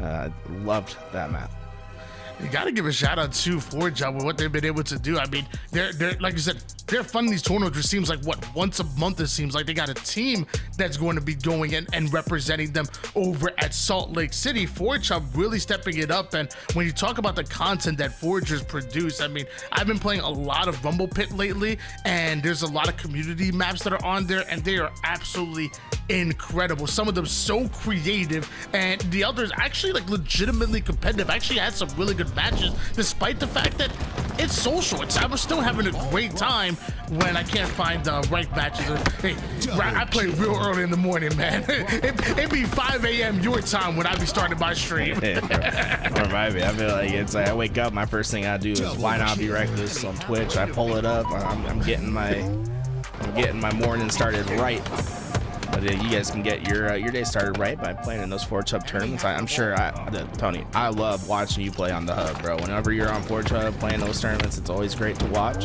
And you know, maybe we could run some Hub maps later on stream. You know what I'm saying? Like give it a little try. Some why not be reckless Forge Hub 8s. I promise you, I don't care who's in the chat right here, right now, taking any challenges. If me and Tools are on one side of the team, everybody in this lobby is loot. Everybody in this freaking chat is loot. There's not a single duo, trio, or foursome that'll be able to take us on. I promise you. You see me and Tools, whether it's Forge Hub maps or regular maps, you're going down. All of y'all trash up in here. Yeah, you can find me and Tony on the Hub, any amount. You know what I'm saying? We'll take you on. We have no fear. Why do you keep saying it like that? What do you mean? What do you I'm trying to get the plug, bro. That's not the second time you said. Wait, we talking about Halo, right? Yeah. No, we're talking about Forge. Forge Hub, you know, Forge Hub. Why are you accentuating the Hub part? It's just Forge Hub. Hub. It's where everyone meets up. It's where everyone plays. It's like you gotta play in the Hub.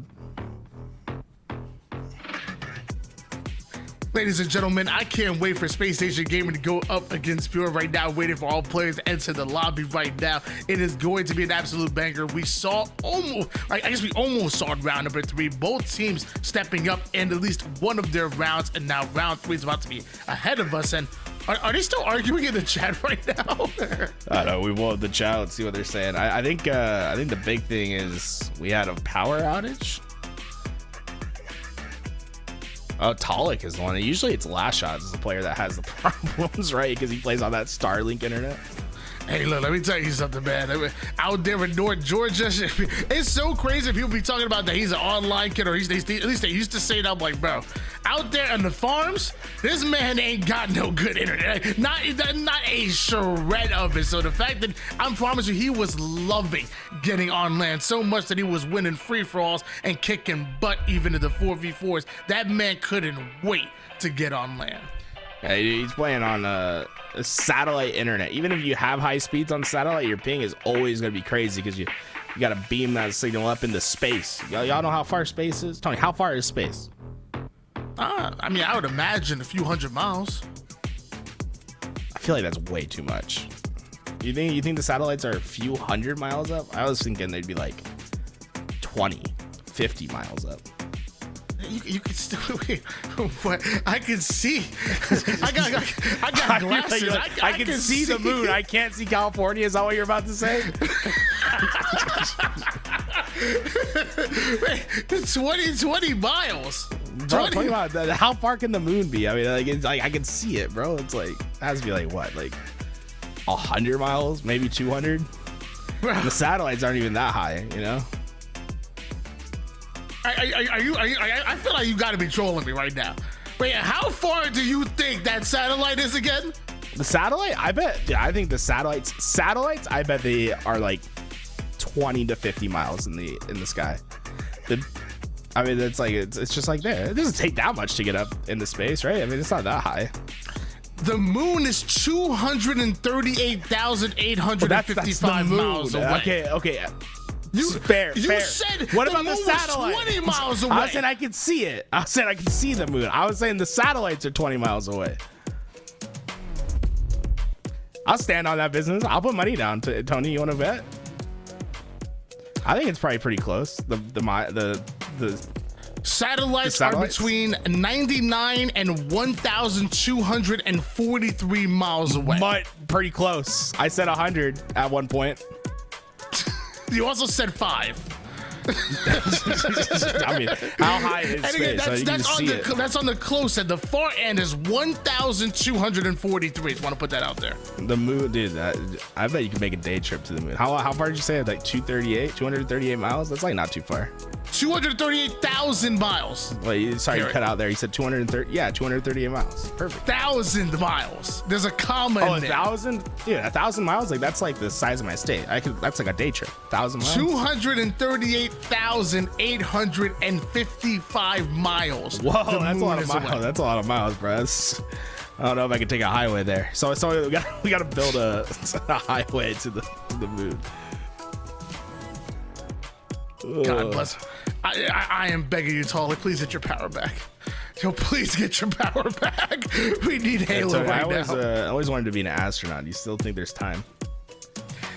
Like if I tried really hard starting today, do you think I could become an astronaut? No. I believe you could do great. I believe you can do great things in life. That's some hater energy, bro. I believe you can do incredible things in life.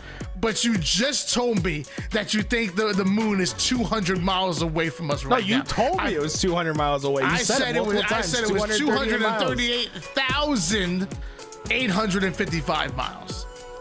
Right, you think it's always that far away? It has to. I mean, like it orbits, right? So it has to like come close at some point. I think you do amazing things, man. I just think the one thing. Bro, you don't think I could become an astronaut? Like if I just started right now, like full committed, everything else goes out by the wayside. Stick to Halo, buddy. That's not going well for me right now. I mean, I'm trapped at Onyx. I lost like 10 games yesterday. It was miserable the entire time. Why'd you lose the games? Let's talk about it.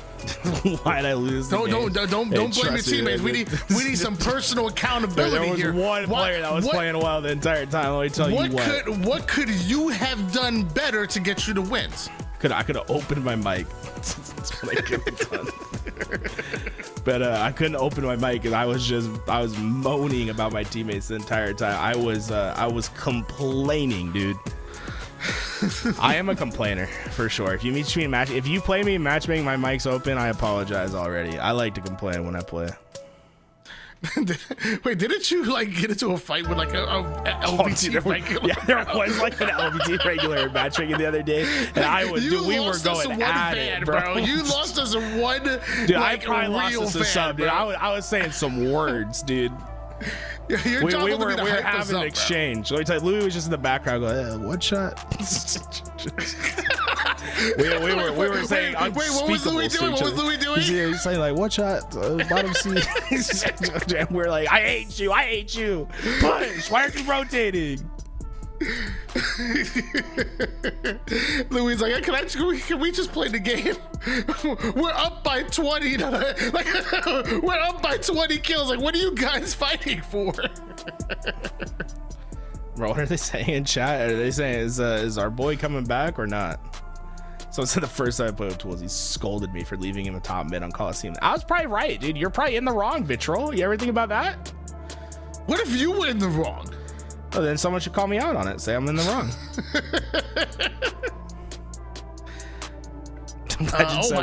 Legend, we aren't waiting an hour, by the way. Legend has stuff to do. Bro, Legend is already messaging the admin saying, start the timer. Start the timer. Bro got a reservation at Chili's, okay? he got to make that reservation. All right, chat. Type 1 if you complain on the mic. If you're a complainer. I'm just putting this out there. Juicebox actually volunteered to fill in for Pure. Dude, that's sick. Honestly, chat, we need a volunteer for a Talik spot. Big shoes to fill right there, by the way. We got a lot of complainers here, okay? A lot of complainers. Hey, I respect it. It's typical. Yo, Danimals, bro. I need you to carry me when we play. They said one only if Tools is on my team. Damn.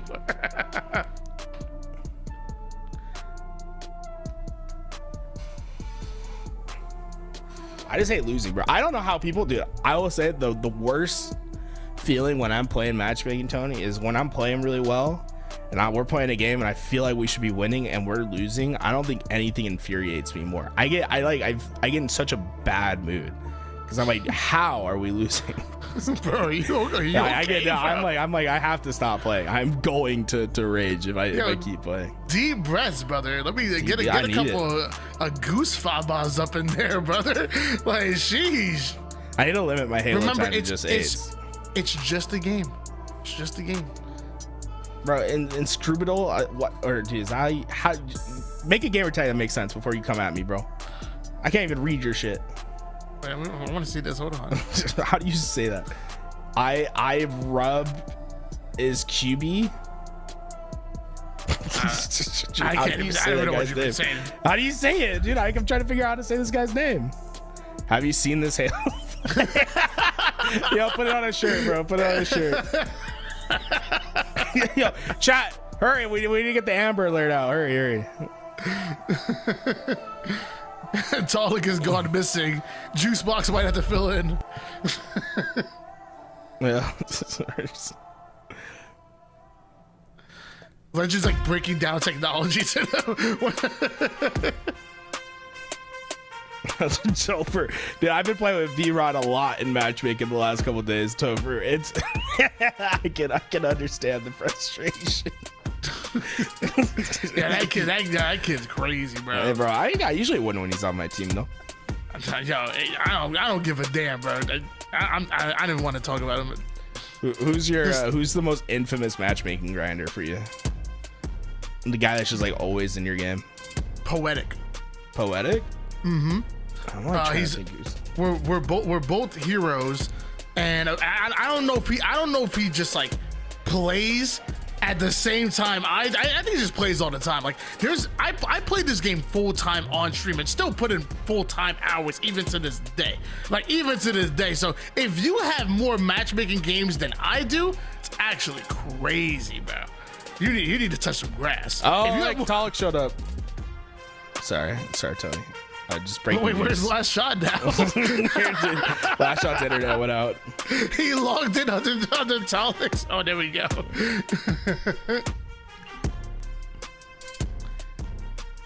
Who's the leader? It's last shot. Okay, get him started up as ASAP.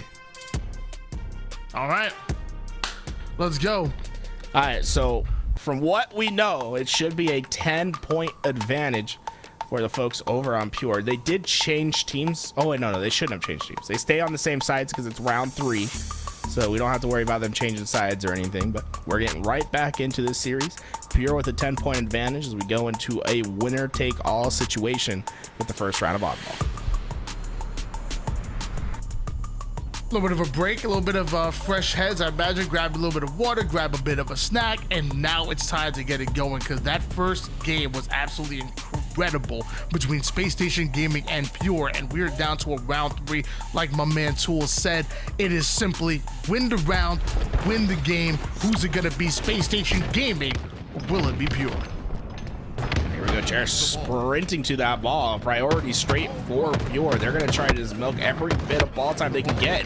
Well, Cherish wins his gunfight. Druck's winning his on the other side.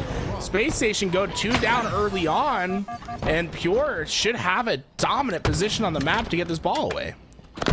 Early lead for Pure here, and some early damage coming out of Talik onto Bound. The man just got his power back. Yeah, it's tough. I blame the power on that one. Yeah, the power flickered. Something happened. I don't know. Talik should have gotten a ledge, though. That's a tough one to handle. But we see Space Station. They don't waste any time taking advantage of the fortuitous situation. They'll get their hands on that ball. But last shot having Camo and Sniper. You'd hope that he wouldn't just get fired by Bound. What a play. Bound doesn't miss those, man. When he wants that tower side control, he's going to keep it. Connects onto the body shot onto Cherish. So Legend with the cleanup, and that tower belongs to Space Station Gaming. Looks like Eco is going to rotate that ball towards him.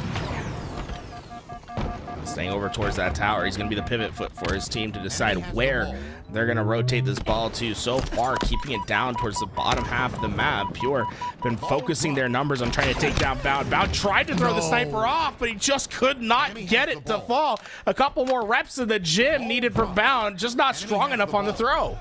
Pay attention to the sniper in the hands of Druk. Every single kill and damage that he gets is going to be devastating for Bound and Space Station Gaming, trying to get the sniper off the map. But so far, not exactly having the most impact with it just yet. But last shot off the screen is able to take down Bound, and Eco joins them.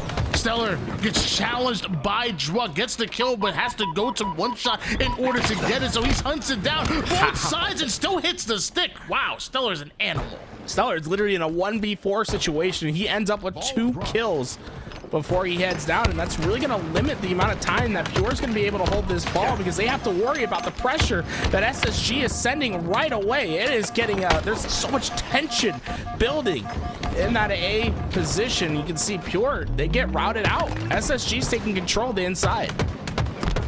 Great damage coming in from last shot. Takes down both players, and that's a 3 down for Space Station Gaming, and they're not going to waste time. They're hopping right on that ball. Great ball time being earned for Pure, although they don't have the lead at the moment. Enemy has the ball.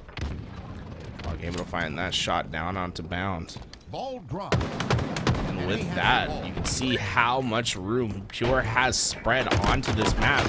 The ball carrier is able to win the fight against that pusher as Druk gets the help from Nest. Talik wins his fight underneath, and well, Space Station go 4 down as Sniper's coming up. This could have devastating cascading effects for SSG as they just cannot get any pressure towards that ball carrier. SSG really want to get that sniper out of the hands of Talik. It looks like it takes both Legend and Bound in order to do so. And Eco and Legend back-to-back kills. These last shot by himself, an early play ball and a reset. 62 points for Pure, but look how fast SSG are on the ball reset. The values are that's the second time Talik hasn't got his punch to connect, but you can see Pure were able to get plenty of value from that play, but Space Station, they are finding immediate answers. Not only do they get them 3 down right away, but you also have just about a full snipe that heads into the hands of Stellar. It's going to be a tough position for Pure to battle out of. Pure had an incredible lead early on, but SSG have recovered. Now that lead, barely any at all. Stellar still has that sniper to work with. Luckily, Cherish is able to squeeze out that kill, but the rotation out of Legend to take the ball as far away as possible from Pure. Still a 3 down, but the spawners do have angles on that ball, and they're using it as bait. See that sniper still into the hands of Pure, and you gotta remember they have that 10-second advantage. Oh, Bound he spawns up and is instantly one shot. The finish is gonna be in, and that's gonna hurt the numbers of Space Station. They just can't have 4 players up at the same time. 3 go down once again, and it's Eco that has to wait in a holding pattern until his teammates spawn up. Uncomfortable territory here for Space Station Gaming. They are in a must-break situation, and that's really tough to be in when Talik has the sniper, because you know he hits shots. Another one ends up going down, and Eco's the only player that's able to sneak through. He takes down last shot, and it looks like that ball will end up being played here. Talik still somehow putting damage down on the map. SSG needs to take him down, but the repulse keeps him alive. Talik is just absolutely unbelievable at the moment. He'll find another 2. He increases this kills to 14. Didn't check the corner. Bound was patient, and that patience might just pay off in dividends here. Bound needs to try to keep these spawners of Pure away from the ball. They only need 6 more seconds to win this round. I kept saying it all through season 1, man. Talik is one of the most underrated slayers in the league, and you're seeing it here even in season 3. The man is the real deal. Doesn't matter who's in front of him, he'll go in for the challenge. He'll take the pips because he knows he's gonna put down that damage, trades out his life against the spawning eco, and the final 5 seconds are coming in, and I don't see anybody from SSG in position to get the ball out of Last Shot's hands. That's game number 1 for Pure. Yeah, they just set the controllers down as soon as it got to 90. Game over. Pure were dominant in their performance, and it really was Talik that led the way. He had an incredible round, just piling up those slays, finishes the game above double positive. Just what a game by Talik, man. So, just the way he's able to stay alive and the damage he's able to put down while trying to stay alive. The man will be one shot and is still a threat on the map. Drunk also putting down that damage as that main damage dealer, as that entry fragger. You saw 3,600 damage out of him.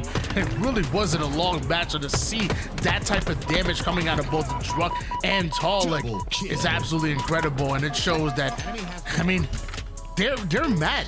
They should be. You went 0-6 in that grand finals last weekend. Well, there's your first win right there. What are you gonna do with the Pure? Enemy has the ball. Slayer's going to be the next one up, and Slayer is one of the easiest game types to keep your momentum with you, especially when you have players that are having slaying performances like Talik has had.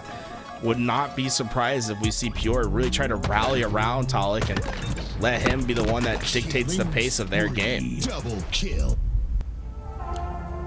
Game number 2. We going down to that Plaza remake. We going down to Solitude Slayer, and again, all that momentum going in favor of Pure. They want to run away with it. SSG now are the ones on their back foot and needing that answer back. And honestly, that matchup right there that you just saw, Talik versus Stellar, that's really the matchup that I'm looking at. You know that's where that firepower is coming from both of these squads. Both of them know how to put down damage and, more importantly at times, stay alive, and that's a quick 3 down in favor of Space Station Gaming. Well, Last Shot's position, he doesn't have any angle to try to stop that camo. They just have to give it up to the side of Space Station. They also have to give up the shock rifle. This is worst case scenario for Pure off the start. Dominant start coming out of Space Station Gaming, and they're not stopping. Bound's able to take down Talik right off the spawn, so staggered spawners almost immediately for Pure. And although they're able to put their first kill on the board, I was gonna say it might not turn into more, but apparently when you have a Cherished on your team, it's the complete opposite. What a play by Cherished and Pure to alleviate the pressure. Cherish just had that natural nose for the damage there. He was constantly able to shoot his gun. I'm pretty sure he never stopped shooting it for more than half a second, and he put shots into 3 different players with 1 clip, enough to stabilize Pure for the time being. And with the shock rifle in Cherish's hands, they have the chance to start building some momentum for themselves. Only 2 bullets left, but 1 for each head. Legend so quick on the attack through the yard side, is able to take down at least one of those players. And now the question is, can Space Station Gaming capitalize on some of that damage? Eco takes down 1, and now it's a bit of a 2v2 situation, but Last Shot takes down Stellar, and now it's Bound versus a one-shot Talik. Well, Bounce is finding every player that's one shot on the map. It's a route that earns them the triple kill, and Space Station take a commanding lead once again in this game. The more concerning part for Pure, their spawns are relatively known, but they luckily get those slays off the start. And look at the space that Pure takes right away. The death sentence for you on this game type is if you get trapped in a singular part of the map. It's so easy to force a plethora of spawn traps that can turn this game around instantly. Talik tries to desperate his way over toward the overshield, and Eco was ready for it. That was just bait being used by Space Station Gaming, and now they grab, the camouflage is grabbed by Bound, and SSG have more control and a 6-kill advantage. And now they have control of the top of the map. Pure in trouble. There's nothing Pure can do. The players from Space Station are just diligently playing forward, playing their process, and not giving away anything for free. And the dangerous part about this is Pure spawns are going to be known right away. Look how fast Legend was to take on that initial spawner. Does Bound know about the split spawn behind him is the question. These players from Pure are stuck at blue, but there's one player that could cause mayhem. It looks like actually one player regrouped over toward the rest of Pure, and Talik ends up going down. And now, members of Pure still trapped over towards Cafe. Bound is in there, laying down the law. Now it's Eco that takes height, but looks like Pure were slightly ready for that one. Love the fact that Pure fighting well off of their spawn. Don't love the fact that they're down by double digits still. Yeah, that's almost a 2-to-1 pace that Space Station's able to win these slays at, and you have to quickly think about how this game is just going to be untenable at the moment. You have to start making your comeback within these next couple rounds of slays, or else there's just not an opportunity for you to be able to sustain that sort of pace. Stellar staying alive towards the S4 side, drops down right when he gets his shields back, and finally Pure getting that man advantage in order to get aggressive here, as Legend and Stellar were the final players alive on the map, but Legend's able to take down Druck, and Stellar lining up Cherished. Gets a little bit of that chain reaction damage there, as the rest of SSG move on to the map. And it looks like that's again map control favoring SSG, and Camo coming up. Stellar's position is known, and Pure, they didn't waste any time tracking him down, knowing that shock rifle was in his hands. Now it's an even fight to try to get towards that camouflage. Whoever wins these next round of slays will have the camo as their reward. 3 down goes Space Station Gaming, and Talik is able to get away with that camo. Legend by himself, some damage going down, but Talik doesn't want to commit to it just yet.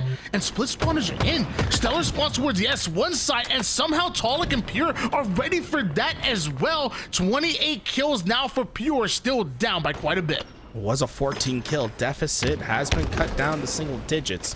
With camo still on for Talik, he's got a couple more seconds to try to hammer down this lead to under 5. Finds an unsuspecting Legend, but just not gonna have enough to get that easy kill. Bound will be able to capture Talik out in the open space, and the concern for Pure is you don't have that many more deaths to give up, as these trades are going to be costly as we approach the end game. Trades are always in a favor of the team that's in the lead, especially when you're this deep in a Slayer. Just 10 more kills needed here for Space Station Gaming, and a one-shot Legend surviving right now. Right back into the fight, finding the one-shot player. Finds himself too. All these SSG players, they played SWAT back in the day. Well, Legend and Bound look like they're playing SWAT, finding all of the weak members of Pure. Now the double-digit lead has opened up once again. Pure scrambling to try to figure out how to handle this pressure, but there's just not much you can do. When a team knows that they just have to play trade for trade, they can get hyper aggressive, knowing that, hey, as long as I get the melee trade, it's GG. Double kill. 3 more kills needed here, and Stellar feeling confident enough to just push right through the mid-map, chasing down the one-shots for the 49th kill. Eco just flying towards Cafe, and Druck can't do anything about it. That was the 51st on the board right there. Doesn't hit the scoreboard, I guess, but we'll give it to him anyways. There just wasn't much opportunity for Pure to come back into that game. They were able to cut it down to just 7 kills at one point, but Space Station picked up right where they left off, built the lead back up to double digits, and secured a safe victory for them in game 2.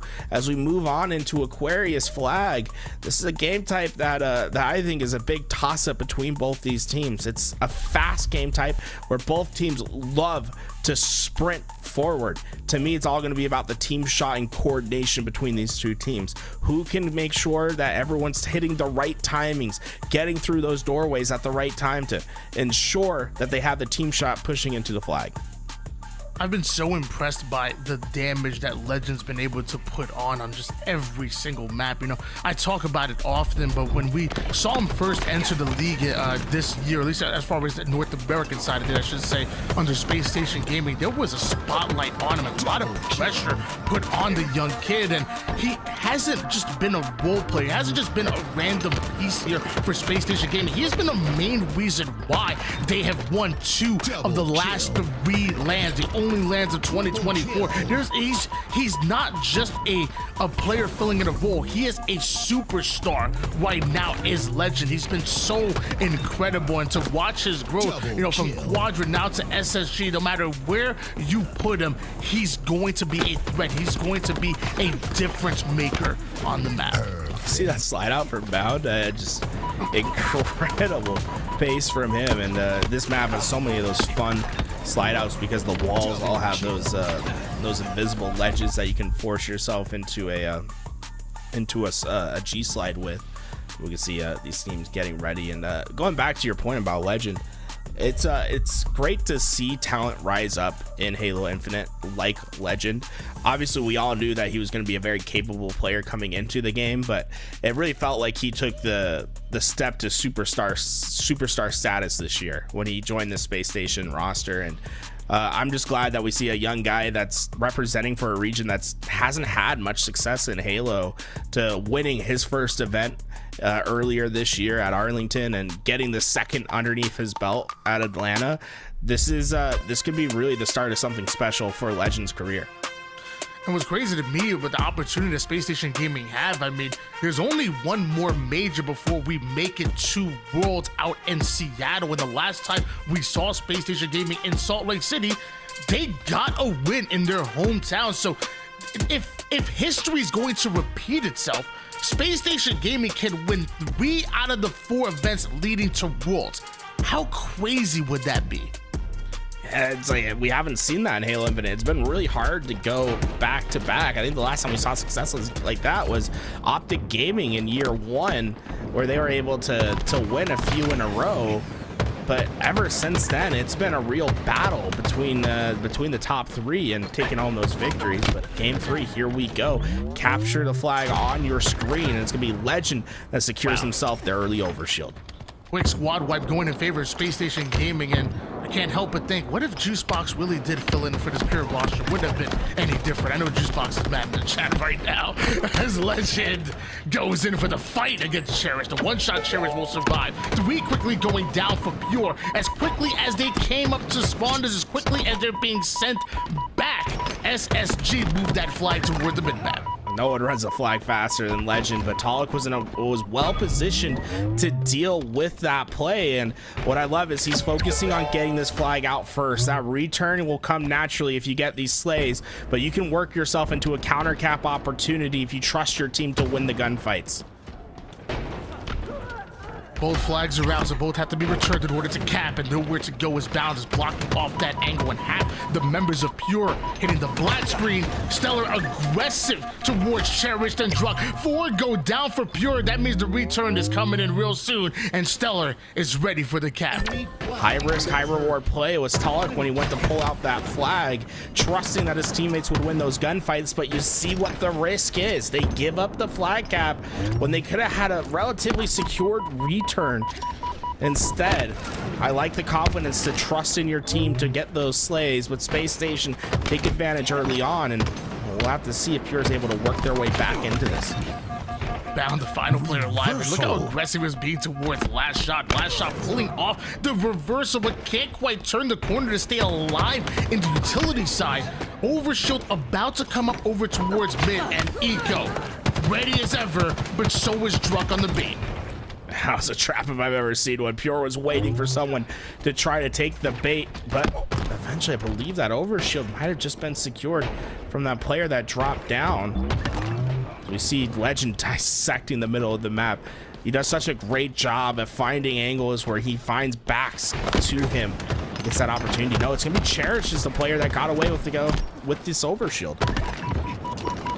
Very quickly going down for Space Station Gaming. Some of you guys might be questioning why Eco didn't go for that heat wave toward the bottom mid. There is a gentleman's agreement that both teams have agreed not to pick up the heat wave on the map. So Eco stayed alive toward the mid side. Cherished surviving here, but no more overshield to work with. Flag is started and Cherished making an aggressive play onto multiple members of Space Station Gaming. How is he alive? Cherish's been able to work around his team, trying to stay alive for as long as possible, but the slays start to move into the favor of Space Station. Cherish is going to have to make some work happen, but as he goes down and the rest of Pure follows, Stellar got into the back ranks of Pure. He pulled out a flag of his own, and it could be a second flag on board for Space Station. Stellar with some incredible trust in his team. Pure were aggressive. They were in the base and in the face of SSG, but Stellar goes in for the flank, pulls the flag right as SSG get those kills and eventually put their second cap on the board. What a play by Stellar and Space Station Gaming. Cherish earns himself another kill, but there just hasn't been enough pressure into the base yet for Pure to sustain a flag capture. Drux trying to keep himself on that front line. What you're going to notice, 10 seconds until this overshield comes up. You want Pure to be aggressive, keep Space Station in their back base so that they can get that overshield and maybe try to facilitate some sort of attack. A patient play by Cherish, hiding in that corner, waiting for Legend to pass the P2 side, getting himself an easy kill, does Cherish. And that should have been enough to secure an overshield for Pure right now, but somehow they're still the ones dropping left and right. Eventually a 3 down for SSG, but a 2 down for Pure, and there's that overshield we're waiting for. Last shot gets a hold of it and lays down some more damage. Legend does an incredible job at staying alive and getting damage, but last shot's just too fast. He is ripping through this map. This might be one of the fastest flag runs you'll see. It's going to be a desperate play for Space Station to get into the face of Pure to stop it. That's such an underrated play by Last Shot, putting down that damage just long enough to back him down, curb slide that flag right out of there, but still SSG find the kills, they find the return, and Talik, we just found bound. Space Station, they just throw their numbers at that flag, and it works out for them because of their ability to slay in the one-on-one fight, able to win crucial fights at that. And well, one thing we've seen from them, whenever they pull the flag, they've been mighty efficient at getting it home. 2-0 lead still in favor of Space Station Gaming right now, as well as Pure have been playing literally all game long. SSG have had an answer at every given turn. Even the aggressive play out of Last Shot here. He finds the kill onto Bound, finds the nade onto Legend, trades out his life there. Beautifully played, and now it's Pure on the attack once again. A few times they've been able to get into this base, but they haven't had much result in that objective getting back home. SSG gonna immediately fly their players forward. It's gonna be an overextension game from them. Pure have to win the slays at the midline. Now I'm gonna stay alive here, just distract Talik long enough for Legend to come onto the flank. Beautiful bait and switch out of SSG, and beautiful jiggle peek action out of Bound. Finally, they're able to take him down, but Legend gets the return, and once again, another push being stopped here by SSG's flag defense. Well, there's been plenty of opportunities for Pure to get that pull, but I think they've been putting themselves too far forward at the map at times. They're always trying to get into that back base of Space Station to get the pull out, but they haven't been able to have all the players up and in that ready position to help facilitate the flag run on the back half. And it's been a costly mistake a couple times now, as they just haven't been able to get the movement necessary with that flag. 3 down for each team, so a momentary 1v1, and it's Legend versus a one-shot Cherished, and oh my gosh, Cherished almost gives it to him, but Legend stays alive. Couple grenades, not good enough to keep him alive there, and now it's Eco pushed up, and Stellar looking to catch up. Stellar's gonna preoccupy this car lane, and you can start to see how Space Station are filling up on the map. Bound was trying to get that P control. He goes down, and that's going to signal from Pure that it's time to move forward. They know that they have a lane cleared.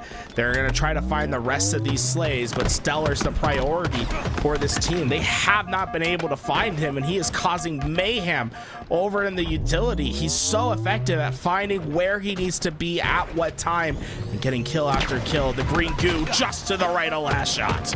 You can prioritize him doesn't mean there's anything you can do about it. Cause just because you know where he is doesn't mean you can stop him. Last shot, forcibly having to give up his life in order just to trade out with Stellar. And once again, Pure, they do have a player that sneaks in all the way toward the util side, and I guess not for long. Bound's already dealt with him, and Legend can't quite deal with Drug. They're beating through the wall. It's a battery ram from Space Station to get this flag out. Cherish desperately pushes forward. Ospawn is able to slow it down, but is that enough? Eco's further away from him, and just so efficient from Space Station on these runs. They constantly get it past the half mark. And it's really been the difference maker. I mean, Pure have actually had really great opportunities to be on the attack, but they haven't been able to capitalize on it. It's SSG's defense that has stopped it, but also their offensive efficiency. That micro strafe from Bound. The Overshield thought he had a free kill. Instead, the flag, it's still alive for Space Station. Talik will live. Bound is still here toward the util side, and he finds the weakened Talik and even does damage onto Druk, but will that damage be enough? Last shot, relaying that flag forward. Eco with some good damage, but has another fight to man in front of him. Trades across the board, an absolute war. Leads to a 3 down for Pure, and SSG quick on the return. Pure just have not been able to translate any of these flag runs into success. And it has to be just draining for this team. They've had plenty of flagpoles, but a 0% success rate at the moment, and you're running out of time. There's less than 3 minutes left on this clock.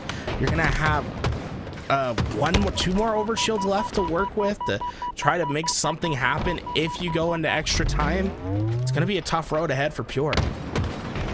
I'm not even good at math, and even I know that 0% isn't a good number in any way, shape, or form. 2-0 lead here still for Space Station Gaming. Legend able to take down the ever so crafty Drug, and while all this happens, Space Station Gaming continues to move another flag forward. This third one could be the dagger in the back of Pure, as now you're down 0-3 with a little over 2 minutes left in regulation. I don't know if Pure can do it. And they're certainly going to need this overshield if they are going to do it.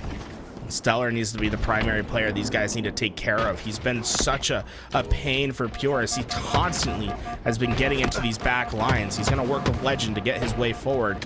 Those extra shields going into the side of Space Station feels like this game is all but guaranteed. And what's crazy, if you look at the slays, maybe Space Station Gaming have 2, maybe 3 more kills than Pure, but it's not that much. It's not enough to warrant a 3-cap advantage here for SSG. You talked about the efficiency out of Space Station Gaming. Well, I feel like you can see it in the slays department. Even if your eyes are lying to you, look at the scoreboard. It is SSG being so efficient with the kills that they've been able to get.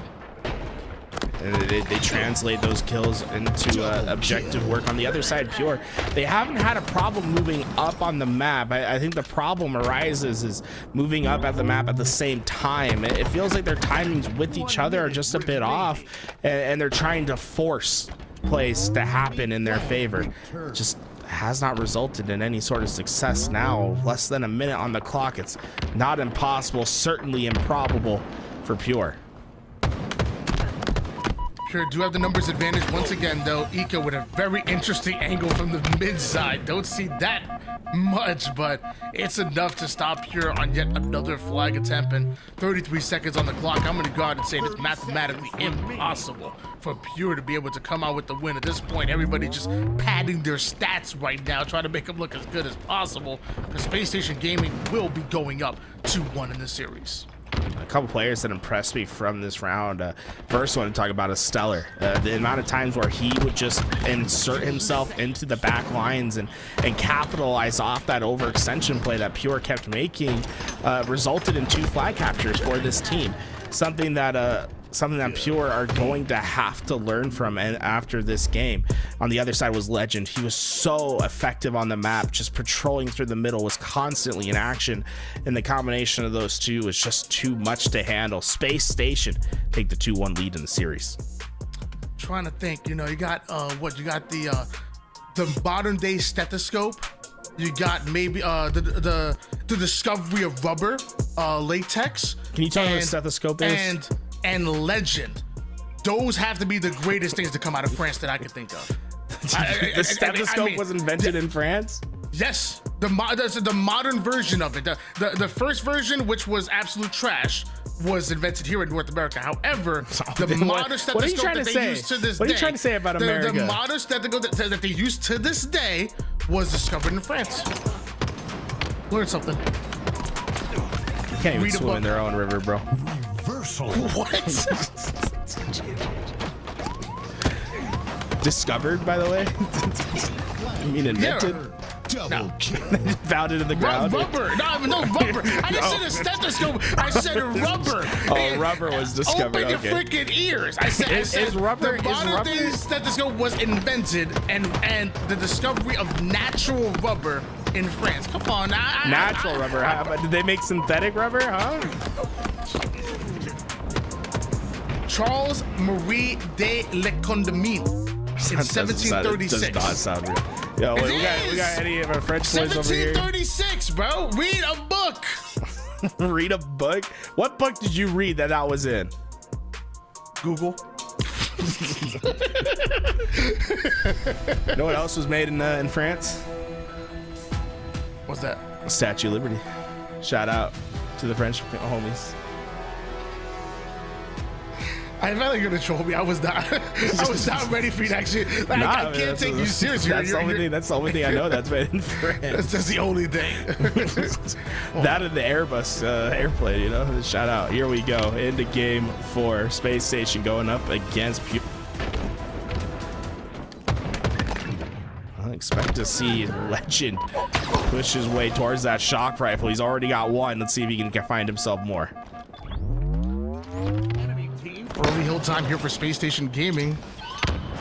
Still plenty of shock ammo to work with, but you're seeing Pure starting to take a lot of space here, attacking from multiple sides of what they're looking for. But the question is, can they stay alive? Because Stellar takes down last shot onto the tower side, and Legend now starting to receive some grenades from multiple sides here. SSG somehow able to defend Legend and this hill, and that's a lot of time being accumulated by Space Station Gaming.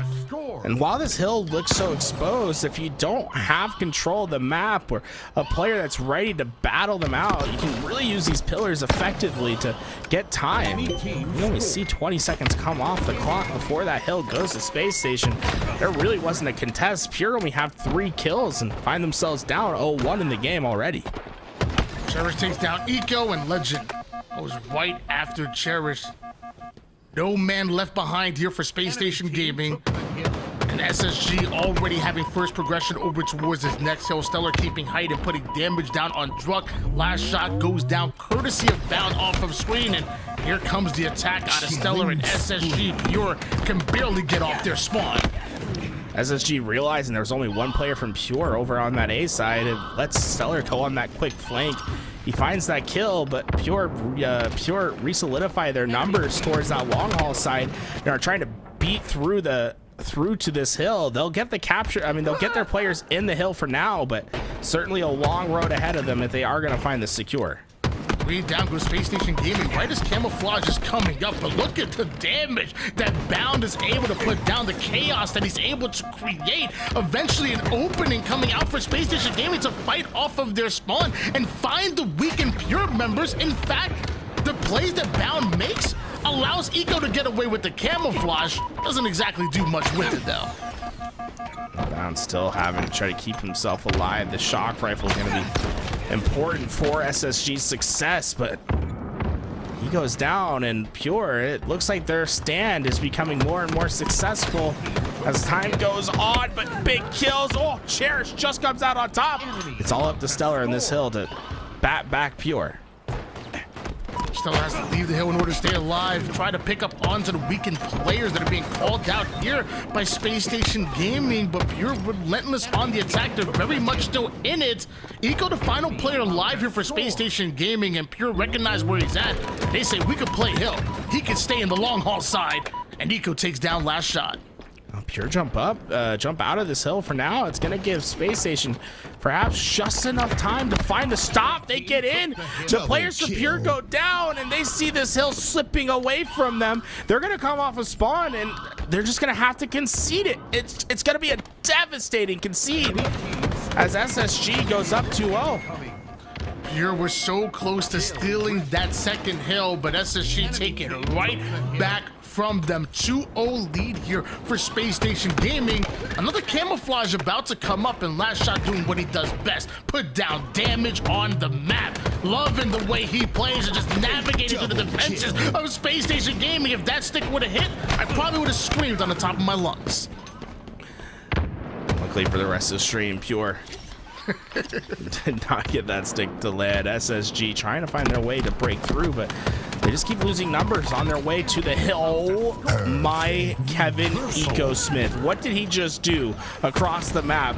Pure still scoring, but Eco putting his hit back in. Pure so close to finishing out their first hill, but SSG simply making them work for it at every given turn. Last Shot with the shotgun allowed Cherished to try to soak up the last remaining seconds on that hill. There it is, Pure on the board. But now that hill moving to the opposite side of the map. Space Station will be the first team set up, but the power weapon in the hands of Last Shot is going to make it a lot easier for him to fight through this long haul side. And you can see the rest of SSG follows to the respawn screen after that initial pick by Last Shot. They've done a fantastic job of keeping Space Station isolated on the map, and Eco got that backseat spawn. Unsuspecting, Pure weren't able to find him quick enough, and Eco's making this tough for him. 2-1 lead in favor of Space Station Gaming at the moment, but just fighting tooth and nail are both of these teams to get any type of control right now, as Bound and SSG trying to fly through tower over toward the seaside. Cherish doing a great job of helping Druck towards that weak side flank, and that's going to net a lot of time being gained here by Pure, but Eco with cross map shots that are going to keep him out of that hill. Cherish not happy about that. Cherish able to find his wrap back, but his responsibility just keeps Space Station out for now. You have to wait for the team help to come in order to win these slays. But Space Station, they start to move their numbers into white. Cherish knows his time is limited as he's prepared for the push. It's two players that come in at once, but Bound does a great job of backing up, not trying to get forward in that fight and allow for that trade window to opportunity to happen. Instead, SSG find the clean kill and now start to soak up this time. Druck trying to find the angle here. He wants to get the back smack onto Eco, and we'll settle with the stick. Beautifully played by Druck, as now he's gonna lay down fire across the map, just like Active laid down fire on that freestyle. Let me tell you, man, he was doing his thing. You saying MC Active double E? Double E, baby. Hot freestyle, level 15 again, folks. He'll get on the mic, trust us. But here we go. Pure, they have control of the camouflage, and Destiny remains in their hands. It's going to be up to Druck to stay alive. All his teammates went down. He's camouflaged, but his position's known. There's nothing he could do. Space Station battle through, and now with Pure coming off a respawn, there's just not much they can do to contest this hill. They'll have to play to direct routes. 3-1 SSG. Only 2 minutes and 17 seconds remain in neutral time. A tough road ahead for Pure. Only one more capture needed here for Space Station Gaming, and they're not in any rush to just dive into the hill. They said, yo, you know what, let's bait out this hill a little bit. Let's try to see if Pure are going to be desperate over towards it before they end up going on their attack. And now a 2v2 situation, making it 3 down, equal the final player alive. Great job by Pure, patient play out of them. He just needs to focus on the next spawn. He's going to try to get towards back C. And although Pure's going to know about this information, the help from Space Station's coming at A. It occupies the players towards hill, and Eco's been able just to survive on an island because of it. Talik has to make his way all the way back to try to find him, but Eco's position just too strong. And, well, Eco is last alive, and look at how much value he's been able to buy his team. Incredible position work from him to help break this hill, and well, with camouflage coming up, SSG's well positioned. Camouflage and hill time being put down here by Space Station Gaming, and don't forget that Stellar still has that shock and somehow they're still the ones that end up going 3 down. Pure not giving up easy. Whoa, what a shot out of Stellar, but what a back smack out of last shot. Yeah, the shock rifle might be a bit easier than the sniper, but I'll say that was probably a harder no scope to hit than the sniper one. That was an unbelievable shot from Stellar, but Pure still find themselves in control of this hill, and they really haven't let too much time come off the clock. They're gonna try to buy their way into another hill, and they will have the opportunity. Now we saw how fast Space Station was able to capture this hill early in this game. Pure's going to need to get some of that special magic as well, get themselves set up and find an effective hill, because you need as much time on that clock to remain for yourself. You only have 1 minute and 20 seconds to get this job done. One more cap needed here for Pure to tie things up. Plenty of time to work with here. We're bound finding the kills on the offside of the screen, and Stellar being a nuisance, a thorn in the side here of Pure. That time that they once had kind of winding down here. Pure can't seem to find the way off of their spawn. Space Station Gaming seemingly bringing the pain right now, and luckily a staggered spawn Italic is able to put some shots in to slow down Stellar. Oh God.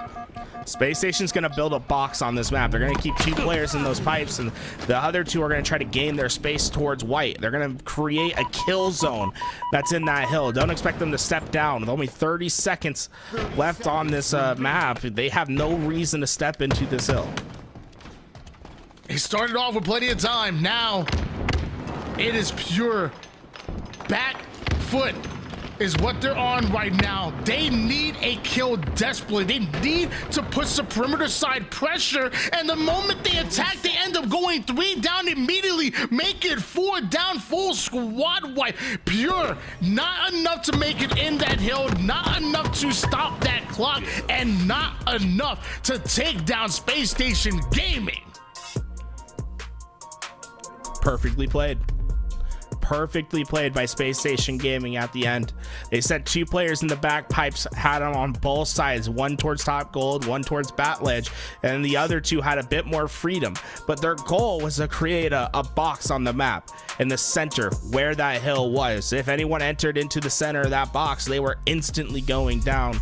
Pure just had nothing they could do in that situation. Not enough clock to work with, and the GGs are in chat. Space Station Gaming get the job done in 4. And looks like they might be able to get their revenge on Sentinels, or the way the Space Station Gaming are looking right now is scary. And their matchup in the lower bracket finals is going to be against Sentinels. One team will advance over to the grand finals, and I'm excited to watch these 2 go at it.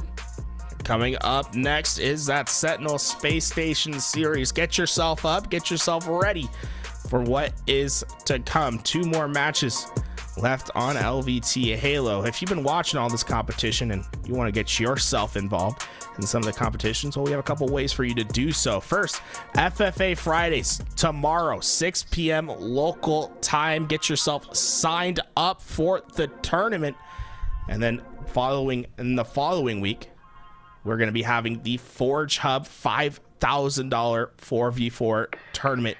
Get your team ready, get prepared for that tournament. Those Forge Horde tournaments, always a blast. We'll be right back. Sentinels Space Station coming soon.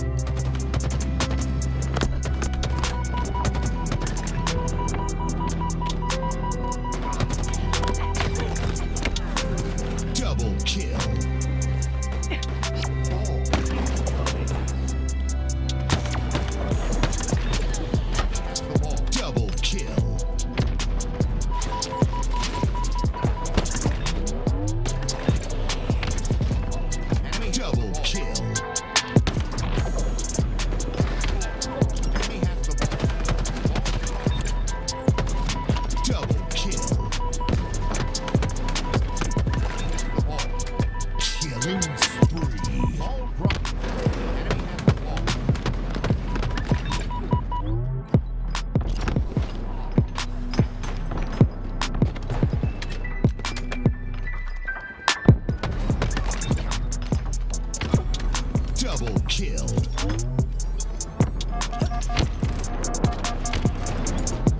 Enemy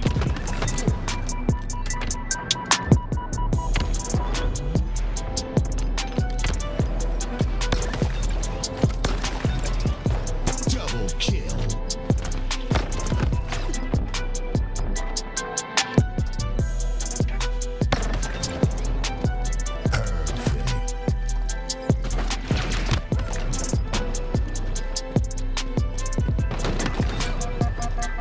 Triple kill.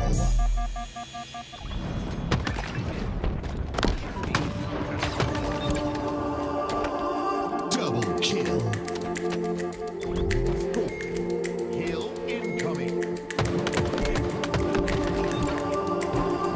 You're so much bigger than this, making me stronger every Double day. kill.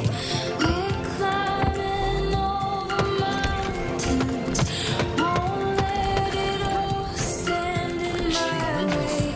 I sing my fight song over every trial till Double I kill. find peace that haunts me. Calm, I can pull over my eyes. Double kill.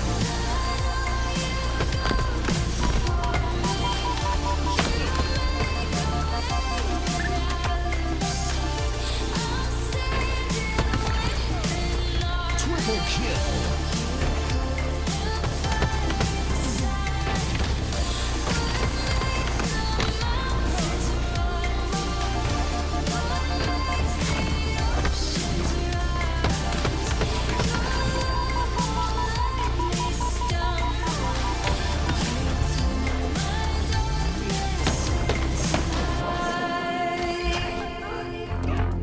Enemy has the ball.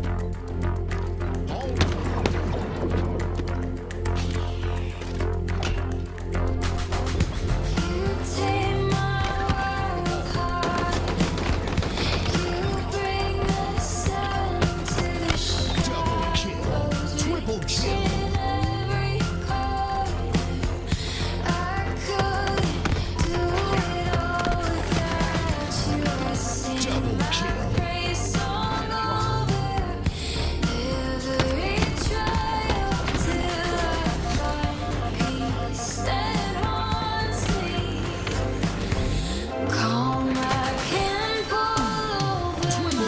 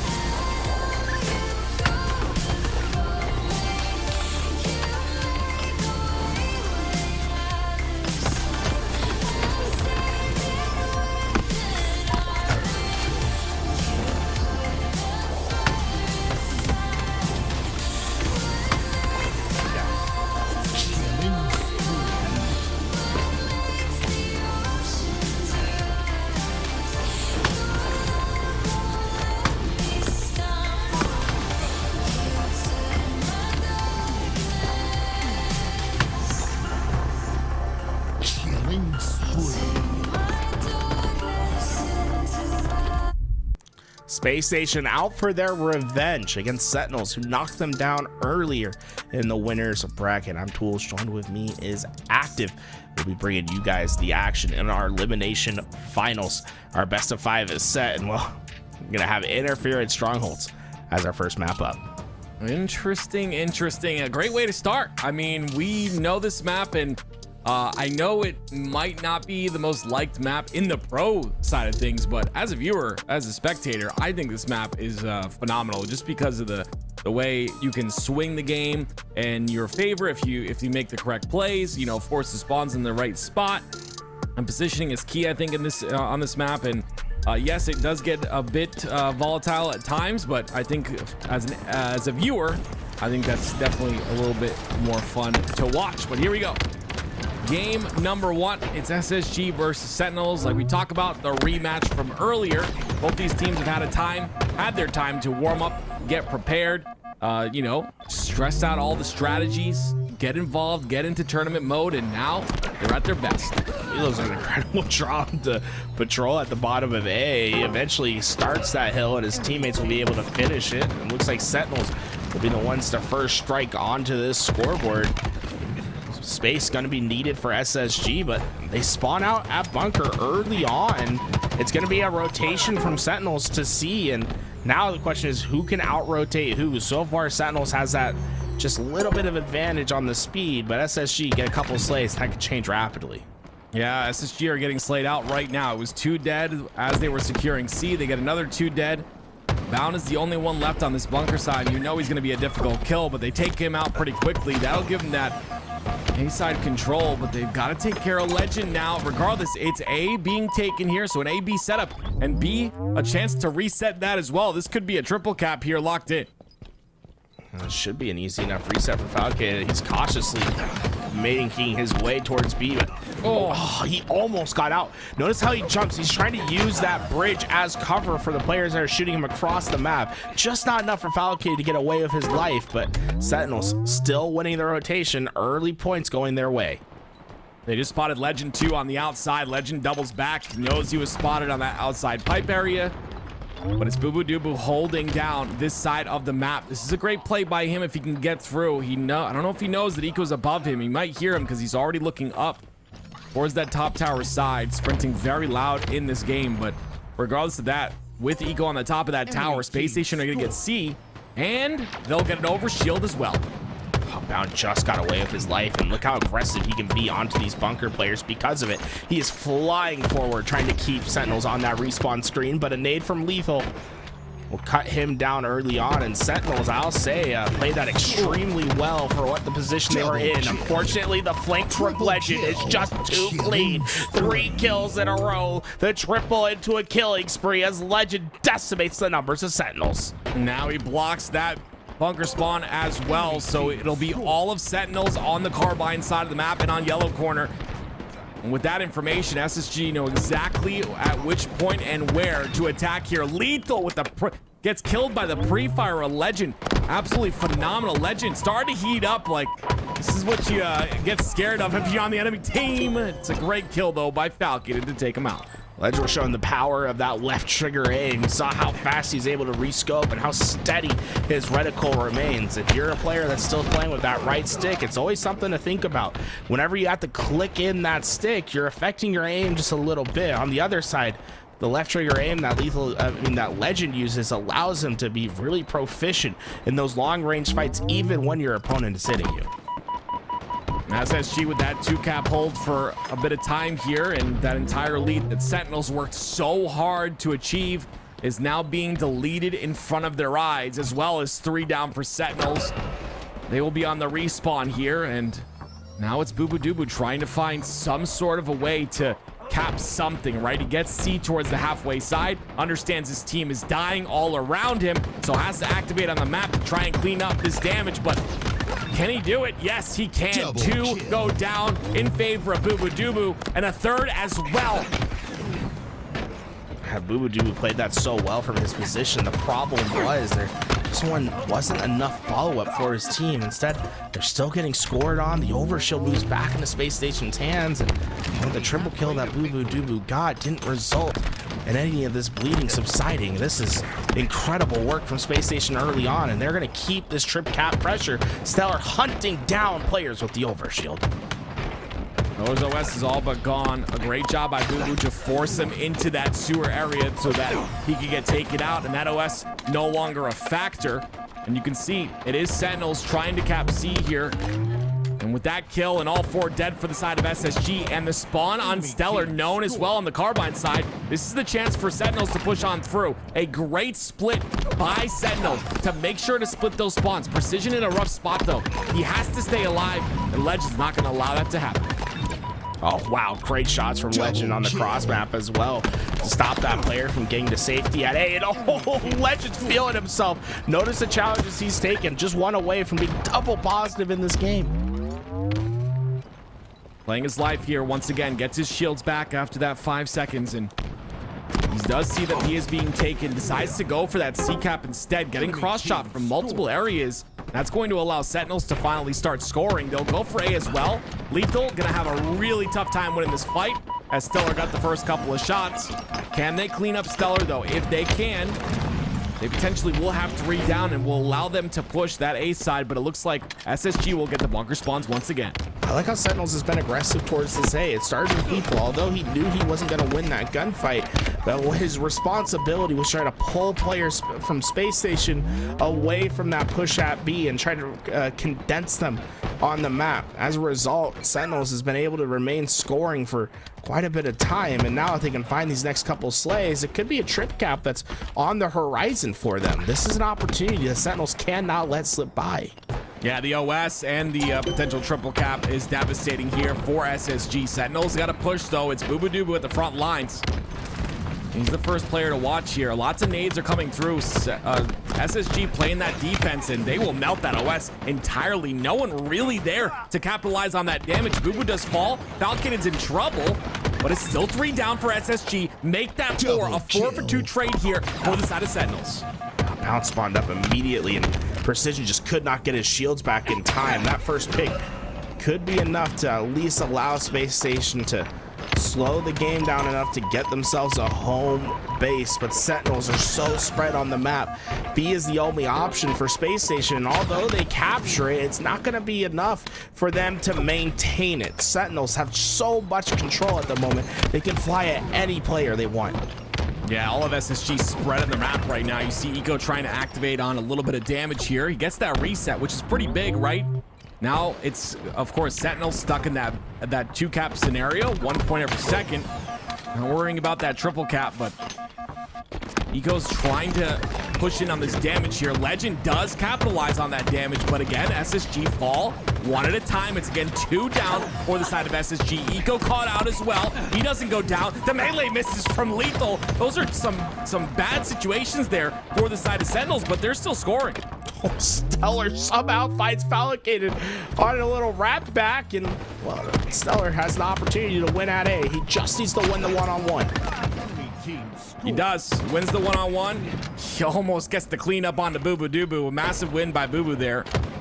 But it's going to be Eco jumping into A to secure that triple cap. That is going to be huge for the side of SSG. They are 3 down though. This is a very important situation in the game. That overshield is coming up. You see all of SSG spawning on that bunker side. Precision from the side of Sentinels trying to find his way towards that OS. But look how many eyes are staring at that overshield. I believe it is picked up by the side of Sentinels. And because of that, Precision will back up towards that B nest side, and he will begin to start to try to cap that. Finds himself the overshield, but Falcated sees that quickly dissipate. They're scoring once again, and it's a trip cap. They're trying to finish this game here and now. Sentinels, they know that C is going to go into their control. They just need to make sure that they don't leave any of these split spawns open. Keep the rest of Space Station in front of you. You only need 10 more seconds. Very aggressive play there by Falcated. 3 down for the side of Sentinels. Make that all 4 dead. And if there's a chance to come back here for SSG, it seems that everything fell apart for Sentinels at the very last minute. They're going to try and cap C, but the trade will come out onto B. And Sentinels getting those back bunker spawns, and Unaware, unfortunately, is bound, so he'll go down. The back bunker spawns are locked in. They'll try to get A, but somehow A gets reset. Gets reset, and Falcade's making himself a hard kill, but at the same time, Space Station's not necessarily worried about it. If his teammates can win on the other side, Eco will be content with just keeping Falcade preoccupied. Eco's still alive. This is actually insane. Finally, Boo Boo comes in to kill him. If he can get this kill on a Bound, it'll be huge, but Bound comes out on top of that one. And because of that, it's going to be C being taken here by SSG. They'll continue to score. The kill on the Precision goes through as well. 3 down for Sen. And a slow but steady pace from SSG in this end game. They have not given it up to Sentinels quite yet. Just 10 points.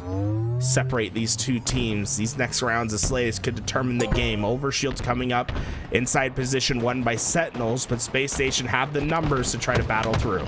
Legend taking a risky position here. He's literally between all of the members of Sentinels. He finds a hole somehow, finds a lot of damage as well. The wingman medal comes out, but 242 and counting here for the side of Space Station Gaming. If they can get this overshield as well and the kill on Defalcated, this is guaranteed. And it looks like it might just be B is being taken, A is being swapped over for Space Station Gaming, and SSG will win game number 1. Sentinels just couldn't get their numbers together, and I think the big mistake kept from not keeping SSG all ahead of them. They pushed too aggressively into a split spawn, and well, once SSG got that bunker, they were able to find their pick, find their kills, and get themselves back into scoring position.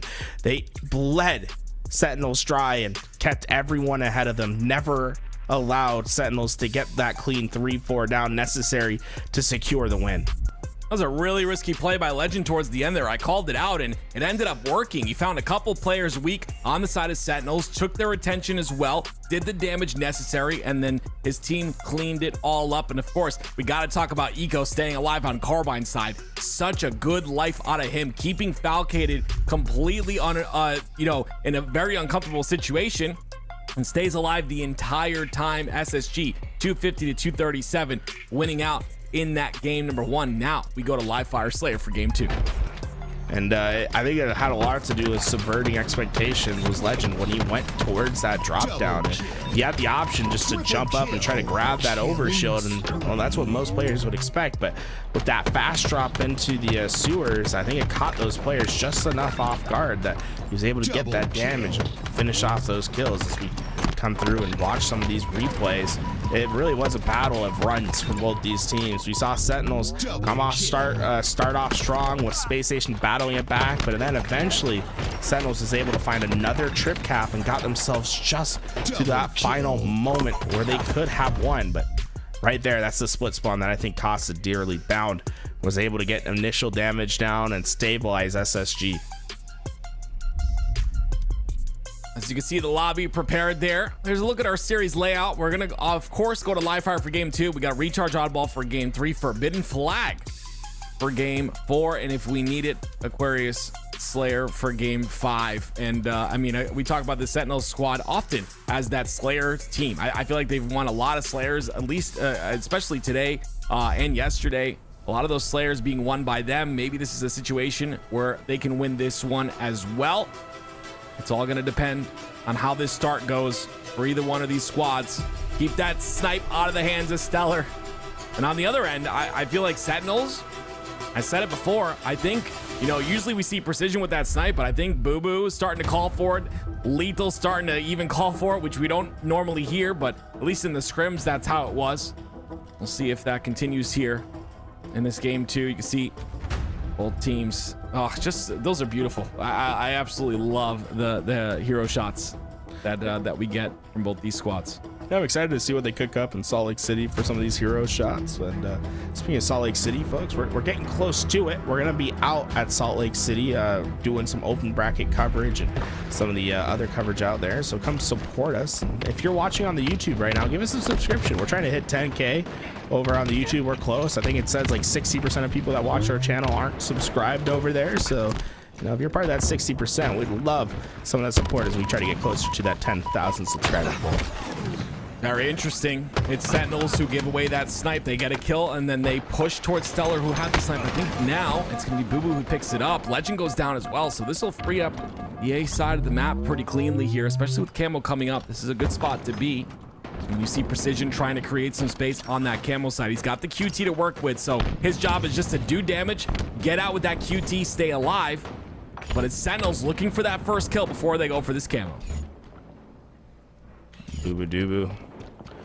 Not gonna have any sort of early pressure, but he's gonna find himself back behind the enemy lines.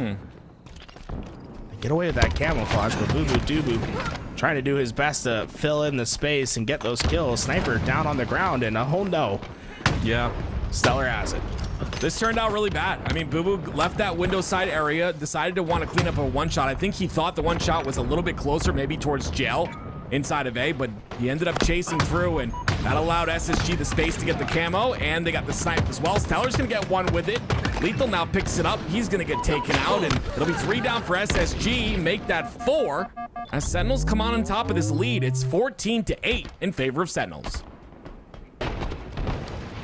Boobadoo has been that perimeter player so often for their team. A lot of the offensive action that you're gonna see is gonna be up to him to find those players unsuspecting from the side and to allow his team to push forward. So far, we see the right side of the map go in favor of SSG. Falcade just doesn't have any option. He can't get too aggressive. He knows there's 2 players waiting for him, and he sees his teammates fall down on the other side of the map. Sentinels are struggling to stay 4 up at the same time. Yeah, I like that play by Falcade, I'm sorry, but he waited a bit long for Bound to peek that angle with no shields. As you said, all that time kind of unfortunately goes in the favor of SSG, unfortunately for Sen, that is. And now it's only a 3-kill game here on the side of Sentinels. I felt like Space Station had a big advantage there, but Bound maybe getting a bit ahead of himself. He runs into the spawns of 3 players, not able to find a trade, and there wasn't anyone from Space Station that was close enough to find an immediate trade. And well, he does put that pressure on the B side and prevents them from moving forward towards that camouflage. Those unanswered kills aren't going to make this comeback any easier. Eco's in a rough spot as well. He doesn't know if he can aggress here. Finally, Bound is going to fly top center. That allows Eco to start shooting while he has his camo. Eco's not going to spot the player on the cut side. That's Lethal, who ends up taking him out. And now we're back to a 6-kill lead here for Sentinels. That nade's going to change things just a bit. Legend going to trade out as well. The snipe in the hands of Stellar. Turns around. Barely gonna miss that shot. Oh, goodness me. I think he hit the body on that one. That's why he's able to stay alive, but goodness, he's gonna go top tower with the snipe now. Stellar is moving on the map as well. He hasn't missed any of his movement. And he stays alive. 4 more bullets left to work with the sniper. Bound gets a cluster luck Enemy halfway over to at the victory. back of green, and you can see Sentinels are going to start to be trapped at A. They have to filter through. The question is where, and well, whether Stellar is going to be locking down that angle. Yeah, watching the lane on the bottom center of the map is so huge, and with that shot, now we can move towards the top center side. You can see, you put the threat of the snipe in one of those lanes, you force the team to take other lanes, and then you aggress like Stellar does. The spike grenade, unfortunately, gonna keep him down to no shields a bit longer, but it's the lead for SSG that impresses me. A 2-kill lead for them. And Sentinels need to stabilize quickly. Stellar and the rest of Space Station don't have any plans to slow it down. Lethal might have just done enough with those nades. Down numbers into this push of Space Station. Legend's trying to do his best to get the value, but there's just too many players in red that surround him. Legend trying his best to stay alive, but everywhere he looks, there's a player from Sentinels that's trying to keep him weak. And no ammo in that bandit, so had to just do as much damage as possible with that plasma pistol. Unfortunately, not going to get the kill there. We have a tie game, ladies and gentlemen, 30-30 thus far. Hopping back on board with Legend and try and find a route here towards the bottom. Understands that there's a player weak here. Great shots. That's an observer glitch, ladies and gentlemen. He did not shoot through the wall, but great shots regardless to win that fight. As Puckett always likes to say, the Slayers don't really start till it's 30 all. You see the first couple kills for this break go towards Space Station, but I believe it's Sentinels that got away with that camouflage. Lethal gonna get pushed there. Believe it's Boo Boo with the camo, yep. And they're pinging him right away. You see how quickly they are to ping him out and make sure he goes down. And it's now Space Station with that 4-kill lead. If there's any way for Sentinels to even the odds here, it's gonna be this guy on your screen, Boo Boo Doo. He doesn't have a lot of time with his camo. And unfortunately, that damage is not going to matter. There's no one that can activate on the damage he just did. And because of that, he's kind of stuck between a rock and a hard place once again. This camo's gonna completely go out with no value being done. Smart from Space Station not to push into Sentinels there. You know, you get those first couple picks, you think, hey, can finish that collapse, but knowing that Boo Boo Doo Doo was lurking somewhere with the camouflage, they remained strong with each other. They wanted to bait him out into an open fight. He never bites on it, but you get the additional benefit of just having that camo dissipate without any value going to their side, and suddenly what was a 30-all game has been a 9-3 run for Space Station with a sniper back in Stellar's hands. A lot of ammo to use as well, Tools. That's the scary part here for Sentinels. Team nearing victory. Right now, he doesn't have an angle to be ready for anything from Sentinels. I would expect maybe the 2-player spawn on the Brute side, but he's going to block that a bit early here, so that's going to flip spawns onto B. Because of that, he's going to go right towards top tower, and now he'll have control of the top tower, looking for any spawners that do come through. They did already push towards sandbags, though, so this is an interesting spot here for Stellar. Decisions have to be made. Just a little bit of Halo timing that's going on for him right now. All the while, though, it doesn't matter. His teammates are slaying out 46-37 SSG lead. Stellar's not getting the kills, but he's making life so much easier for his teammates. He's locking down lanes with that sniper rifle, giving them that information and saying, hey, go run free everywhere else. Oh, no. Oh, my Stellar. It's a triple dagger. Are you kidding me? That was 3 headshots as well to end the game. That was not a body shot. The player was weak, but that was a headshot as the triple rains through. My goodness gracious, SSG with a statement. 2-0 the series score. A 20-8 run to finish this, but the dagger that secures it. 3 headshots here. This is another headshot. 3 headshots in a row right there. That is great. Look how fast these scopes are. I mean, I don't think we can even, if we slow it down, I don't even think you'll see the scope in. It's just so fast. Oh my God. And then the next one on precision. This is just being confident in your shot. Not quite no scopes, but certainly didn't waste any time pulling that trigger. I don't know why we're not GAing the sniper rifle. This thing is strong in the right hand. I like Muggsy say he's just like me for real. Oh, goodness me. Unbelievable shots from Stellar, and you can tell that he's just so confident that he's gonna hit that shot. Perfect reticle lineups. He's pulling that trigger as he's scoping in. He's not waiting anytime. Like there's no way he saw the inside of his scope when he took those shots. Well, we hop over to recharge Oddball. Like we said, it's a very different case than what we saw earlier in the bracket. Obviously, it was the winners semifinals where Sentinels won in a game 5 versus SSG, but here it's SSG showcasing that, you know, we're ready for you when it matters the most. Just a beautiful job by the side of SSG, looking dominant in these games. And now they really just have so much control in this series, up 2-0. You're going into an oddball game. This one's going to be a battle of attrition, but as you look at the rest of this lineup, these next 2 maps, you have to feel that if Stellar's playing the way that he is, that this is going to favor them. Shock rifle and dual snipes on the menu. Sentinel's going to have a road ahead of them to make this comeback a reality. Ladies and gentlemen, it's been a long day of Halo, but a very entertaining one.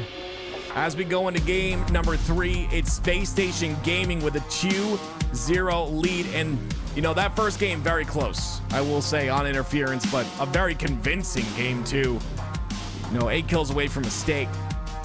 Recharge Oddball, again, I'm very, you got to be wary of that shock rifle in the hands of Stellar as well. If he's feeling good like he was in that last game, it is, it's going to be scary for the side of Sentinels, but if there's any team to do it, Sentinels look good. I will say, yes, it was a game 5 in that winners bracket side of things, but I feel like at any moment we could see a change in the pace of Sentinels here.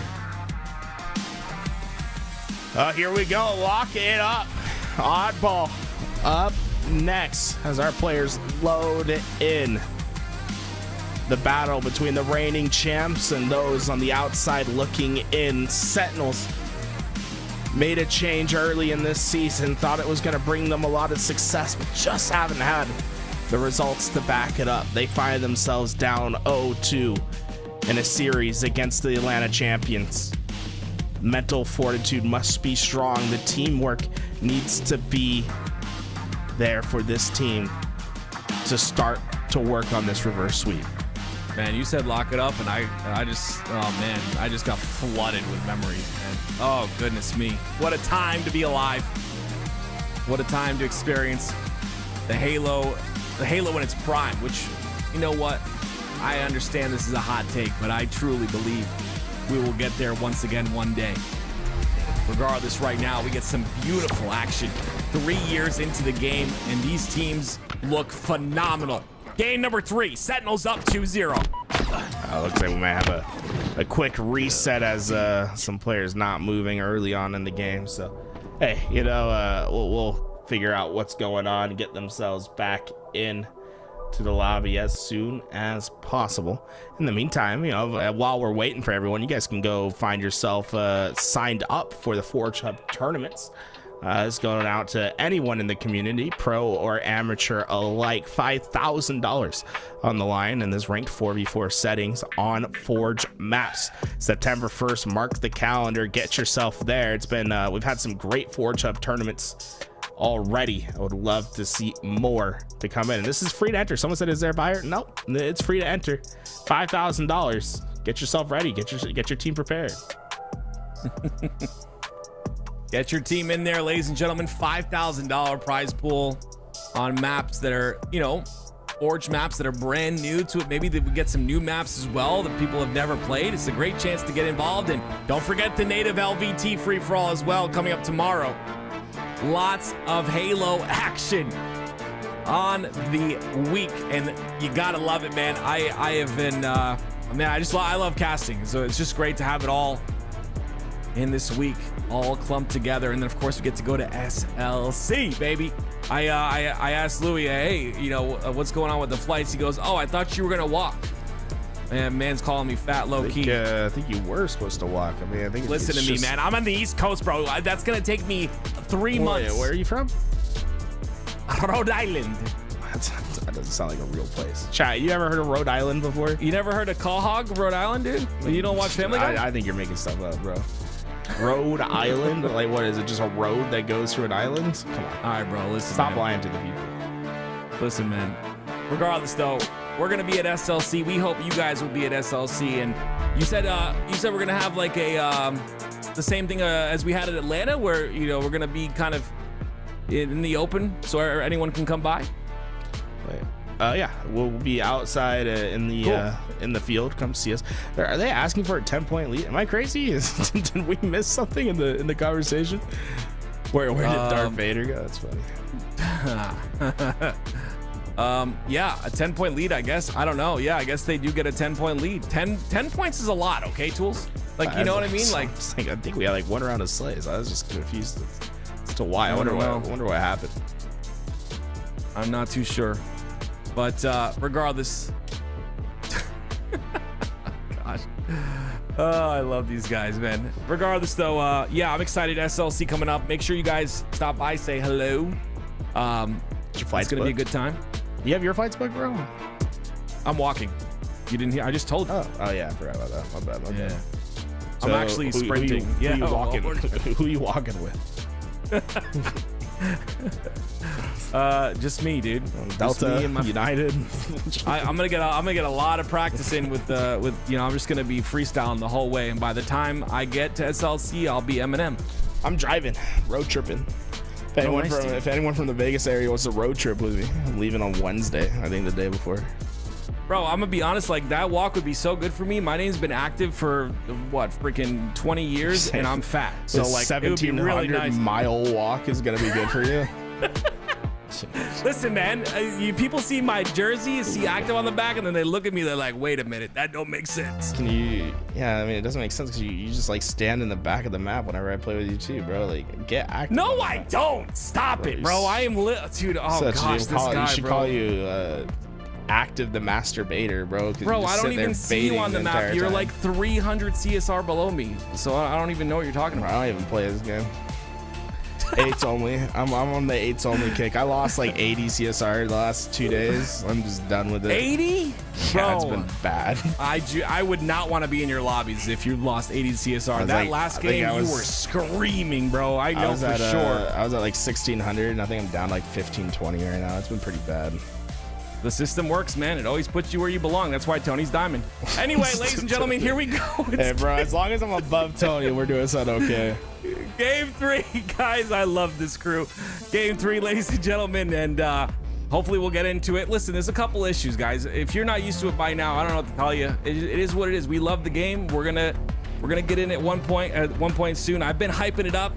Do I hype it up again? I feel like if I hype it up again, I'm gonna jinx it again. So I don't know if I want to do it. Why don't you do it, Tools? Hype us up, get us ready for this game. Sorry, Stefano said something in chat. I was gonna throw some shade, bro. I never want to see you in my matchmaking lobby ever again, Stefano. all right, let's go back into this. Listen, no, the chat we're thinks I'm the let's meanest go. Let's go. person ever, dude. I get SSG it. Sentinels game 3. Lock it up.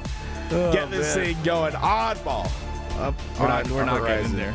I don't think we're getting in there, but I don't know what's been going on in the game today. It's been no, it's it. We're trust in. We're the in. process. All right, my bad. Here we go, ladies and gentlemen. Game number 3.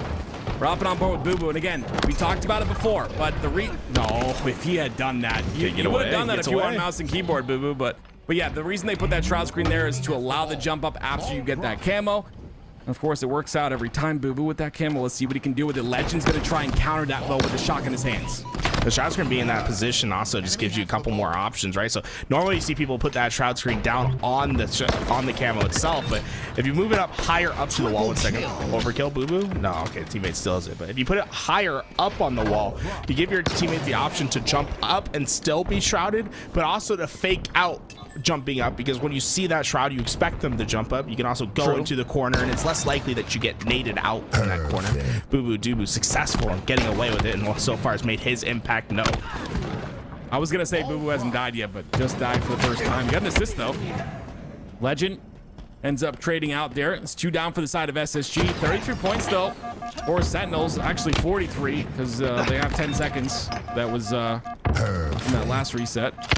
I love this play by Stellar as well. You just use those nades on the spawn to just delay as long as possible, but Boo Boo is on top of making sure he goes down. The late jump, not good enough. Legend is ready for it. Another kill goes in the favor of SSG.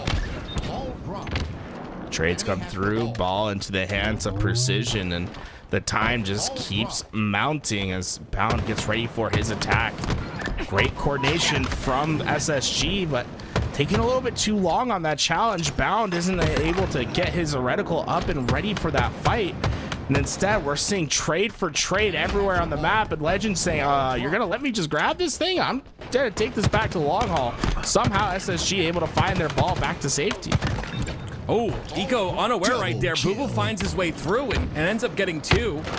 Yeah, that ball was being attempted to rotate towards that back hydro side, but SSG end up going down.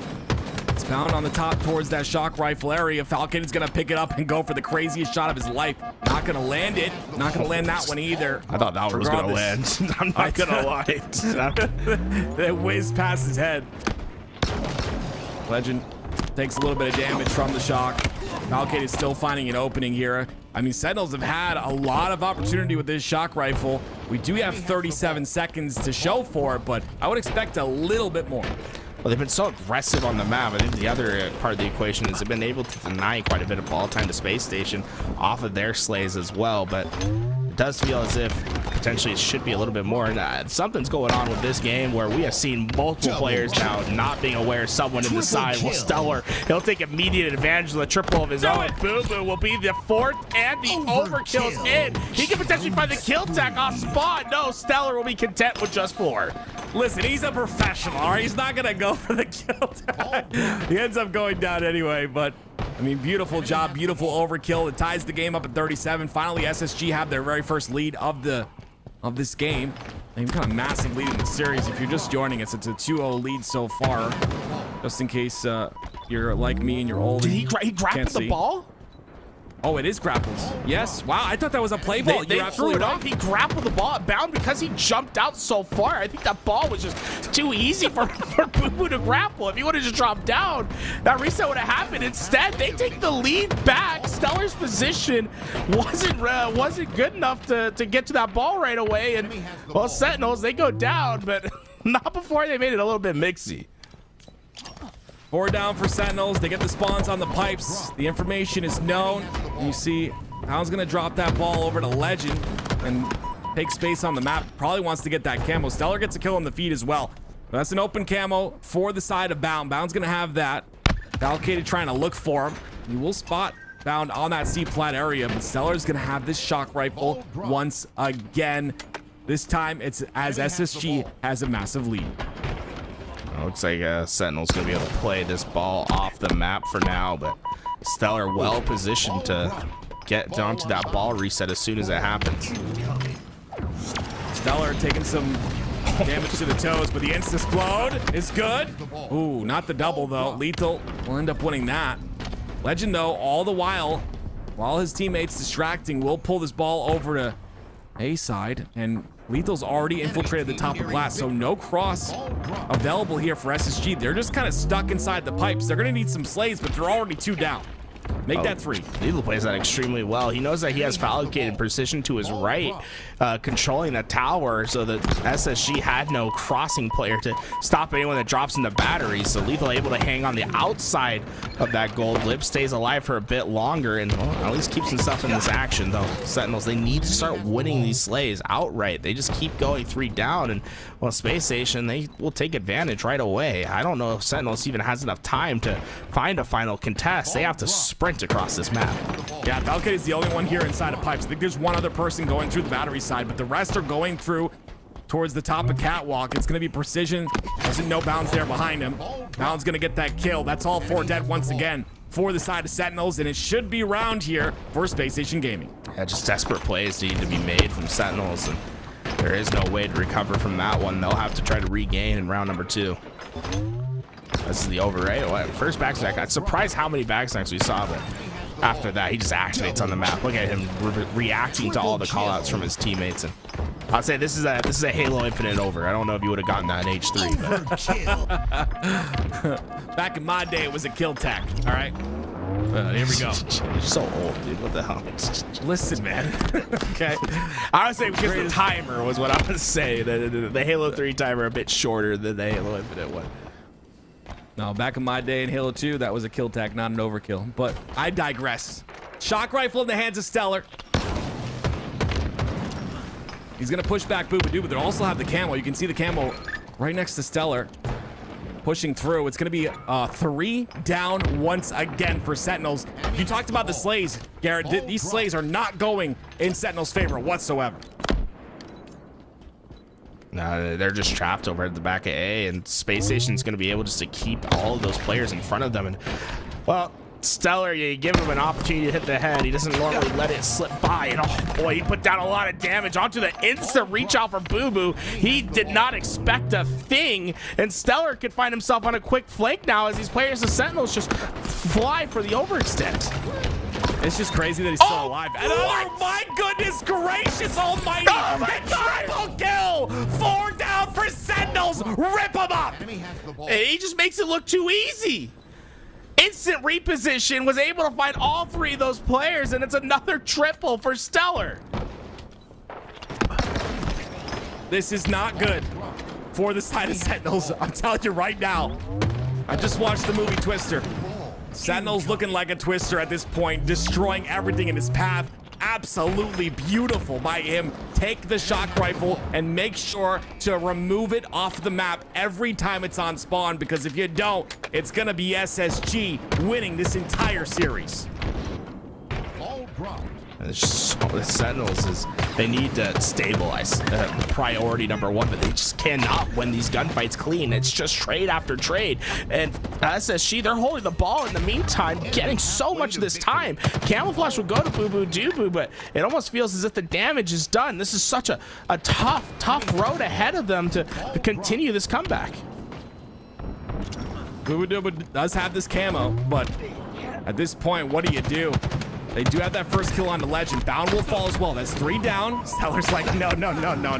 Absolutely not. Takes out 1. It is all 4 dead for SSG, but you can see a little bit late to get that ball. It's going to be Legend, that first one.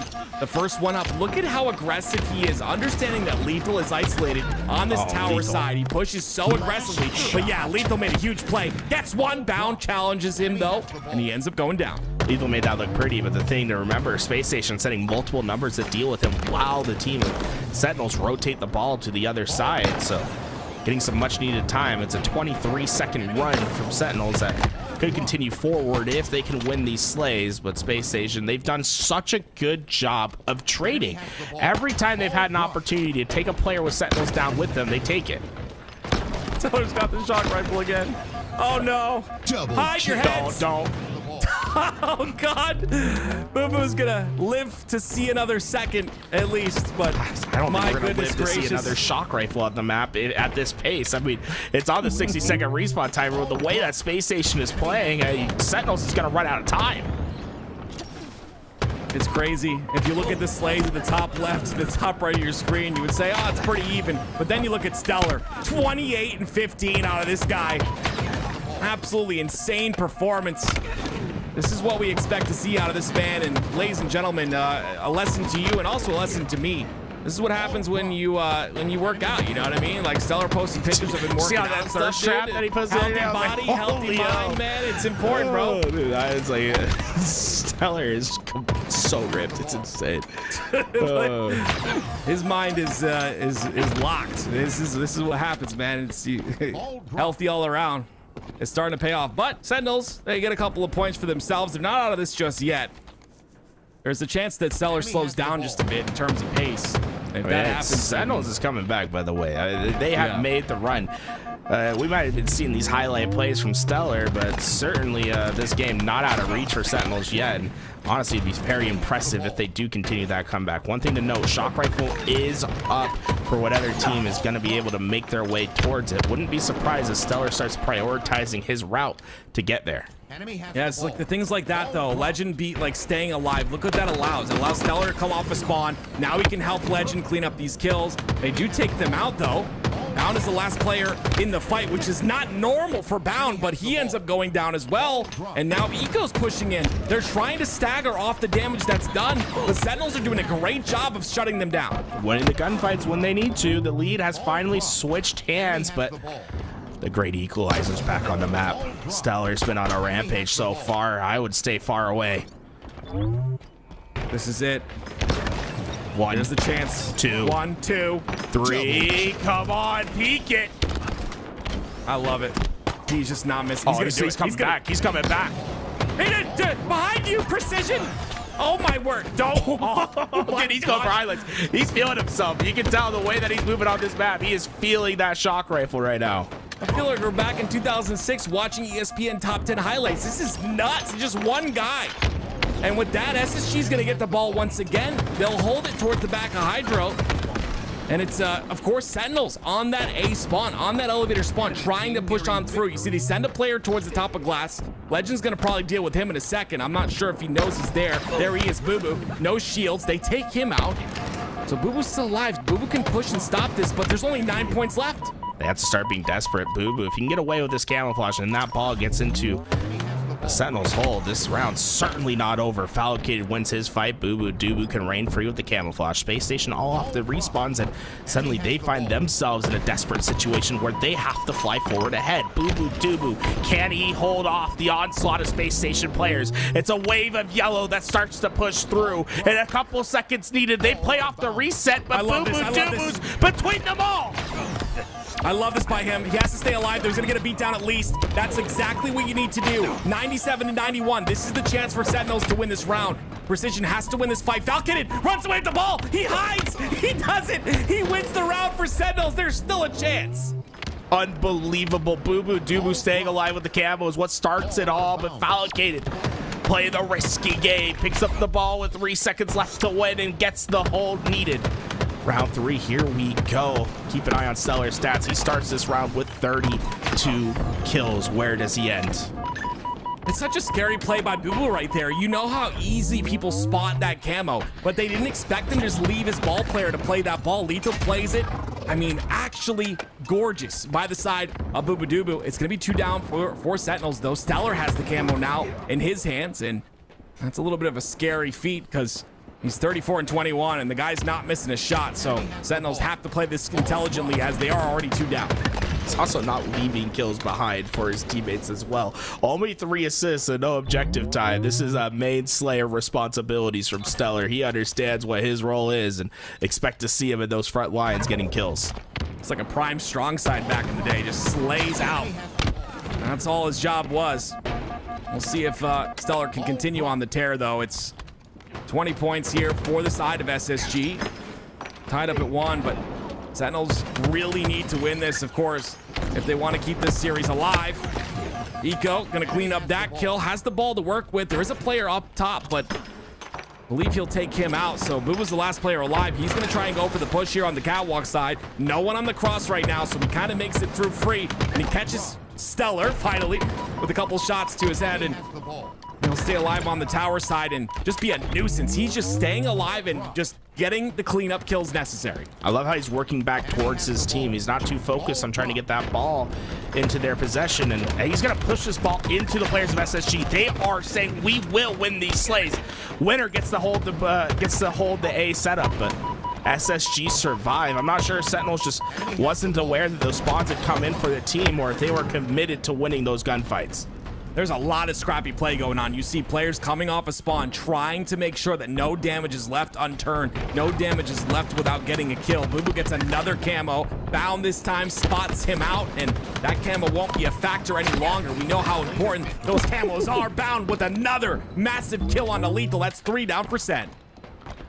Stellar is going to be playing gatekeeper for this ball. Falcated versus Stellar, main slayers. Gonna be going at it, but Boo Boo Doo comes in for the help. That's going to force this ball into play position.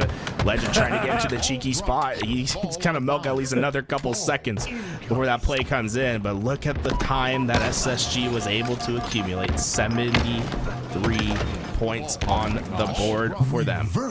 Love the confidence out of lethal right there. You see a Stellar running at you like a bull when he sees that red in the shock rifle, but you still take him out. 73-1, like you said, and it's a really significant lead here for the side of SSG. Lethal's in a great position, though, to do his best to get at least 1 kill with his shock. It'll open things up just a bit. That ball still down on the long haul side. Finally, Lethal's going to activate with 4 down. They can pick up this ball. Well, plenty of time needed for them. Let's see how much they can pick up on this hold. They need to start getting them swaths at a time. You see Space Station, they're going to try to focus on space first, move their way through, but unfortunately for them, the ball carrier's got the shock rifle. You move yourself into the open, you're in danger. Only problem is he's not really rotating this ball towards the back of Hydra, and that's just because it's not safe back there. He does play the ball finally towards the bottom center of the map. Stellar in a 1v1 versus Falcated once again. He will get the clean kill. No trade at all, and that'll be 2 down for the side of Sentinels. Camo coming up here very shortly. Stellar gets another one. That's his 43rd. We may see 45 kills in this game out of Stellar. That's going to be desperation again. You saw Lethal just grappling across the map, but Sentinels win the slay. Stellar's eclipsed 40 kills as we get to the end of this one. But Sentinels still not out of this yet. They put SSG 3 down, and they'll get that ball rotated out and towards plate position. On the other side, Space Station, they have plenty of time to work with. There's no reason to panic or try to play too quick. Take it a step at a time. Get your slays and focus on battling your way through. There it is. 3 down for the side of SSG. Eco trying to make something happen with the damage that was done. He'll get 1, but it's a 1v1. Him and Boo Boo, the last players alive. Eco will get the spawns for his team, but those spawns are not the best, especially with that ball being played. And you see Sentinels on the better end of the spawns. Sentinels still just has to focus on the slays first, though, before they can get to that ball. Eco, he sees all the players that he spawned up all go down at the same time. There's just not much he can do. Can he find some value out of it? No, Falcon shuts it down, and Sentinels slowly but surely are making their way back into this game. Yeah, I mean, if you're a Sentinels fan, you're believing at this point in time. They've wiped SSG twice in a row now. Down, though, that is a massive kill on the elevator side. Precision just spawned up as well, but SSG getting the slays necessary. 3 down, make that 4 down. 4 Sentinels, a triple for Eco, and ball time in the hands of Space Station Gaming. It's trying to stay behind those pillars. You're going to see frags fly across your screen, but they just won't be fast enough. SSG able to win behind the 44 slays of this man on your screen. I'm telling you what, he posts that for free? For free? Stellar. Crazy, man. Unbelievable. Hard work, dedication. Chat, you want to be good at matchmaking, you got to look like that. You know what I mean, ladies and gentlemen? But here we go. It is, of course, going to be Space Station Gaming versus OpTic Gaming in the grand finals. I'm really excited to see these two teams go at it once again. Sentinels, though, tried and true. They looked good for a large majority of this tournament. They just couldn't bring it through at the very end. SSG looking dominant and looking poised and ready for 3 opens in a row. This will be their 3rd open in a row if they are able to win this. But we got to talk about it. When you're coming out from that elimination bracket, you've got to win 2 best-of-5s. They did it in the last tournament against Pure, but the question is, can they do it against OpTic Gaming? Well, the stage is set. SSG have 2 best-of-5s to win if they want to be the 3-time Open champions in this split. OpTic Gaming and the Green Wall stand in their way. Coming up next, our grand finals will be on your screen. If you're watching on Twitch, stick around, give us a follow. That's great. But on the YouTube, if you're watching on YouTube, 60% of you guys aren't subscribed to the channel. What's up with that, guys? It doesn't even cost money. Or if you're watching on Twitch, go subscribe to the YouTube. We just get hit 9.8K. We're trying to get to 10,000. Would love to hit that if we can. If you're watching, hey, thanks for watching. We'll be right back. Grand finals, OpTic Gaming, Space Station.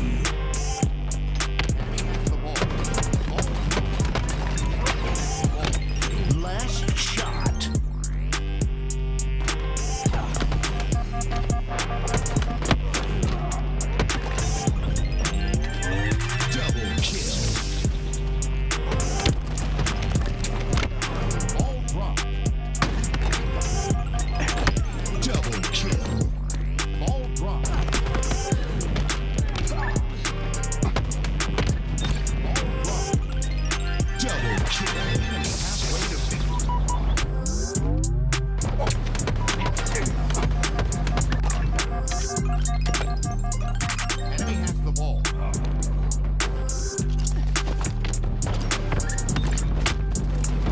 Double kill.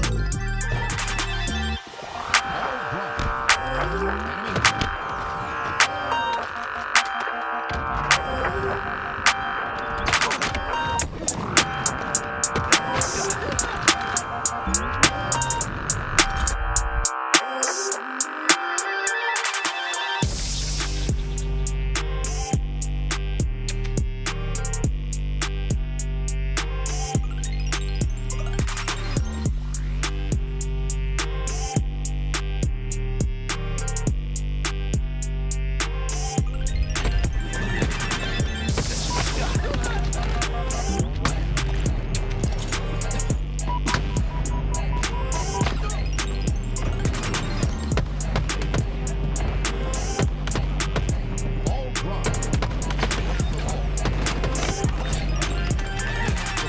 Triple kill. Ball dropped. Enemy has the ball.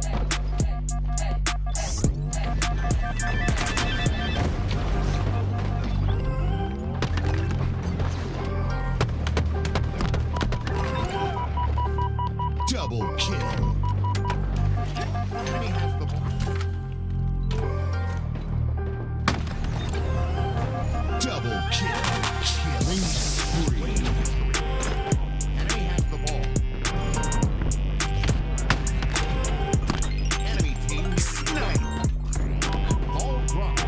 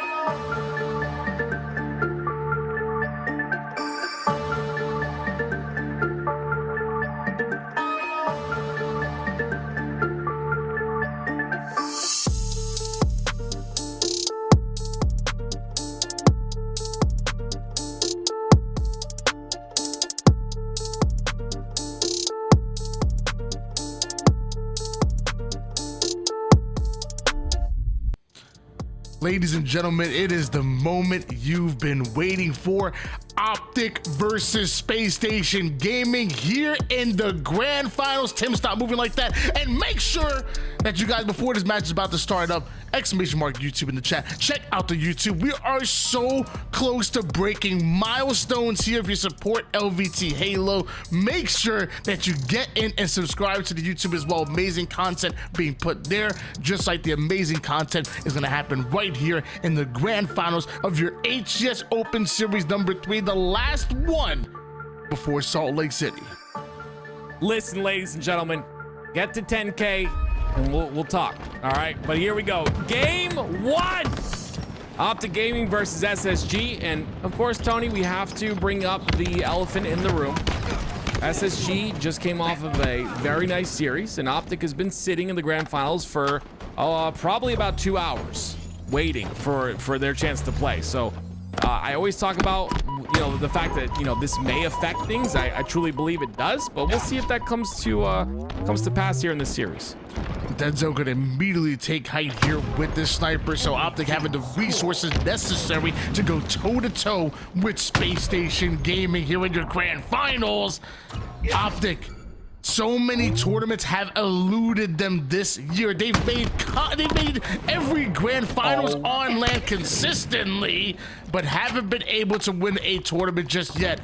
Made it through the winners here in the grand finals, but weren't able to keep that sniper. Bound is so annoying to play against. Like, did you see him stay alive there in that situation? Dead Zone even used a repulse to get back to the top of tower. Bound somehow still gets the kill onto him. It's 3 down for OpTic Gaming. Space Station have a 2 cap and approaching 40 points. 40-0 run here for Space Station Gaming, but Lucid finds the back of the head of Bound right there, and Eco, he's going to be introduced to the kill feed as well. Charlie's already been secured here for OpTic Gaming. Can they attack Bob?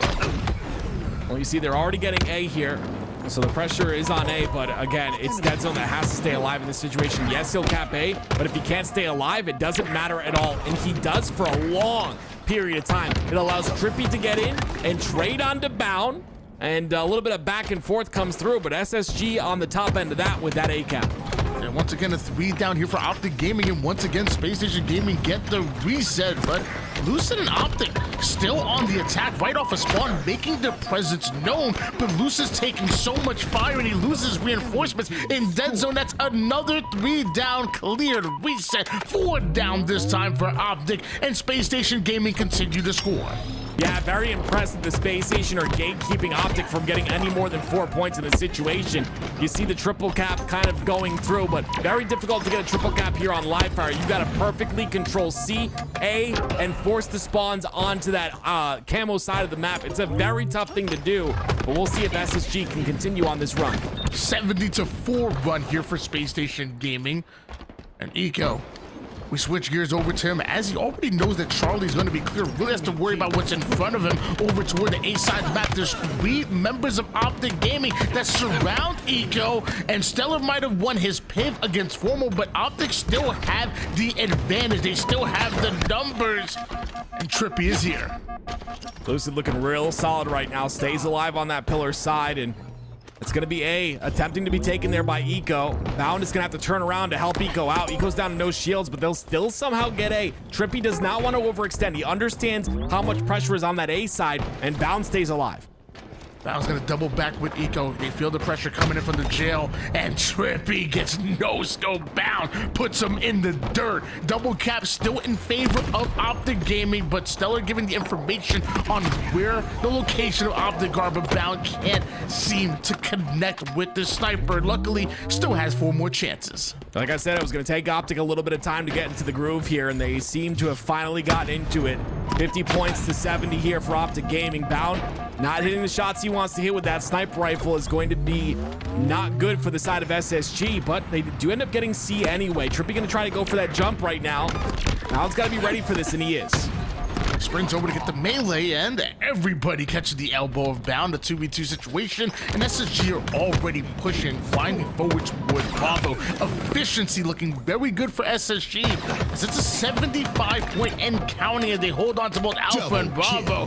And oh my gosh, Stellar he puts down damage on the map. 3 down momentarily for OpTic Gaming. Yeah, the way Stellar was playing in that last series, I would not be surprised if he pulls off some crazy things in this one. It's Space Station Gaming locking in that 2-cap once again. B being contested by OpTic Gaming, but Legend taking a route towards the bottom center, gonna catch out Lucid, and now he can push towards A. An unorthodox route here for Legend, but it's gonna pay off in dividends here for SSG as yet another round of slays go in the favor of SSG, and Nico takes down the final member of OpTic. Bravo changes hands once again. SSG hold on to the lead. Nico's in trouble right now, down to no shields for a long period of time. He does still stay alive, which is great. He gets his shields back, and he'll be on that B side, but now it's going to be C that's going to get attacked here, and because Nico has no shields, I'm not sure if he can make his way towards that C side of the map. Looks like he goes down, and so does Bound, so this is a chance for OpTic to get control. It's a 4v2 situation here. And making a 4v1, the final player is going to be Stellar, and he can't take down the weakened Lucid. Beautifully played by Lucid and OpTic Gaming, and maybe they could take the lead here with one more round of slays. Lucid on the back of tower here is once again a very important position for him. He needs to stay alive. His job is just to get information for his team, play his life, and if he can't provide any value, that's when you see him drop down. Again, if you're not providing value to your team, if you don't have any information either, you gotta reroute and change position. That's why you see him on that nest side. Camo is coming up though. I'm sorry, Sniper is coming up though, so that's gonna be a big factor here at the top center of the map. Space Station Gaming were able to take away Alpha, but OpTic quickly rotate over toward the Charlie side, and now they're like they're happy, no, not happy with 2. They want 3, but they end up going 3 down on their way to trying to take a triple cap. Bravo now is going to change hands while simultaneously Space Station Gaming are working on Charlie. That's going to force OpTic over toward the Alpha side, and guess what? Space Station Gaming are ready for that. Here comes Bound. We didn't get that trade. Yeah, Bound doesn't get the trade, but there are 2 down for the side of OpTic Gaming. Only 1 now, as Lucid does end up spawning up. OpTic still contesting on the B side as well. This fight on B is going to be very important here for either side. Dead zone falls to the snipe of Eco, and now Eco's in a great position to defend B from this position on Mud. Space Station Gaming had the lead for so long, but OpTic take it right back. They can't seem to take Bravo though. Looks like the reset should be coming in real quick. Bravo and Charlie still belong to SSG as they take the lead once again. But Trippy on the flank, able to grab a hold of that sniper. And now it's a 1v1 between he and Bound, and Stellar comes in quick with that back smack. Great route by Trippy to disrupt Eco there and take the sniper away from him. But Stellar finds the sniper once again for the side of SSG, and we'll see what he's able to do with it. OpTic have the lead, but SSG have a Stellar. Quick scope lined up, body shot onto Formal, not enough to take him down, and off-screen dead zone going right after Eco. Not enough damage being created by Stellar and that sniper. At least Bound is here to try to do the entry frag damage. That leads to a 3 down for OpTic Gaming. Luce is going to be the final player alive. He attacks Legend, but has to give up his life in order to do it. Where did dead zone come from? Off a spawn he goes, but the melee is going to miss and a whiff. 141 points here for OpTic Gaming. Can SSG take advantage of the newly found numbers? That is a massive play by Lucid right there. It resets B and keeps B in the control of OpTic Gaming. You see, there is a C being taken here, but I don't know if they have the position to hold A as well. You see Legend trying to go for that A cap. Bound does fall though. And so does Trippy and Dead Zone on the other side of things. So Legend kind of free to take A here. In the beginning of the game, it felt like both teams kind of feeling each other out here in this boxing match. But right now, haymakers are being thrown on both sides right now. And SSG starting to win a lot of these engagements here. And that's going to turn into a lead real quick if something doesn't change here for OpTic. Bound down to 1 shot, going to retreat in order to play his life. But look at the space that SSG already have on the map. OpTic needs to find the perimeter to break through, and it ain't going to be through the mid-map. This is what it's about on Live Fire Stronghold. It's not necessarily like the other Strongholds maps. It's about getting the double cap and rotating off the spawns of the opposing team. You're not necessarily going to see a triple cap at all, if at all, on this map and game type combination. So of course, Space Station Gaming, they're just fine with holding this double cap. New snipe coming up, a very important part of the game. SSG once again take the lead here, but Bound taking a couple grenades from the mid-map. Luckily, Stellar has his back. Double kill out of him. Plenty of ammo with the sniper to make a difference here, as like you said, SSG holding on to that double cap and finding the kills necessary to keep OpTic on respawn. A big kill by Stellar right there, cleaning up Lucid. If you let Lucid stay alive, that bottom center route it's just difficult to deal with, right? You take him out, now you no longer have to worry about that bottom center route, and there's another player on the respawn screen. I believe SSG are just fine with keeping C and B here. You see, they don't even go for that reset. They just push up on the map, and Stellar with his snipe has to hit some shots here. 191 points here for SSG, but notice how OpTic already have Alpha and they're able to attack Bravo, just about done with it, and Stellar ends up going down, and the same for Bound. Bravo changes hands. OpTic are attacking Charlie as well, moving in for the triple cap is OpTic Gaming. Yeah, Space Station are in a bad spot right now. They got the brute spawns, which is good for that seaside, but the fact that OpTic got the timing and were there a lot quicker is going to be bad for SSG. Lucid, oh my gosh, that was disgusting. The late jump off the ledge. Beautiful job by Lucid and a big win for him. And that's why this man won an MVP. You're seeing the difference maker that he can beat on the map. Lucid putting his 20th kill, but the most impactful kills, just denying Space Station Gaming so much momentum, so much map control. Lucid controls it all, and man, the difference maker that he is clearly felt by SSG. They take the lead. Do OpTic Gaming, do they hold on to it? SSG have slowed down the pace here. You see, of course, like you said, OpTic take the lead, but SSG looking for an opening on this push. They're gonna allow OpTic Gaming a bit of time here. Lucid gets that kill on the kill feed on the legend, so this will make things much more difficult for Space Station Gaming. Efficient plays come out of OpTic Gaming, one of the most efficient teams in the league. Damn it, I'll say the most efficient teams in the league. 227 points so far, and Formal chasing members of SSG away from the camo side angle. Trippy on the attack towards Bravo, but he's in a bit of a 1v1 here, and that insta-explode doesn't do the damage he's looking for. Don't worry, Formal will. 234 points, and SSG have to settle for C as they go 3 down. This is it right here, right now. SSG are on desperation mode, just moving right into the trap that OpTic are laying. They have to straight line over towards A, and OpTic are there. The green wall was built, and it stands tall. The entire game changed off of that play from Lucid. Once again, a low percentage fight is what we normally call that. It was an incredible late jump off the right side of tower, off that railing, and he stays alive and wins the fight. That is the biggest play of the game, in my opinion, and just the fact that OpTic were so good on the rotation, so good at staggering the spawns of Space Station Gaming, that gave him that victory. You see Lucid here, once again, this was the play that really changed things. They were behind at this point, but it was Lucid that made a big difference here. Some of y'all need to learn this. This is a lesson right here. This right here tells you that stats don't mean a damn thing when it comes to objective. The eyeball test told you that OpTic were so damn efficient, and although maybe not outslaying the opposition by 100 or so kills, definitely were able to do more with the kills that they were able to get. Definitely able to clutch up and win the pivotal battles that matter most, that sway the slays in their favor. The game is not about kills. The game is simply about getting an advantage, and when OpTic had that advantage, they simply took over. I don't know about you, but KD is all that matters to me. All right, and you know, if you have a bad KD, you're absolute garbage. No, I'm kidding. Sorry, I get bad KDs all the time. I promise. I mean, if you like stats, I will say I think I saw a legend with like 22 or 23 assists. That was a stat that I really enjoyed, because not only was he able to keep up in the kills, but just the assists, the impact that he had. He must have contributed to, like, I don't know, over 40 kills easily with the way that he was playing. Maybe even close to 50. Yeah, we talk about it all the time, but when it comes to the stats, I mean, all of them play a part in someone's performance or the way a player is playing. Obviously, they're all a piece of the puzzle, right? The damage done, damage taken, assists, kills, deaths, all of that, completes the puzzle.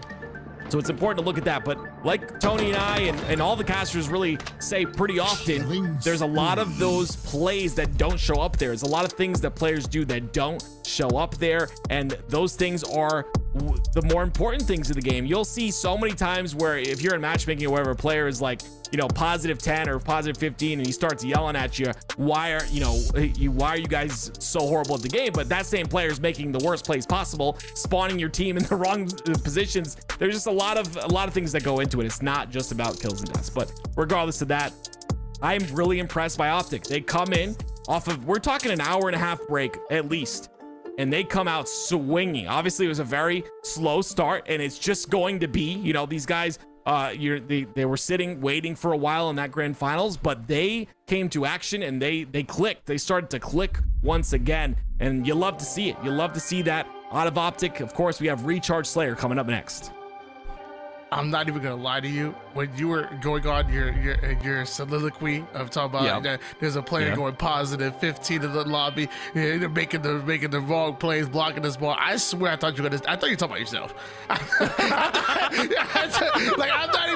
I'm like, yo, is Sim roasting himself right now? Like, what the hell, bro? I do that. Yeah, if I'm slaying out like that, I will just run around like a dummy. I'm telling you, it's the real thing. It's real. He want to say a word. He can't hear you. He can't talk. But let me tell you something. Get behind him because he putting down the damage. Listen, us free-for-all players are built different, okay? You just let us do our thing. But yeah, regardless of that, that's why I'm up on the desk alongside of you. We know it is a fun time to watch these best teams go at it. Of course, OpTic starting off strong here. We saw SSG, guys. This is going to be their third Open Series in a row if they end up winning this. And it's going to be a tough one. Coming out of that lower bracket, it's 2 best-of-5s that need to be won, but OpTic is hungry for a first-place finish. They haven't seen one in a little while, and I mean, Lucid was talking about it in his stream earlier. They have chipped away at all of the problems that they have. They have made sure to do a lot of VOD review. They have made sure to work on a lot of their weaknesses, and honestly, we're seeing that come to fruition here.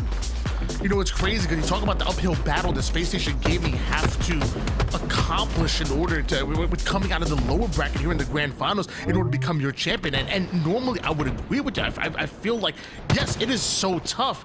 But literally what feels like just a few days ago, we saw them go 6-0 in the grand finals. Like, we literally saw them do it out of the lower bracket into the grand finals, and obviously against a pure roster, which is very different against OpTic Gaming. But I still feel like SSG can come out with the win. Maybe I was not in the 6-0 because that's impossible now, but still, I never will count SSG out. I also won't count this man out either. Formal, Camouflage, Shock, right now, Gold Control for OpTic Gaming. My man's playing Wukong and still coming in here and dominating. It's just crazy to see. 1-0 so far, got the Shock Rifle. We always talk about Stellar with that Shock, but my goodness, can Formal make that Shock work as well? We got that top pipes position. Bound finds an opening. This is beautiful by Bound. Oh my word, picked apart on the side of OpTic Gaming. The combination of Legend and Bound just running through the gold stair side. The Bound combination will not be denied. It works out so well. Even the Ratty Denzel try to stay alive, try to make a sneaky play. Well, SSG, they're going to sniff him out as well with 11-6 lead out of nowhere here for Space Station Gaming. Yeah, it's just a 1-by-1 push by OpTic. You see they're trying to capitalize on the damage that's done, and that's why you see a lot of staggered plays like that where teammates will come off a spawn and they'll just rush towards the damage that you did. But when you're doing that, you're going in 1-by-1, and if Space Station Gaming are on those comms, if they're small talking, if they're playing the correct angles and isolating angles, you're not going to be able to make that work, and you can see it in the score. It's 16-9 SSG lead. Camouflage did come up. Looks like Bound was trying to get a hold of it. Might have been a bit too soon, but Stellar gonna pick that up. It's up to Bound and Legend to keep him alive at the moment. And Stellar getting awfully aggressive here with the Camouflage. You're starting to see SSG really start to fly. You're seeing it in their reticles. They're getting confident. They are looking way too comfortable on the map. OpTic needs to draw that line in the sand. They need to slow down SSG. Great job by Stellar. That Shock Rifle's coming up really shortly as well. You see, they took care of Stellar pretty quickly. 3 down for the side of OpTic. It's a 10-kill lead now for SSG. My question is, are they going to be able to maintain this 10-kill lead? Fairly dominant SSG have looked so far here in the early game. And it continues. Staggered spawners being created. The opportunities that are being created due to the damage that SSG are just putting down on the map. Everywhere you look, there's an SSG member just putting down damage onto a newly spawning player. There's been no reset here for OpTic Gaming. Yeah, we saw the beautiful observing work by 90 right there, right? He showcased that even if Formal got that win, it was still another player from SSG that was on the flank. There's just always players from SSG on multiple angles of this OpTic Gaming roster. They cannot move, and they're constantly being staggered. Look at Formal once again, all alone inside the batteries. Who's there to help? Nobody. But Legend, he gets a freaking shroud screen based off of what his team shoots at him, and he's able to stay alive for a little bit of time, but still this lead is mounting. 31-18 lead in favor of Space Station Gaming. We did just see Trippy decent double kill out of him to alleviate some of that pressure, that strain that was being created. And God, the Jiggle Peak battle. This is 2024 Halo, right? That was it at its finest right there. That's what 1v1 fight's gonna look like. All I can think of is that song, Wiggle, Wiggle, Wiggle. That's all I can think of when I see that. Double 35-21. Make that 36. SSG running away with this one. He goes 12-3. The guy, the guy is what, 30, and he's still performing like he's in his 20s. He's only 30? Yeah, Dude, I could have swore he was like 72. And you don't play good like it. G's, let me tell you, man, just good G's. He don't look a day over 12. It's actually crazy, man. Eco is actually aging backwards right now. 41 kills here for Space Station Gaming, only 25 for OpTic. This is a dominant performance that we are seeing in a bounce back game here for SSG. They lost a close game number 1. Well, at this point, steak is on the menu.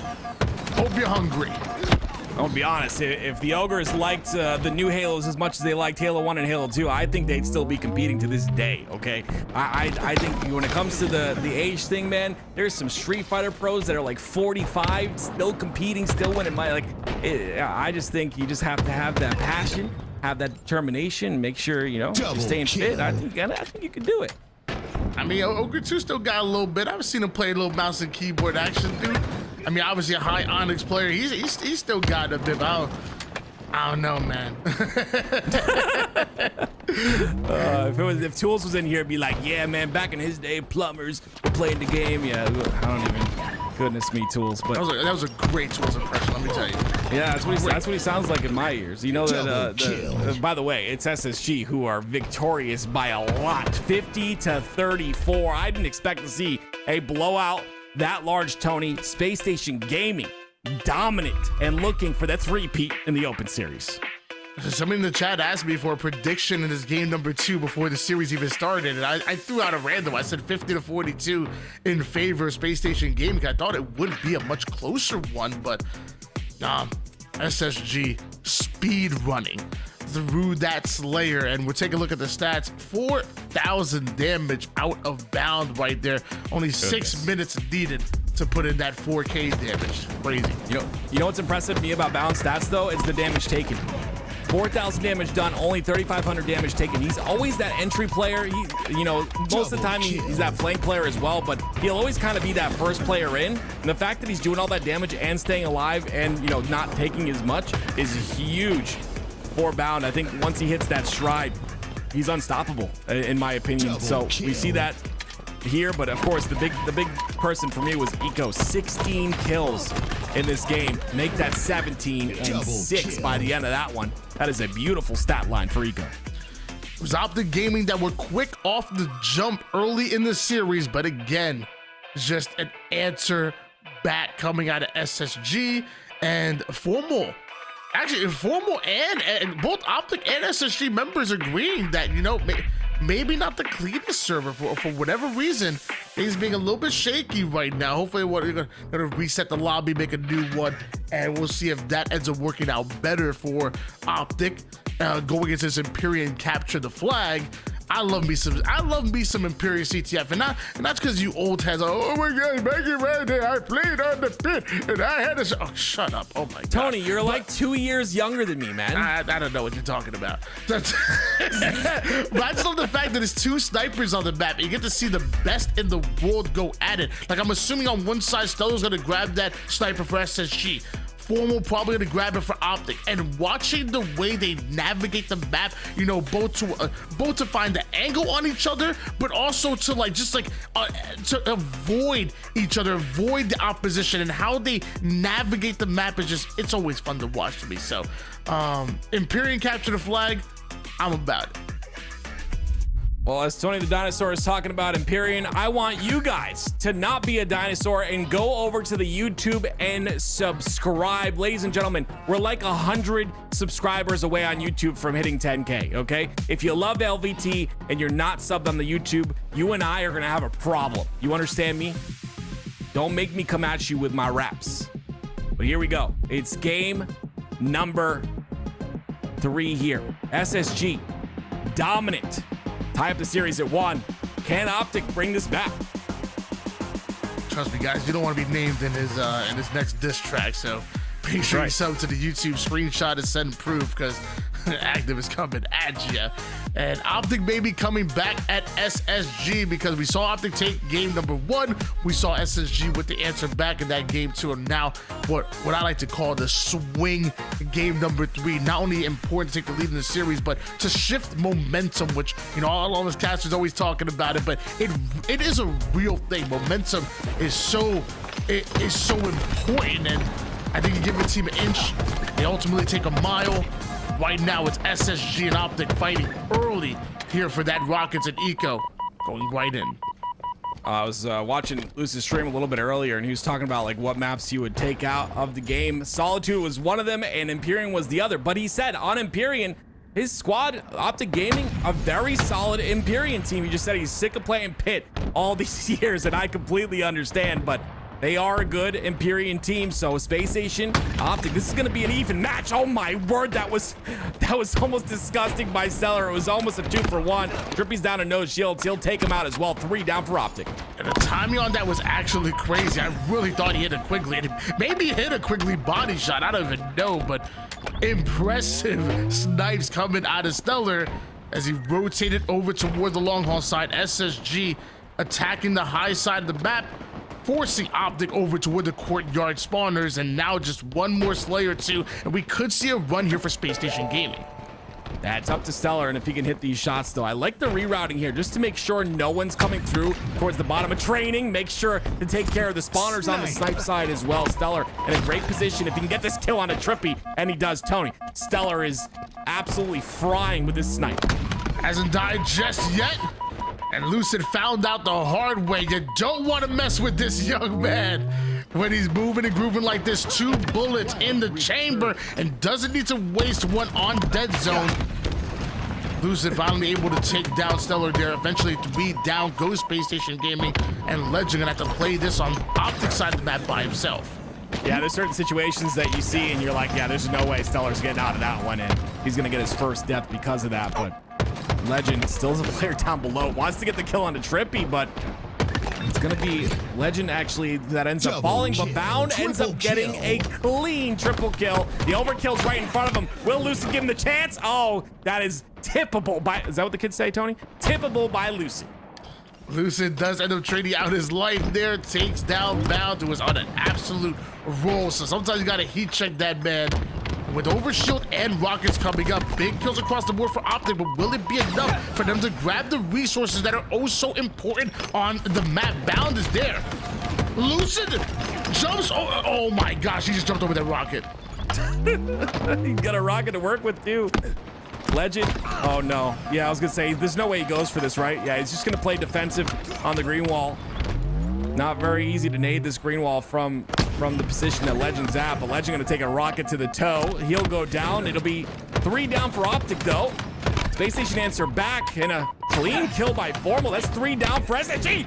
Almost gets the kill onto Eco as well. My goodness. Tony, I'm taking over your play-by-play. I'm sorry. There's some crazy plays going on right now. Yeah, Formal doing a great job of using that environment. That head glitch was crazy. He must have learned that from Call of Duty. Lucid gets himself a full sniper to work with. A couple of players just to navigate. You're talking all the way across the map. Damage being dealt, and Legend, who's right in your S1, just running figure eights, leads to a 4 down here for OpTic Gaming. SSG already on the move with that flag, and a off-spawning Trippy ends up paying for it. How dare you spawn on the map? Yeah, that's unfortunate, that spawn right there, though, because he would have been the first player towards maybe that under bridge area and maybe could have done some damage. I don't think there's any way they stop this regardless. Legend, one of the fastest flag runners in the game. We say it often, but that's because it's true, and no way. No way. Oh, my word. Stellar going for another pull here. There is 3 down, but Trippy playing some good defense. 1-0 lead in favor of Space Station Gaming.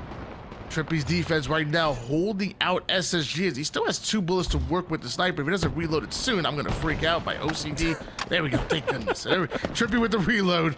Now we can start cooking, because Bound, he has the opposing sniper for SSG. And oh, I didn't even know. I didn't even know Trippy can hit shots like that with the sniper. Okay, love to see that. You see Trippy gets 2 players down and no shields, but unfortunately none of them are gonna fall. Bound ends up getting that sniper for himself, so it's all about making sure that Bound can push up on the map, and the person that's going to allow that is a Legend. A great kill by him. 3 down for OpTic.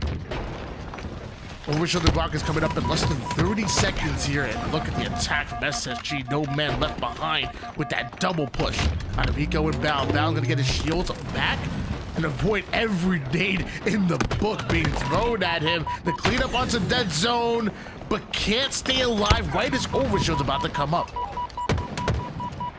It's going to be a big OS for both sides. Formal's going to take the rocket control. He had 2 down on his team, so it's going to be really antsy here.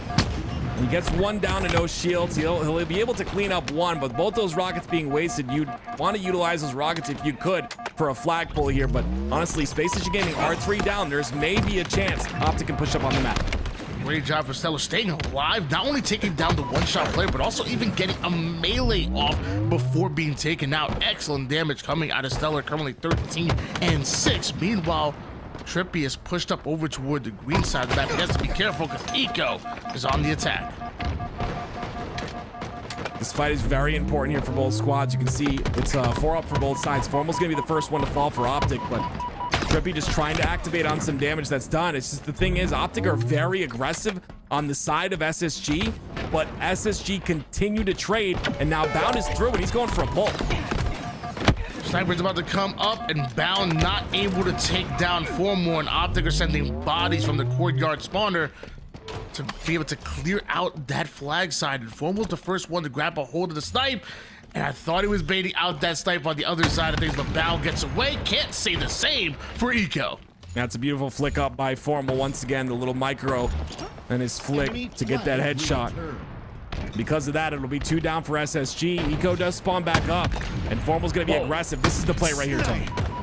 Denzel wins a pivotal battle. Formal's hitting snipe after snipe. That means SSG might just be in trouble. Down 0-1 are OpTic, but the way they are playing and slaying, they're nobody to be played with. Formal rotates that snipe right toward the green side. A perfect angle on the player that's trying to push through cuts. But Legend sneaks through, and Formal stays alive and continues to hit shots. That's a great trade, though, by the side of SSG onto Formal. Legend pushing through the long haul, the runway side of the map right there was huge for the side of Space Station Gaming. It gets on through, and because of that, OpTic are not able to get that flag any further than they want to. Great attack coming in from OpTic Gaming, playing the sword side perimeter. No snipe in hands, but has the commando, does Trippy at the moment here. Oh no. He's quickly the only player alive here for OpTic Gaming. SSG immediately put the 3 down. Luckily, Trippy is able to take down Legend right as Overshield is coming up, but the bodies for SSG are overwhelming the rocket side. It's up to Trippy to make a play with his Overshield. Yeah, there's 4 minutes left in the game. This is the play that needs to decide the game for OpTic, if the chance for them to get that cap, but Trippy goes down instantaneously, and so do the rest of OpTic Gaming. That's all 4 down. They're spawning on the snipe side, but Stellar rains out a rocket.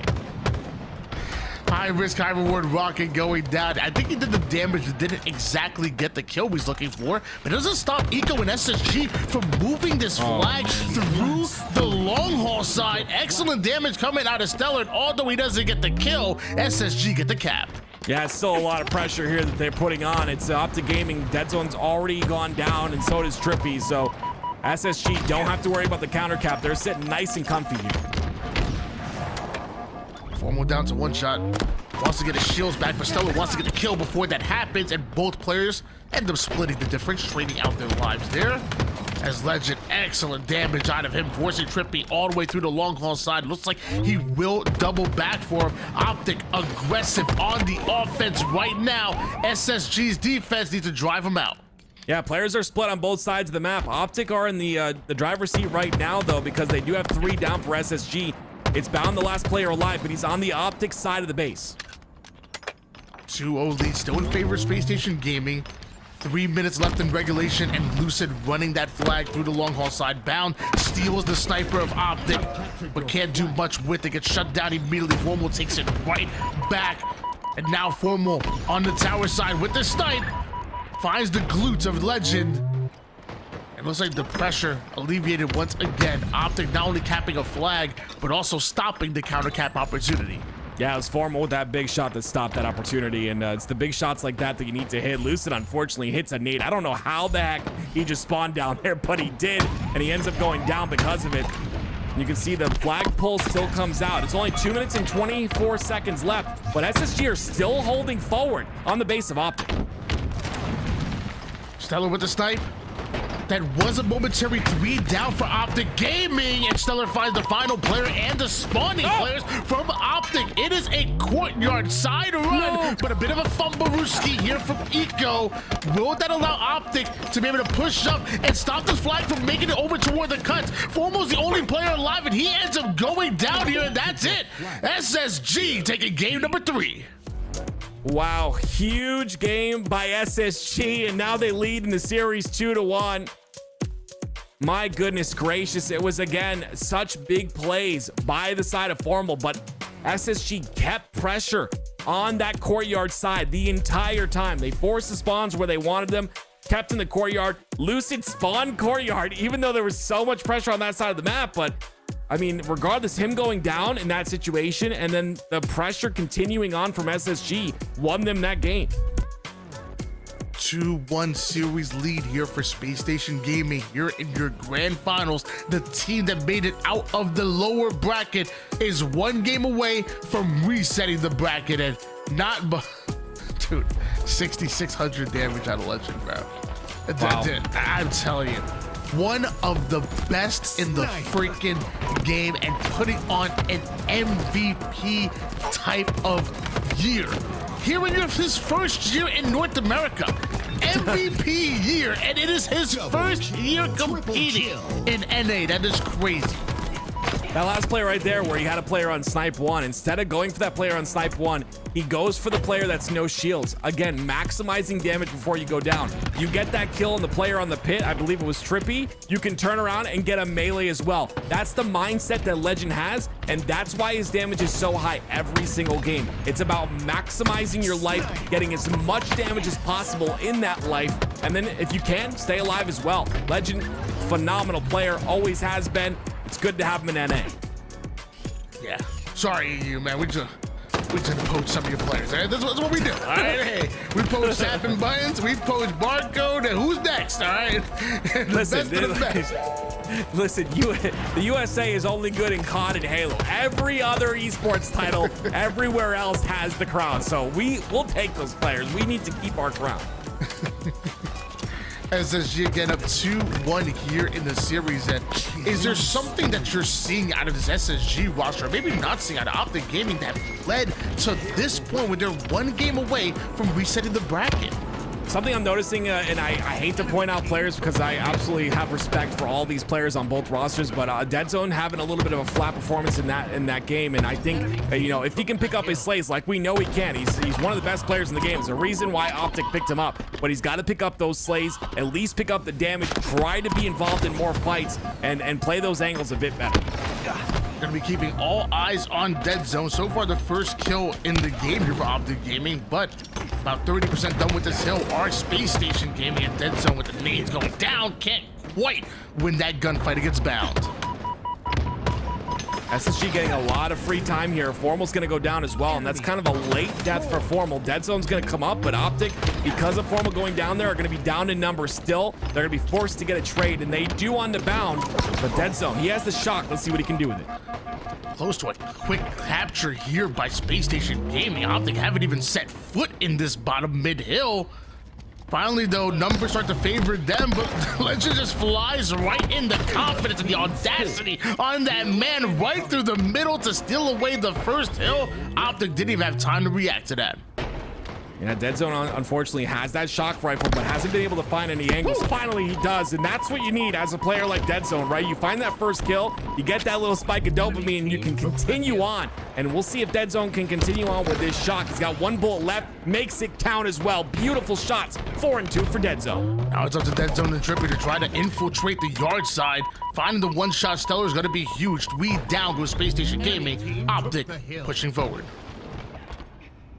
Dead Zone's in an important spot once again. He's got his teammate Trippy here, but his job is just to keep Trippy alive. There's gonna be a lot of pressure from blue and on the gold ledge. If Trippy can live and Dead Zone's here as well, this is what they're gonna be able to do. The team shot is beautiful. The Space Station go 2 down.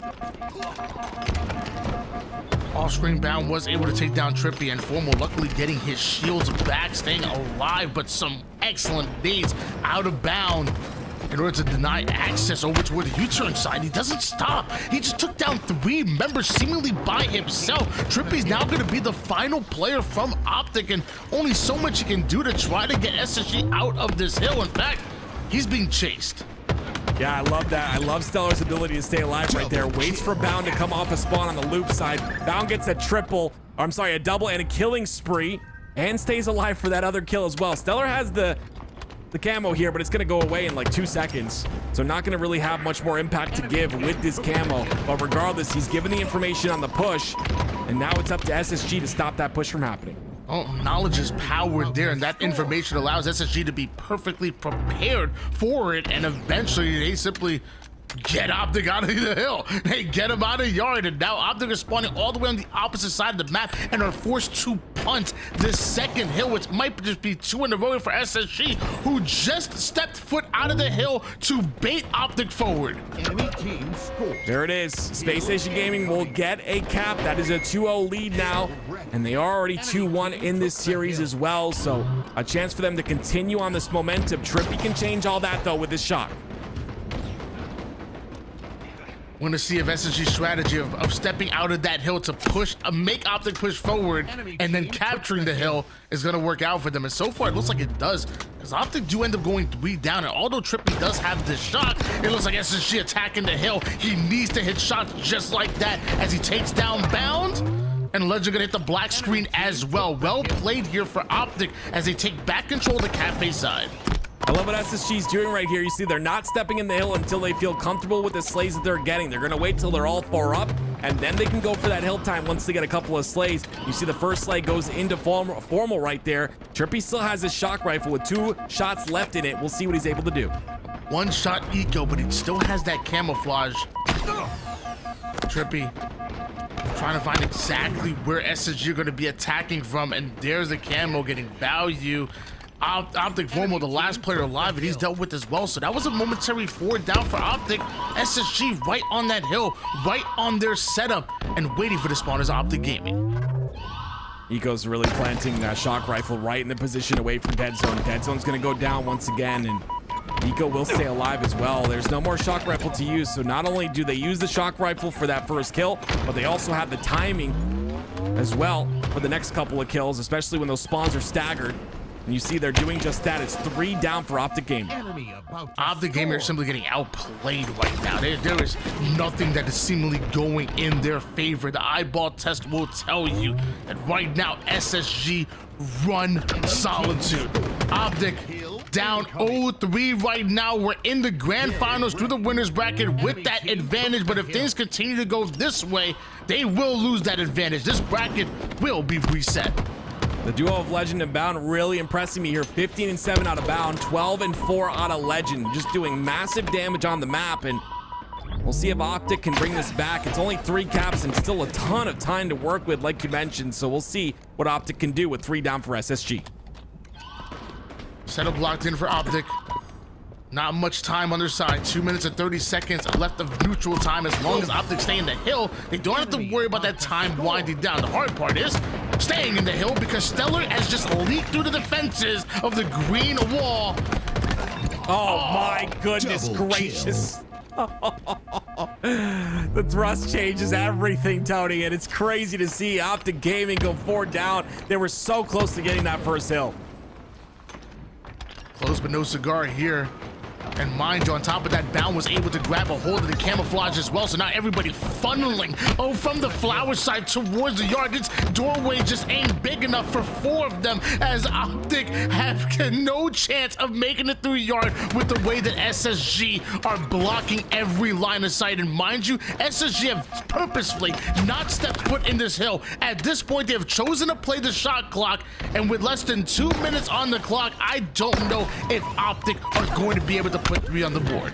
Yeah, this is BM by the side of SSG, just slaying them out for another minute and 40 seconds when you know you can absolutely finish this game and get that last cap. But I mean, it's gonna check the team at this point, and you want to do that exact thing, especially with the reset on the way. If you can check OpTic right now with that reset, I mean, you're looking real solid to get your 3rd Open Series win in a row. 1 minute and 30 seconds to take 2 hills. Still not comfortable territory for OpTic after taking their first, but big double kill coming out of Trippy. Dead Zone flies through the mid map to try to stay alive. He has a quest to work with, and he's gonna use that to get behind the truck side. Beautiful life here out of Dead Zone, but no, Bound was chasing him down, bro. Oh my gosh. Bound is hungry for kills right now. You see it in his KD. I mean, him and Legend have been playing phenomenal, and it's crazy to see another kill onto Trippy as well with 1 minute left. This looks nearly impossible. Of course, that timer does stop if they step foot in the hill, but we're talking about a lift side hill, which actually could be good for OpTic Gaming. It's one of those hills that's difficult to break, but they've got to get in that hill first. Trippy is in there, but it's a bit of a weak setup. 2 down for SSG. They need more slays. One to be attacked over towards the dip side. Lucid having to give up his positioning to chase him down, and that's really tough to do. Bound trades out his life there, leads to a 3 down for OpTic, and time will wind down once again. Stellar just ninjas Dead Zone. My goodness, things are just going worse and worse for the side of OpTic Gaming. Really just not able to find an answer here versus Space Station Gaming. 20 seconds left, and I'm a betting man, Tony. This is definitely a reset. Everyone's standing still. There it is. A little bit tilty. Like I said, I mean, I know it's impossible to win, but maybe giving the overkill to Stellar. Oh, what a way to reset the series, reset the grand finals. Ladies and gentlemen, Space Station Gaming have a chance to win again. That was not just a series win. That was not just a bracket reset. That was a statement being made by Space Station Gaming. A dominant performance out of them leads to a bracket reset, and like you said, an opportunity to win this tournament. They ran through the lower bracket literally just last week in a similar fashion, and now they look to do the same. 3 in a row after losing that game number 1, and SSG looking dominant in those final 2 games. Final 3 games, shoot. Yeah, I mean, it was 6 in a row. We'll see. We'll see if Space Station Gaming can do it again. I think OpTic have a definite chance here to bring this back. It's just they're gonna need a little bit of a reset right now. Just like reset the mental, come back, strong. Bound is having a phenomenal game. We know, Tony, you talk about it all the time. You're the one who nicknamed them LeBound, and those two, if they're playing as well as they are right now, it's going to be very tough for OpTic to stop them. 6,295 damage being put down by Bound. How do you move on the map when you have a player putting down that much damage? How do you navigate any gunfight in a 1v1 when you start off every single one of them weak? That is the difference maker that Bound is on the map. He does not care about his life. His job is to make make things as uncomfortable as possible for you on the opposition with the constant pressure that he's able to put down. He very rarely goes down without putting damage on a minimum of 2 or 3 different players. That's what he brings to the table. Well, as you can see, we have our new series layout here for the Grand Finals reset. If you're just joining us, which you might be, Space Station Gaming just reset the bracket. Coming from that elimination side, they were sent down there by Sentinels.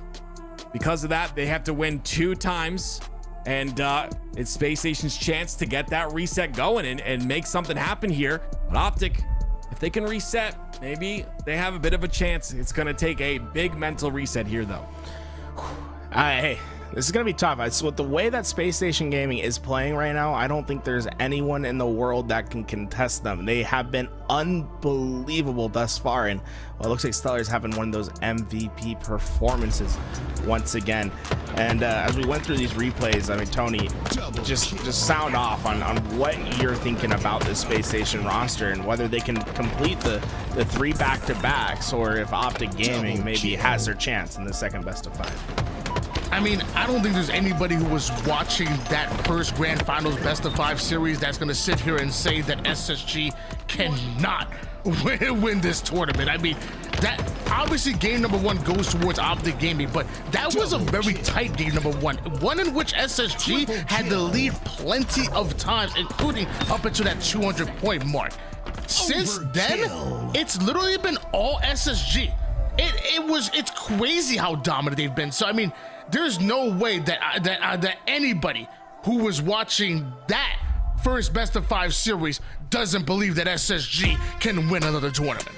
As we go into the second best of 5, Tim, I mean, you're looking at this setup. We start and finish with Aquarius. You think OpTic Gaming has it in them, or Space Station going with the 3 back-to-backs?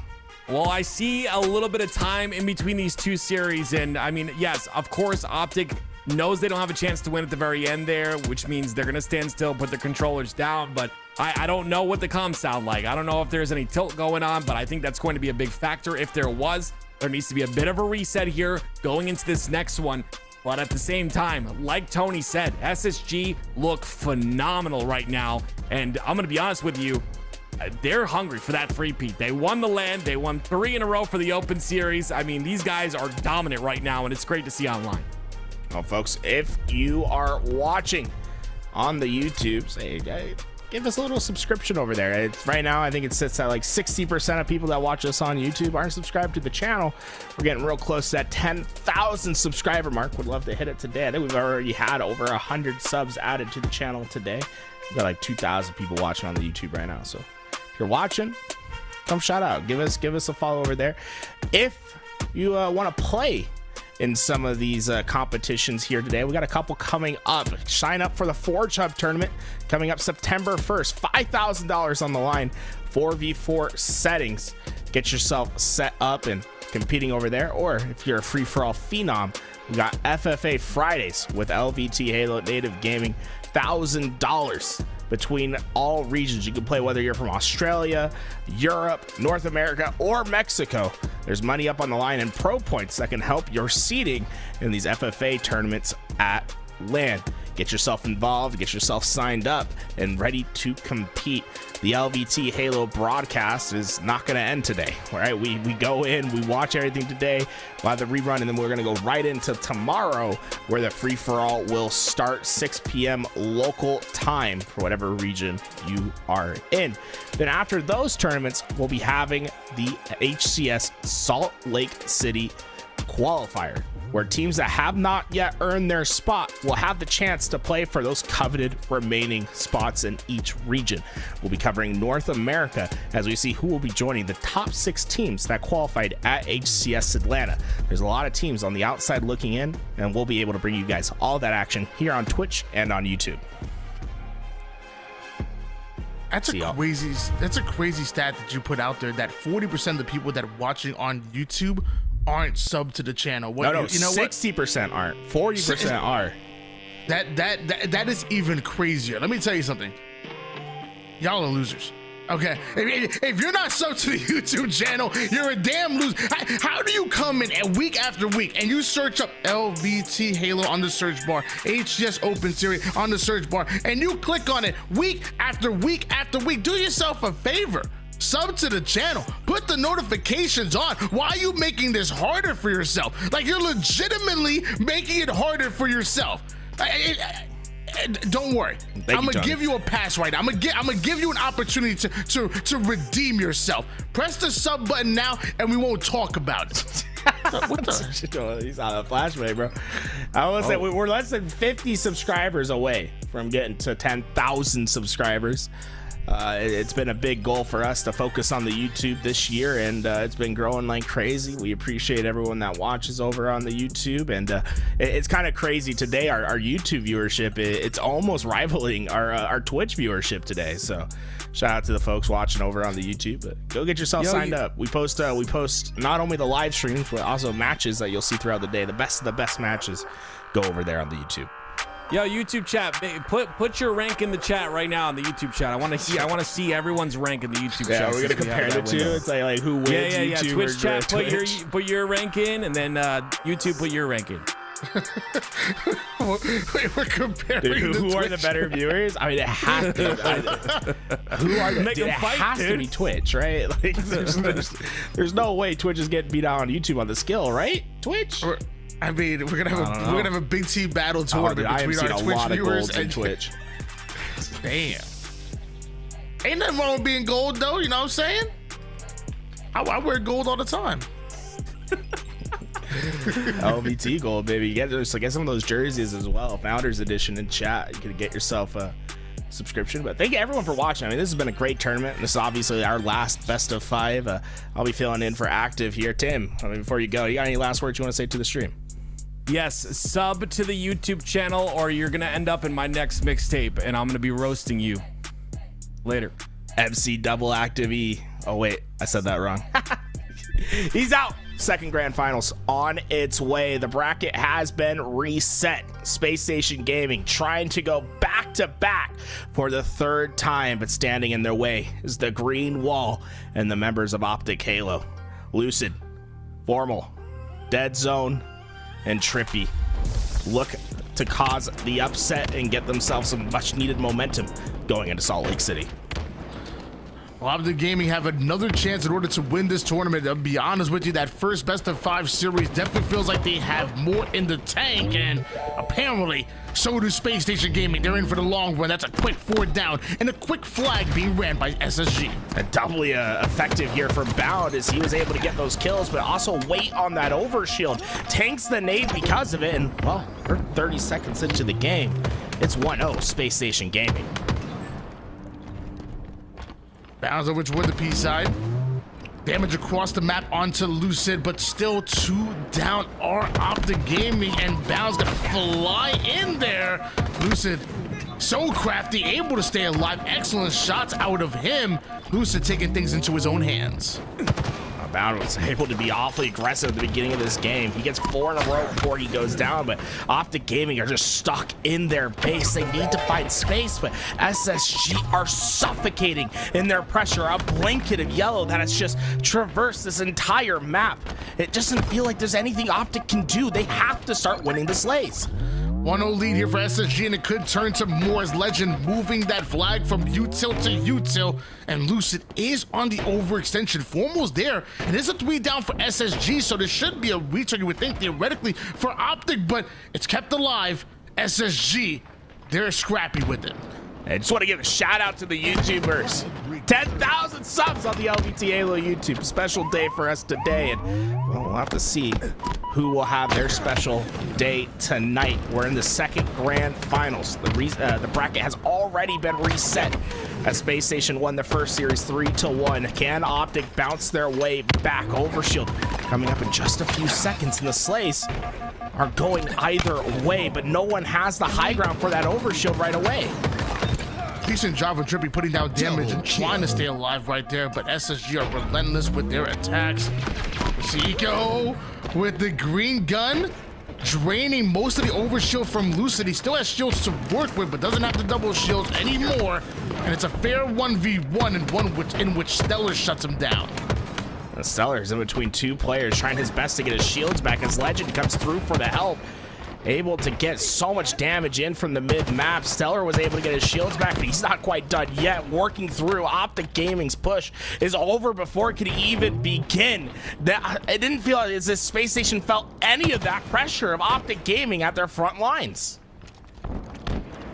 Stellar making sure that fridge side perimeter is being controlled and nobody pushing up from there. Well, OpTic aren't. They're pushing right through the util side, sending 3 players from their flag through the util and trying to bulldoze over SSG, who have just gone 3 down. The 4th player gets spotted.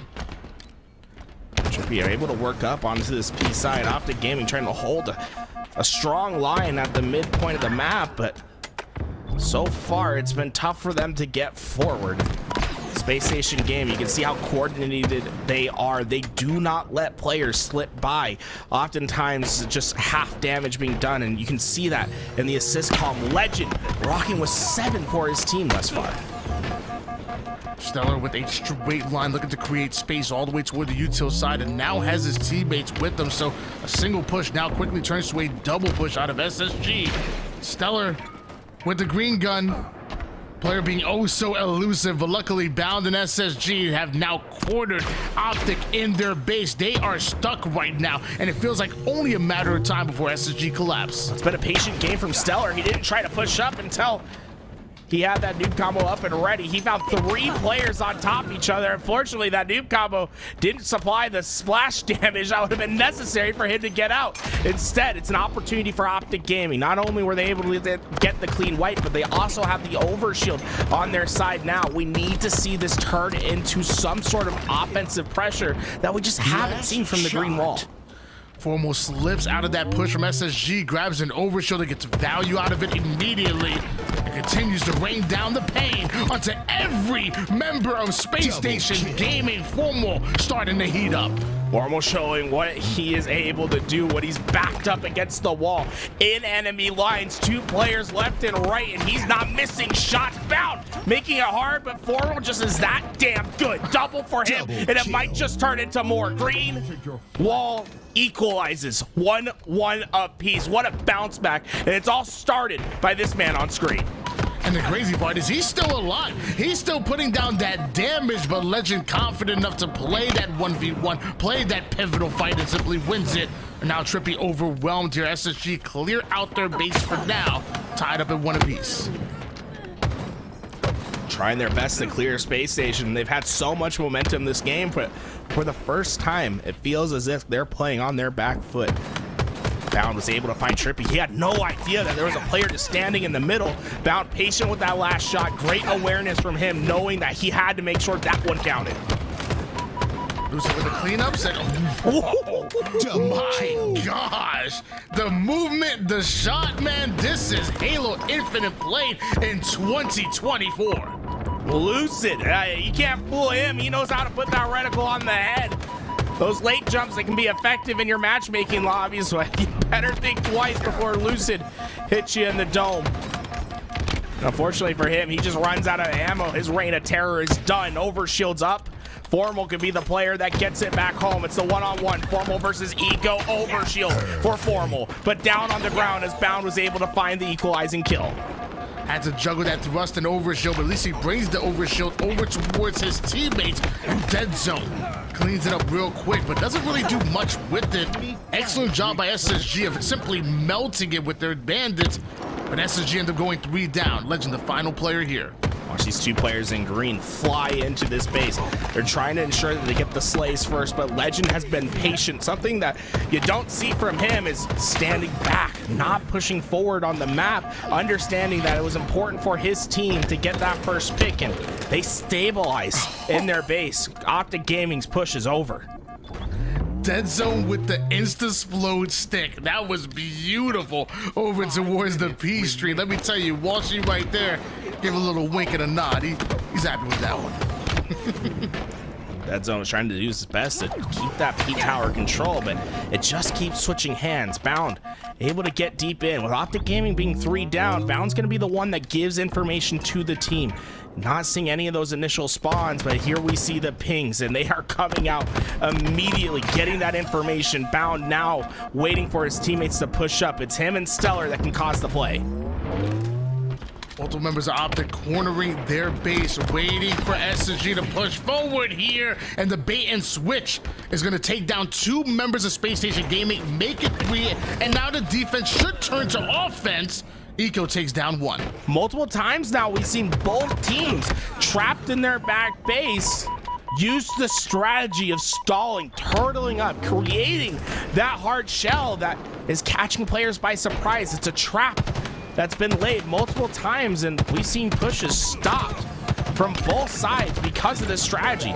But now OpTic Gaming pry open with 2 down. Lucid's gonna have a free run. Legend's the only player that can stop it, but he's taken down by Formal on the other side of the map. I don't think there's anyone that can get in Lucid's way. Kill. Formal and Trippy, both 19 kills apiece, double-digit assist as well. Their presence being felt here by Space Station Gaming, and a large reason why they're able to put that second cap in is that firepower and those slays coming out of those 2 men.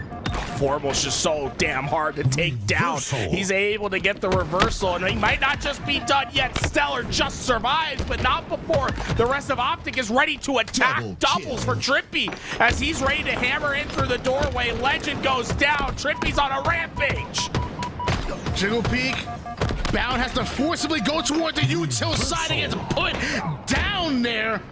Trippy having one hell of a game here in your grand finals reset. It's a 2-1 series lead still for OpTic Gaming. OpTic gets the flag out and the spawns are in. Only one player from Space Station getting that P-side spawn. Flag will be trapped down at the middle part of the map. It's going to be down to these slays first. Legend getting up that top control, but quickly taken down. This flag looking more and more likely to go over to OpTic Gaming if they can just finish these slays. No, Bound able to eventually find that return, but control of the map still remains with the players in green.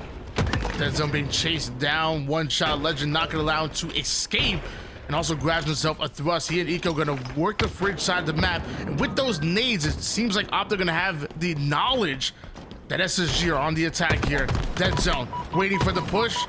The damage does go in. Thrust back for the fadeaway. Legend takes him down. Lucid had to go on the hunt down into his base to get that kill, but the flag is being pulled. SSG, they've been trapped too far ahead. Formal took advantage of the timing. They get the flag out and away, and no one from Space Station is close enough to get the stop. What was such a dominant start to Space Station turns into a 2-capture lead for OpTic with just over 1 minute and 30 seconds in this game.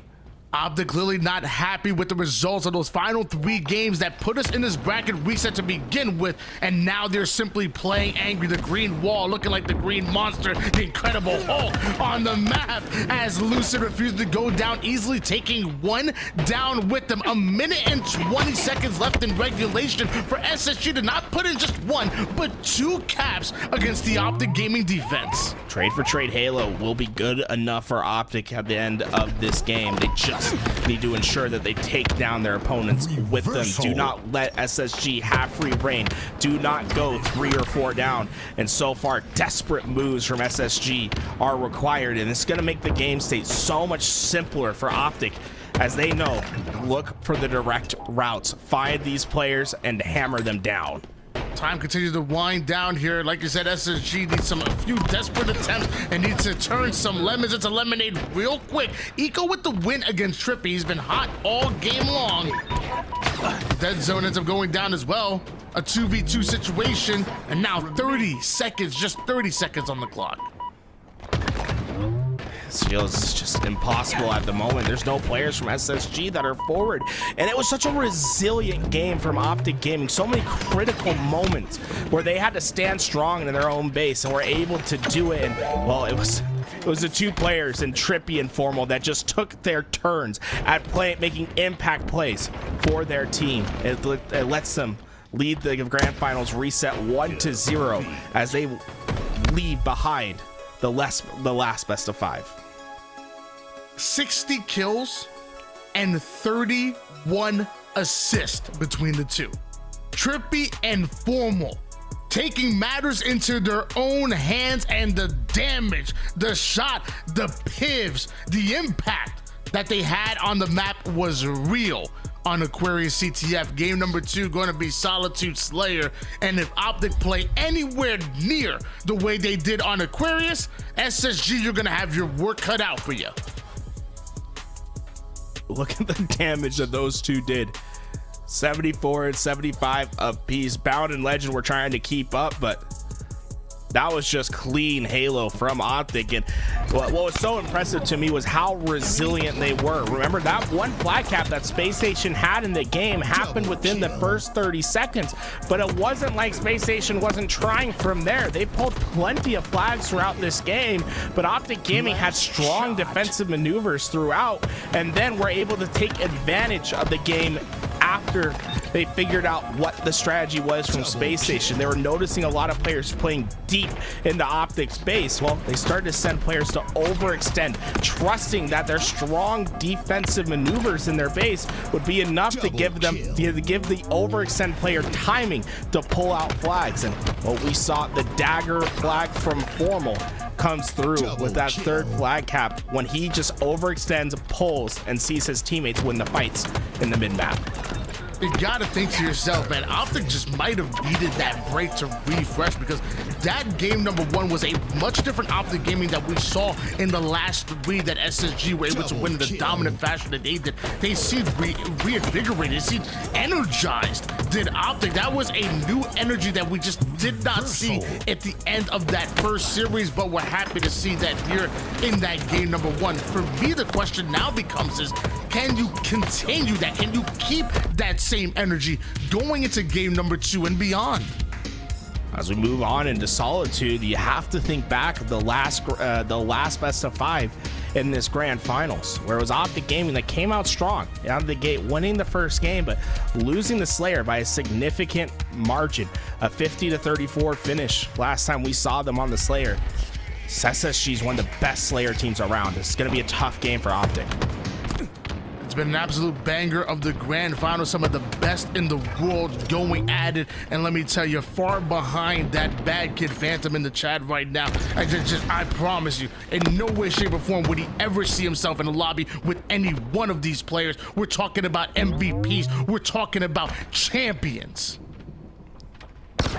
Well, you can't make it easier than that. Trippy could have gotten the collapse if that was an S7.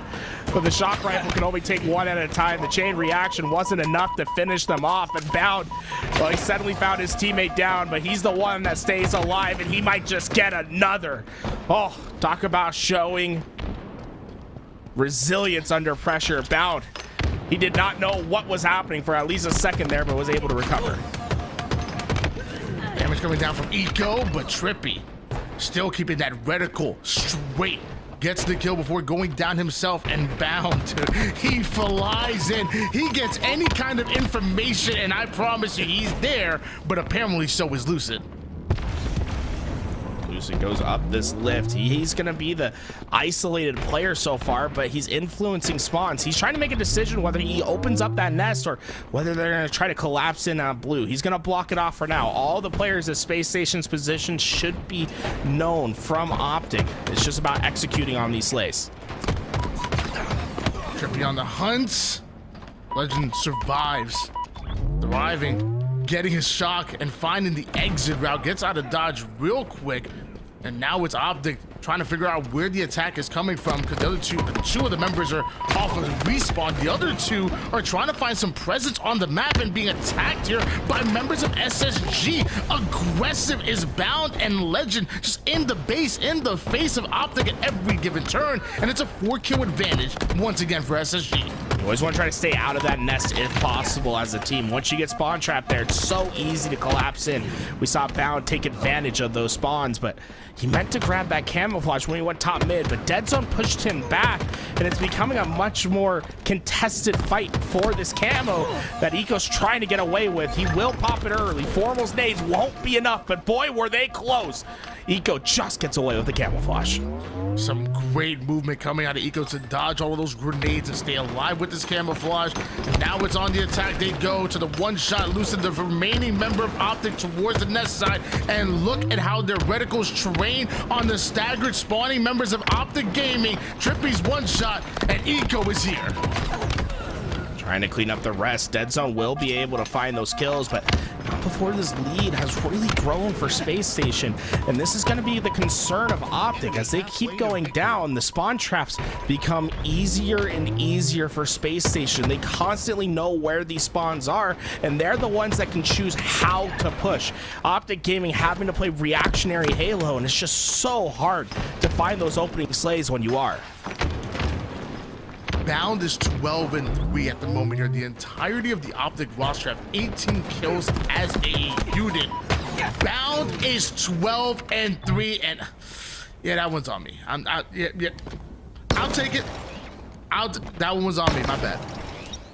We might be getting a sense of deja vu. We saw a very similar scoreline just a series ago, and right now Space Station looks unbelievable. They are collapsing in on kills. OpTic Gaming just can't get together, and well, it just seems as if this game is just so simple for Space Station. OpTic needs to start complicating this game, getting more space on the map, making Space Station second guess where they're going. With these slays, they might have just done that. Camouflage is the next part of the equation. They have to find these opening picks and get away with this camo.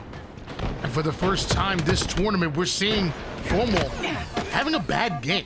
I mean, 2-11, we can't ignore that. Love the 4 assists, but just turned to 5 after that, but just not seeming to find the slays that he's looking for and can't seem to stay alive.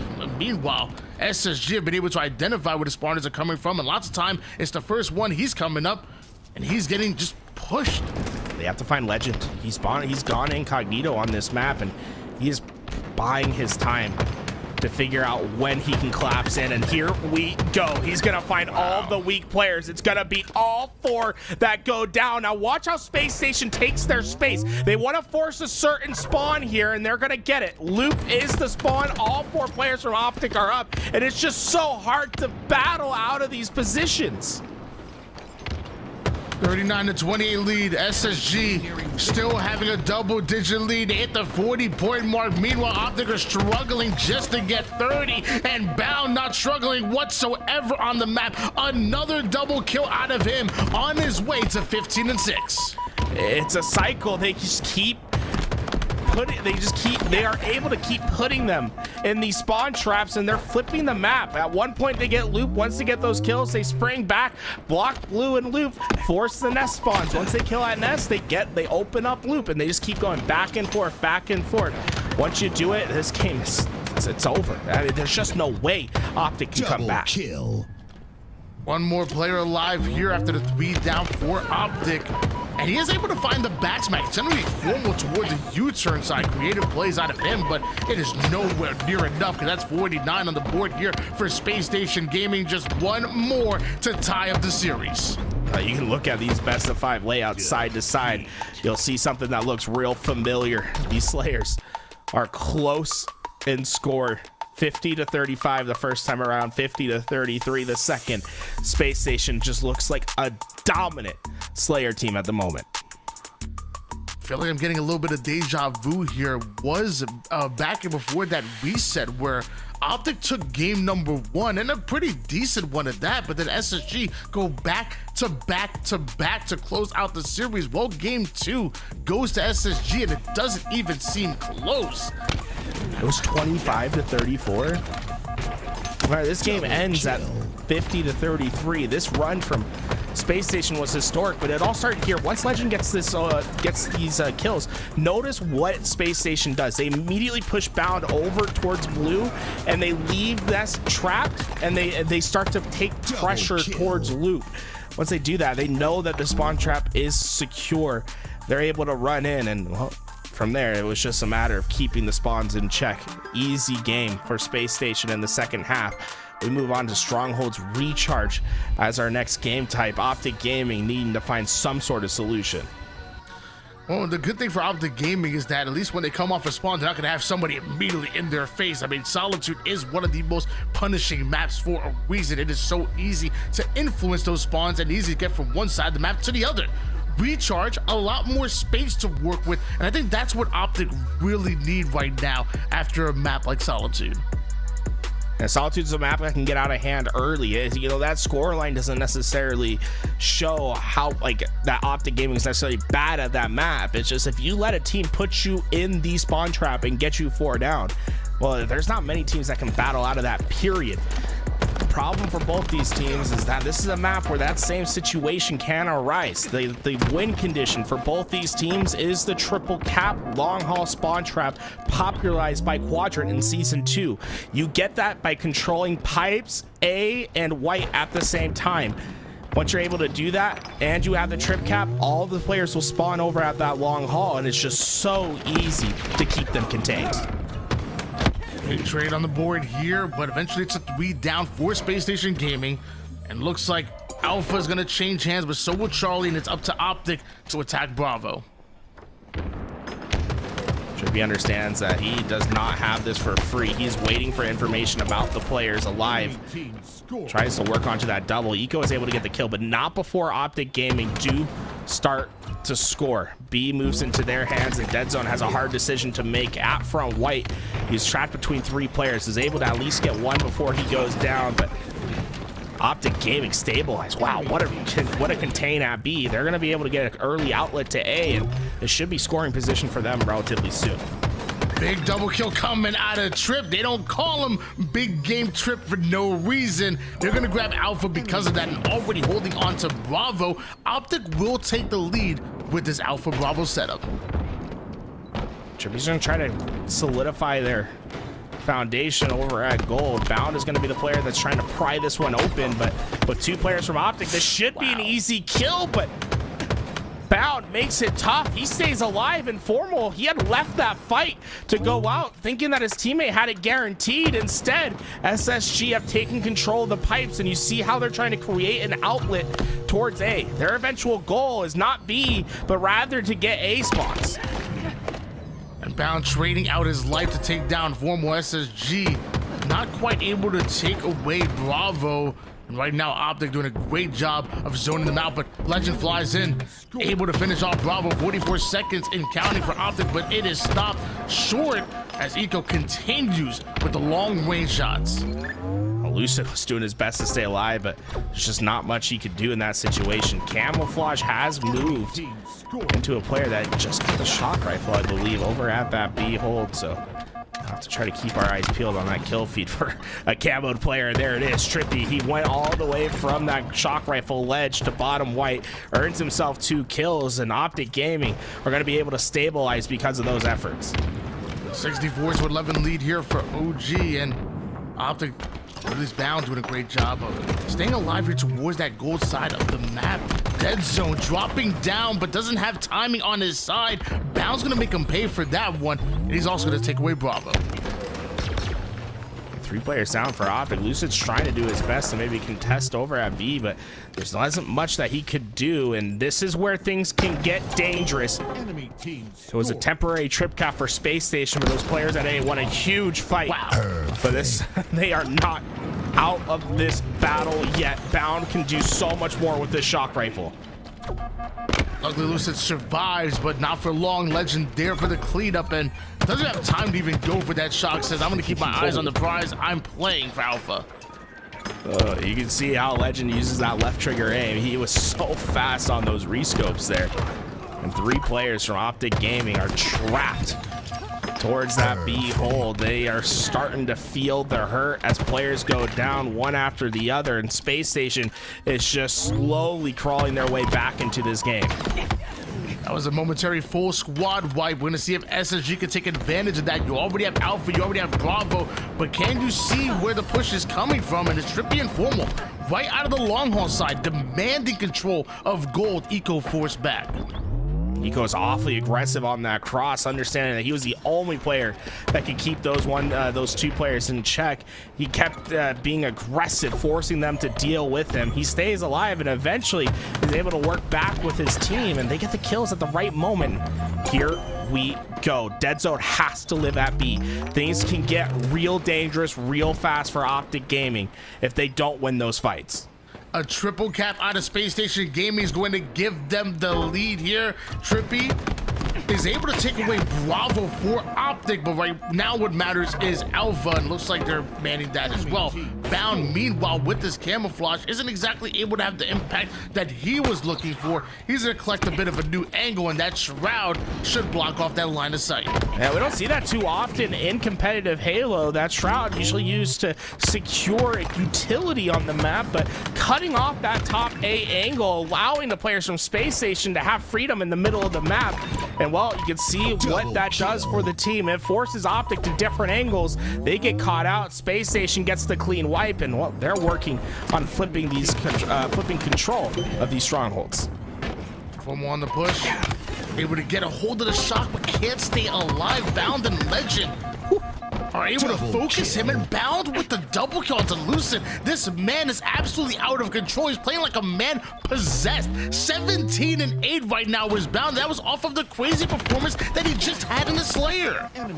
Bound still trying to do his best to stay alive. They are focusing him right now. 3 players change their attention towards Bound. It'll be Lucid that finally gets the cleanup, and well, he's trying to turn it to more. Gets the information to Trippy. Can Eco survive? No. Hill's captured. Camo in the hands of OpTic Gaming, and the lead just theirs. Dead Zone and OpTic currently have the lead right now, and Bound moonwalks his way into a back smack around the Dead Zone. Now it's Dead Zone looking for his next target. It's going to be Stellar that's stuck over toward the seaside. They already have both Alpha and Bravo, so they want to be careful with this. Legend, he doesn't. Enemy halfway to Dead Zone's been able to stay alive. Like you said, it's the moonwalk into the back smack because that player's moving backwards. Dead Zone sitting in the corner saying, hee.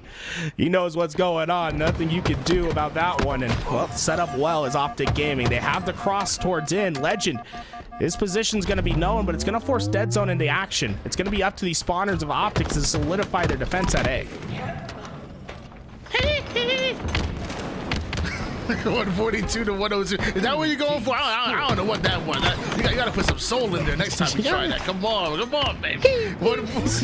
God, I'm trying out here, man. You sound like a dying seal. I can't get my voice that high. 142 to 115 in favor of OpTic, but it's still Space Station Gaming that are scoring, and OpTic that end up going 3 down, and you don't want to allow this man with momentum and the shock. Trippy and OpTic going to shut that down as well. Trippy taking some heavy damage, and Stellar keeps them under check. Space Station scoring at the moment, and Lucid's going to try to get themselves a home at C. It's important for him to focus on getting the kill on Bound first. Notice how he immediately pushes over through C. They have to find this player. SSG back in the lead here. Lucid working with Formal to make sure that Bound goes down. The man's been on fire all game long. It's no wonder they're looking to prioritize making sure he's on the black screen. Dead Zone quick onto the Charlie push, but looks like Eco and SSG, they want either deal with Charlie or at least get their hands on his camouflage. Maybe a sneaky play out of Eco is what they need. Trippy and Formal with the bait and switch. Wow. They play that so well of each other. Space Station's not done trying to commit to these kills, but that might just be their downfall. Bound was the last player around. He was able to get away with the camo, but can he get away with his life? Lucid's making it hard. That insta-explode, if it would have triggered, it would have been enough. Instead, Bound trying his best to stay alive, but hyper-focus was OpTic on the collapse. SSG scoring once again, but looks like Bravo still being attacked by OpTic Gaming, and I don't know where Lucid just came from, but OpTic are happy that he is here. Clears out A almost single-handedly. Does Lucid, and they already have Charlie. OpTic, couple round of slays away from taking Bravo, and they already have the lead. You know, we talked about how the win condition for teams so often on this game type is the trip cap, but that's just been something that's so difficult to come by for both these teams thus far. But finally, it's been done. 3 caps is in. OpTic Gaming have an opportunity. These next rounds of slays are going to be vitally important for Space Station. If they go down, OpTic Gaming will have them in the chokehold. Right to the sneaky, Stellar goes, and looks like they have to play for Charlie, and Formal understands that, so he's aggressive, but right into the shock and bandit combination out of Stellar. 3 down, go OpTic. First step, take Charlie. Next step, push up over toward the Bravo side. Space Station did a good job to get that 3 down, but they had to waste a lot of time to do so. And every second that you're in that trip cap, it's 2 points that go the other way. What was a close and contested game suddenly starts to be a giant lead for OpTic Gaming that could finish the game here and now. Trippy versus Eco. Eco wins, but he had to jump out of the hill. Is there anyone close to contest? No! OpTic Gaming, the trip cap seals it. They're up 2-1 in the series. They weren't able to get it done in one series, but they're back to here to do it in the reset. OpTic up 2-1 in the series, and this is the OpTic Gaming that we wanted to see in that first version of the grand finals. 1 game away from finally taking the tournament here in 2024. Folks, this has been an incredible grand final so far, and it feels like it feels that OpTic is taking final form. Look at that equal damage dealt. Everyone sharing the burden here today. Resilient thus far, and 1 game away is the green wall. If you're joining us, we're in our grand finals reset. Space Station coming in from the lower side have beaten OpTic once before in a 3-1 finish 1 series ago. OpTic Gaming have battled their way into match point, 1 objective away from getting the job done. Shout out to all those that are watching on multiple platforms. Our Twitch chat's been strong all day, but our YouTube is surging at the moment. I gotta give you guys a shout out. We got 2,700 people watching on the YouTube. And guess what? We hit 10,000 subscribers today. If you want to help keep that number going up and you're tuning in for the first time, well, we have tournaments all week long this week. You can watch them on the YouTube or Twitch.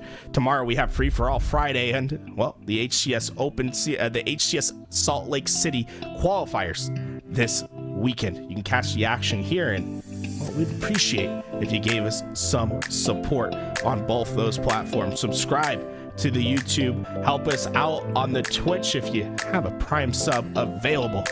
We will be going to Salt Lake City, and all the support that you guys have been giving us allows us to do what we do here today. Still in this series, Formals 1 game away for helping OpTic secure their HCS Open Series victory. Space Station look to push a game 5. Oddball is the game type, Streets is the location. Let's lock it in. If there's one player I'm gonna tell you to keep your eyes out on here for Space Station Gaming, is gonna have to be Bound, man. What an incredible series that he's had. Even in that game number 2, leading damage across the entire lobby at 6,000 damage. The man has been bringing the pain, and something tells me SSG gonna start playing better through that damage that he's able to create on the map. Camo's up, but Space Station they surrounded OpTic Gaming on the perimeters, and it eventually allows, I believe, Legend to get away with that camo and Oddball to go into the hands of Stellar. Everything starts to move in favor of Space Station. A great start from them. I swear, I thought Legend was about to pick up the phone. I swear, dude, he wanted to, bro. He's thinking about barking for a second. 18 points here for Space Station Gaming, defending the subway side for dear life as SSG, and Bound with the Stalker makes these battles a bit unfair to deal with, but Dead Zone takes him down, gets the Stalker out of his hands. So far, a lot of back and forth on the slays, but ball has been firmly held towards Space Station Gaming's camp, and they've been able to reap the rewards because of it. OpTic Gaming ready to push, but if they go first down, it's going to make life so much harder for them. Trades coming through. Lucid's broken his way into the back wall, into the back rank, but not able to find those kills. Space Station making this so tough for OpTic. OpTic, who haven't been able to take a tournament on land just yet. This really is their final time to gain some momentum before Salt Lake City, the major qualifier. Neither SSG or OpTic can play in it, so this really is the final time for them to really get some energy going before SLC and prove that they can beat SSG even in a grand final. Trippy, early kill, that's him that ball, and now it's active camouflage that both teams are going to be fighting for.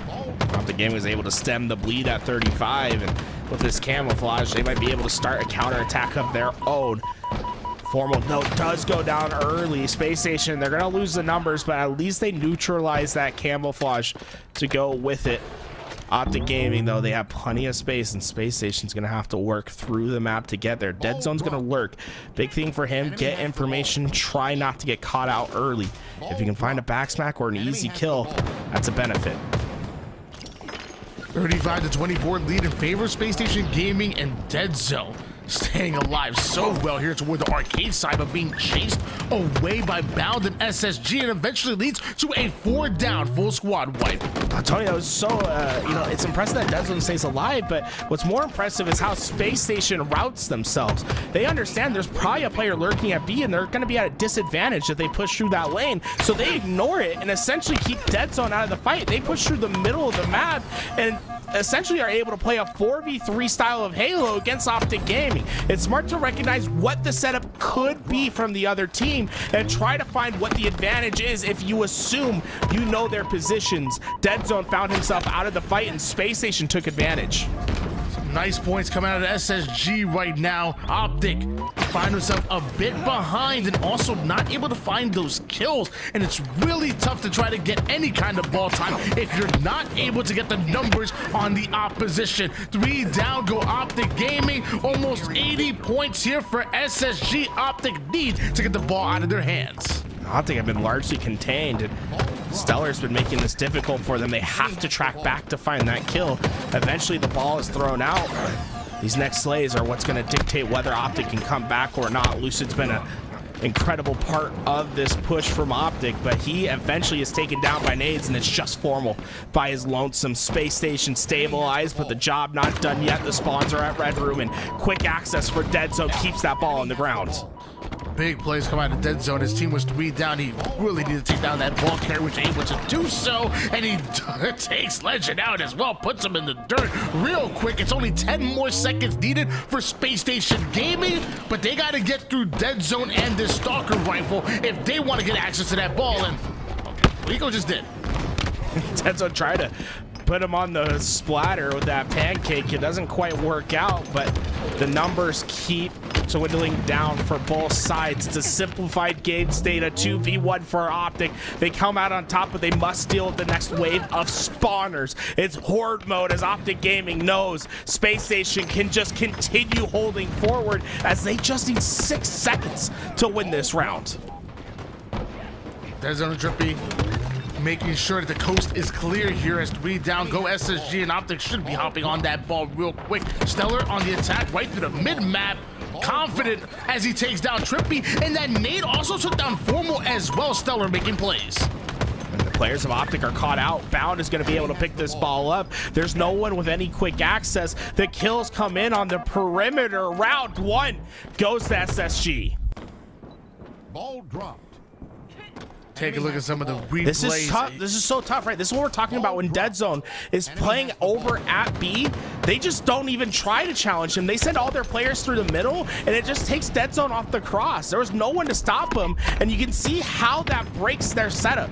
OpTic Gaming, they have to be a bit upset with themselves with how that one played out. SSG up 1-0 in rounds right now, and looking to send us into a game number 5 here in your grand finals. Camouflage about to come up.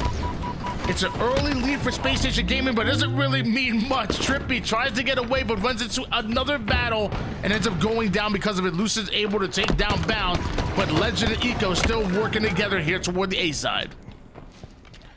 Damage coming in on both sides, but SSG will be the team that retains control. Trippy, last player up for OpTic, is trying to do his best to slow SSG down, and that pick might have just been enough. And this feels like a moment where Space Station should be at 20 seconds of time. Instead, they find themselves a bit lagging as OpTic Gaming are ready to attack once again. Red Zone is here, finds a crazy angle onto Stellar, but luckily Stellar had that Stalker to shut him down. Eco still here toward the back A. Trippy tries to make a play, but it's simply not gonna happen. 24 seconds to 0 right now for SSG, who are still holding on to the setup. Into the back, OpTic Gaming just having its struggles on getting to a position in which they can't contest, and even when they do, you're gonna have to be wary of Stellar's red gun in the back pocket. Trippy's to the left. Stellar just did not know, and well, he thought he was winning the rotation. Instead, it was Trippy that had it blocked off the entire time. OpTic Gaming have a successful trap and have taken control. Trippy wants to get value here with the Stalker, passes that ball out and rains down the pain onto the remaining members of Space Station Gaming on the rotation. Bound the Legend now kind of stuck over towards Subway. Stellar hasn't made it through. Not for long. Somehow the nade from Formal takes down Bound, and the Bandit was there to finish off Stellar. 3 down for SSG on their way to an active camouflage. Setup is locked in for OpTic Gaming, and they may just take the lead on that one. I love how Formal plays that. He gets the camo, but he plays as if they are going to guarantee the win. Doesn't pop it right away, waits until 3 players are down, and then when he does pop it, he remains patient, doesn't shoot the weak player, understanding that a trade is the worst case scenario. But did you see Stellar immediately spot Formal out? The camo eyes on that man. It just does not matter with how crispy Formal shot is at the moment. Make sure you're eating your carrots, ladies and gentlemen. I promise you, Stellar's eating his. 49 points here for OpTic Gaming.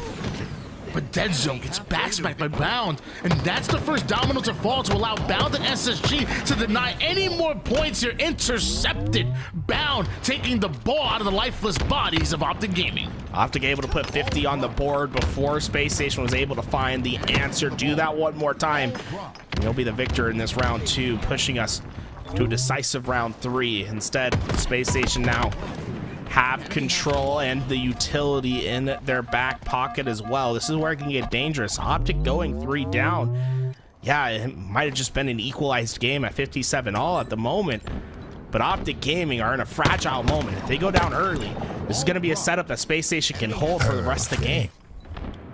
SSG with the lead, and Eco bird's eye view on the map from that heaven side with the Stalker. Really tough for OpTic to deal with, and the man simply not missing shots with the red gun.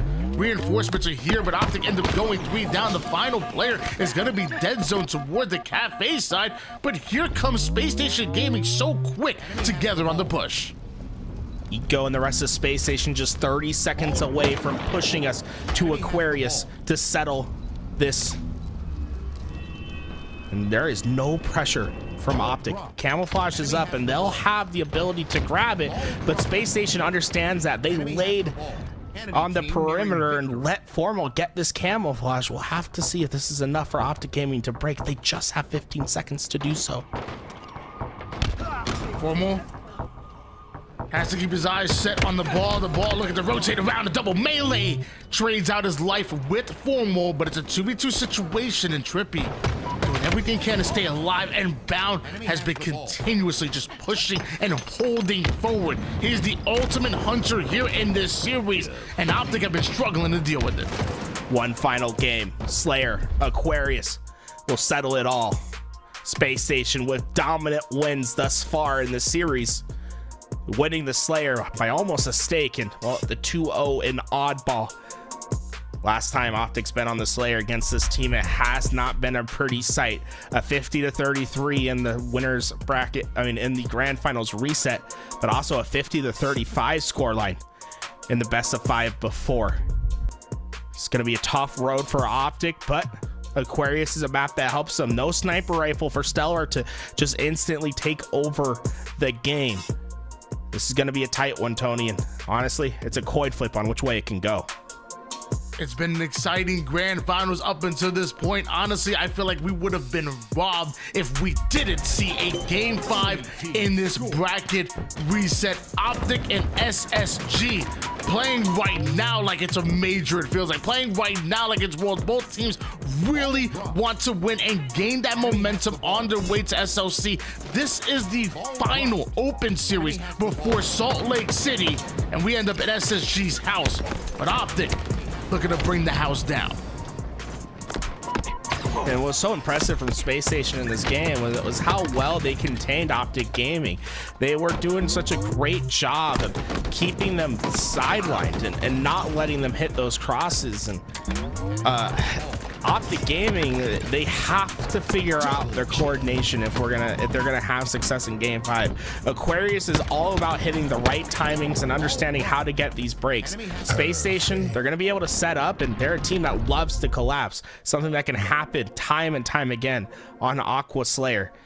This will be a very tough game for OpTic, but it will show how much they have grown if they're able to do it. This is a team that has been resilient, showing that they are not down and out. I thought everyone probably thought that this is just going to be an easy series for Space Station after that best of 5, but they've come out with 2 decisive wins in the Flag and Strongholds in this series.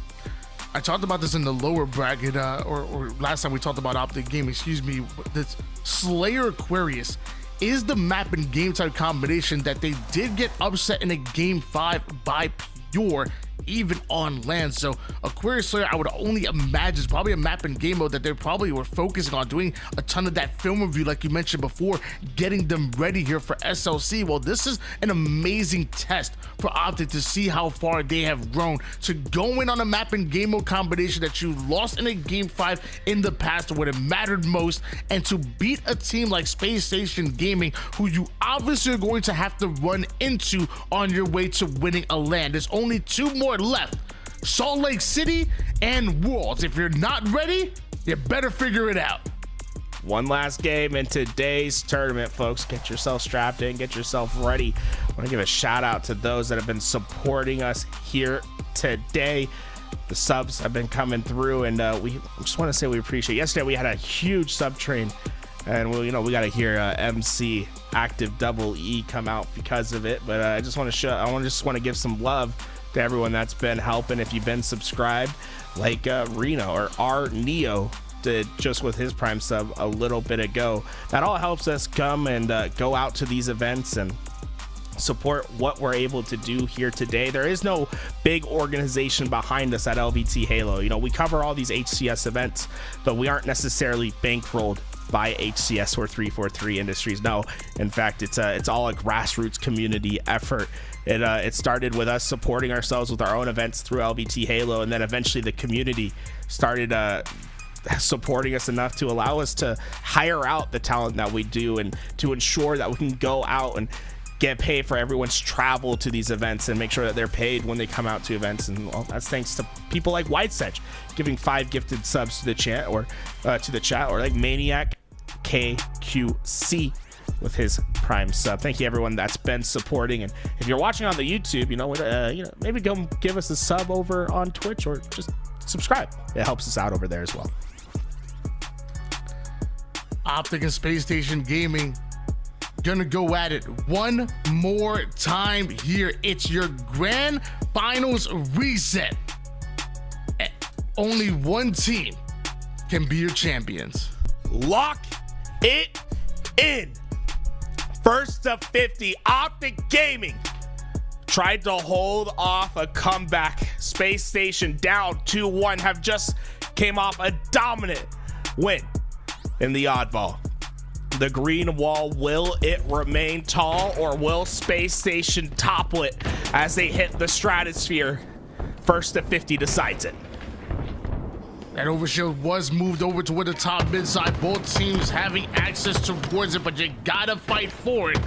And with a 3v3 scenario, Eco putting down the damage to take down Lucid. Maybe it's SSG that can get away with that overshield as Bound gets his kill as well.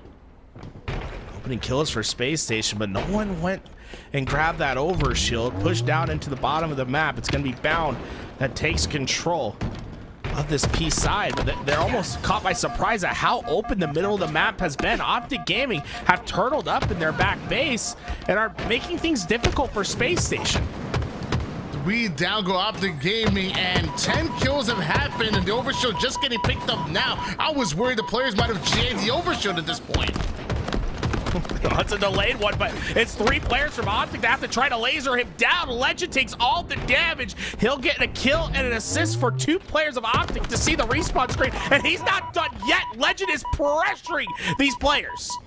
Confident Legend in the face of OpTic Gaming, 11-4 run here in the beginning, and they don't want things to get out of control to OpTic Gaming. The problem is that Space Station Gaming have no signs of slowing down whatsoever. Doubled up on this lead. SSG have felt no resistance thus far. OpTic Gaming need to change this momentum, and it might just be Dead Zone and Lucid that can work together to create chaos. Lucid in between everyone by getting damage down range. It's going to be up to Dead Zone to find the finishing touches as he's able to get 2. 3 go down for Space Station, and bounce position is well known. This should be an easy collapse for the players of OpTic Gaming and the start to their comeback. Gotta love the recovery coming in from OpTic Gaming, bringing us back within 3 and not allowing that game to get out of hands, alleviating that pressure and now having control of the map. Overshield comes up, but once again being used as a bait, as 2 quickly going down for OpTic, but Dead Zone waiting patiently, and here comes the rest of SSG. Oh, once again, it's another overshield that comes up. That's quite delayed on the grab, and it'll be the second set of extra shields that go to Space Station. OpTic able to neutralize it early, but turtled up in their back base. All of OpTic waiting for the push to come. SSG occupy all 3 lanes. It's just Trippy that remains on the outside, but Trippy causes all the chaos. The players held strong for as long as they could, and all of Space Station go down as a result. OpTic Gaming just down 1. Dead Zone with a huge double kill to slow down the momentum of Space Station Gaming, and OpTic were the ones trapped in their base moments ago, but now it's SSG looking to break out of their spawn. The initial damage goes right down to Trippy, who uses the thrust to try to hit the fadeaway shots on Bound. Bound lives, but Lucid takes height here. SSG still with the lead. Now with the man advantage, it's a double push to try to get Lucid out of the P side of the map. He could be successful at that, but OpTic Gaming are winning in the numbers. They've taken the lead in the game, 21-20. Space Station are 3 down, and it's always dangerous when you go down at once. With 3 players hitting the respawn screen, it allows OpTic to manipulate the map with their spawns. They know that Space Station's trapped at the utility. Now it's just a matter of execution for the green wall.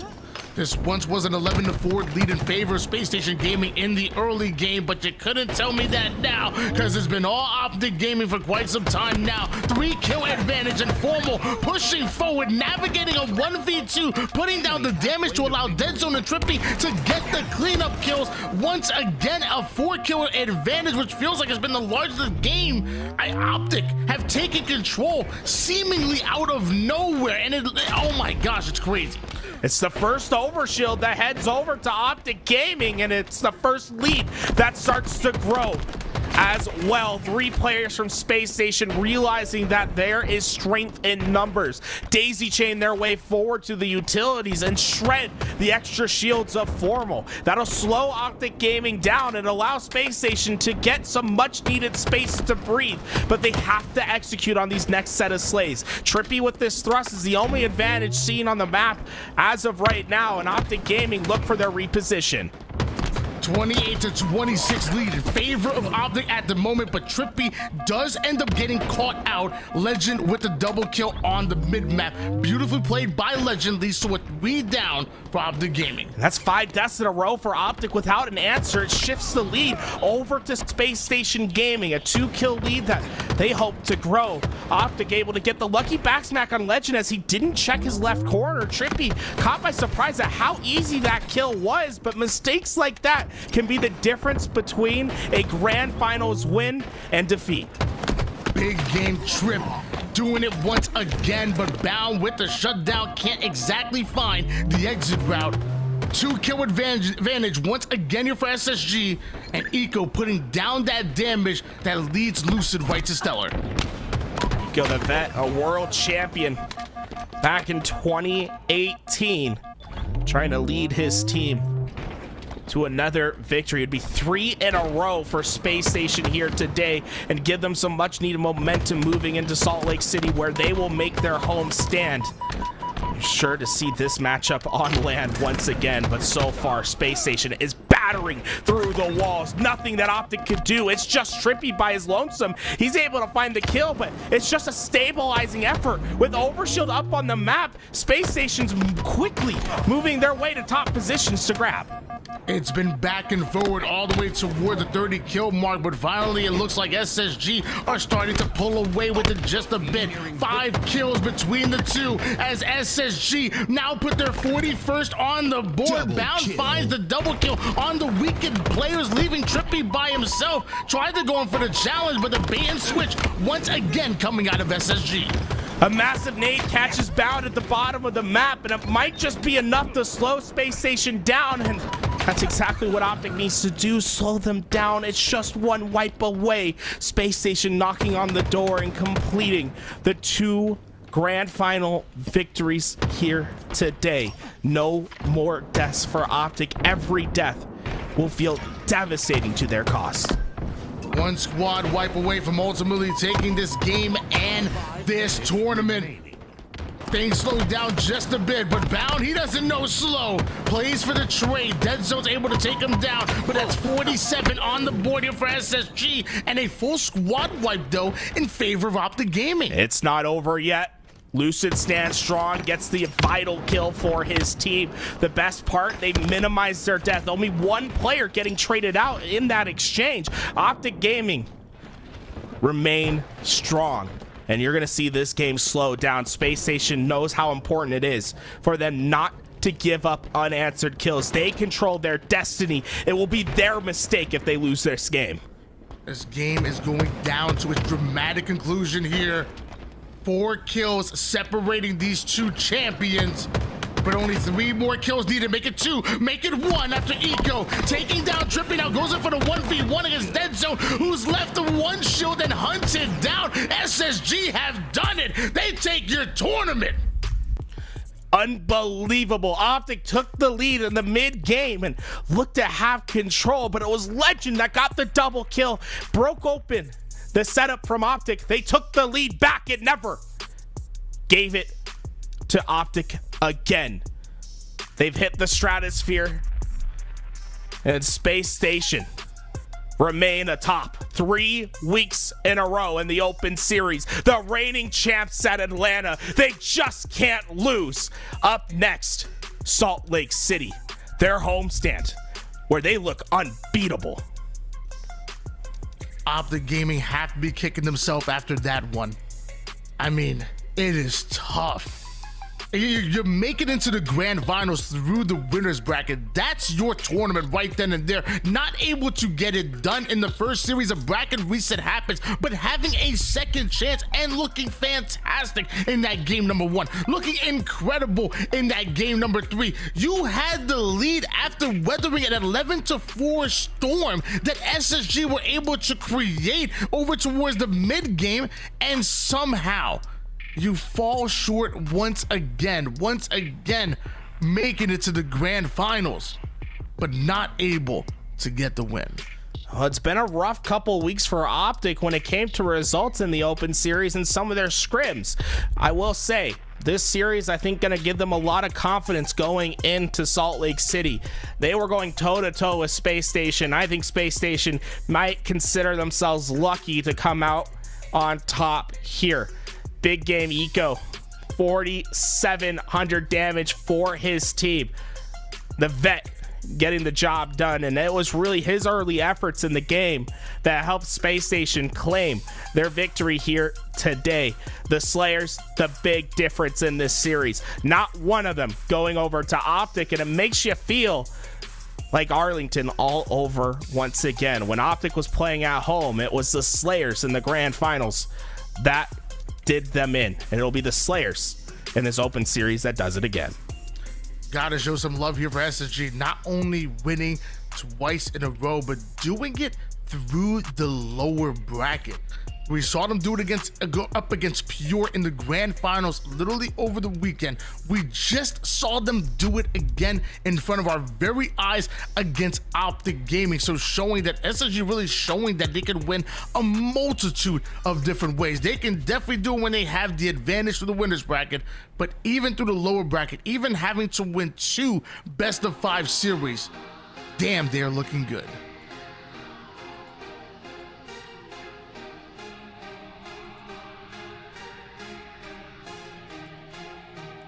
Up next, Salt Lake City. For both these teams, we will not be seeing them this weekend as they have already qualified through their top 6 placing at Atlanta. But they could play in the free-for-all tomorrow if they wanted a $1,000 free-for-all between the 4 regions in the HCS, being posted by us at LVT Halo and Native Gaming. Get yourself signed up and ready to compete. It'll start 6 p.m. local time for anyone that's interested. Also, a little bit further down the road, next week, it will be the $5,000 Forge Hub event. Forge maps, 4v4 ranked settings. Get yourself signed up over on their Twitter now. Would love to see some pro teams making their appearance on that tournament. There's some great maps up for grabs. Make sure that you get yourself signed up.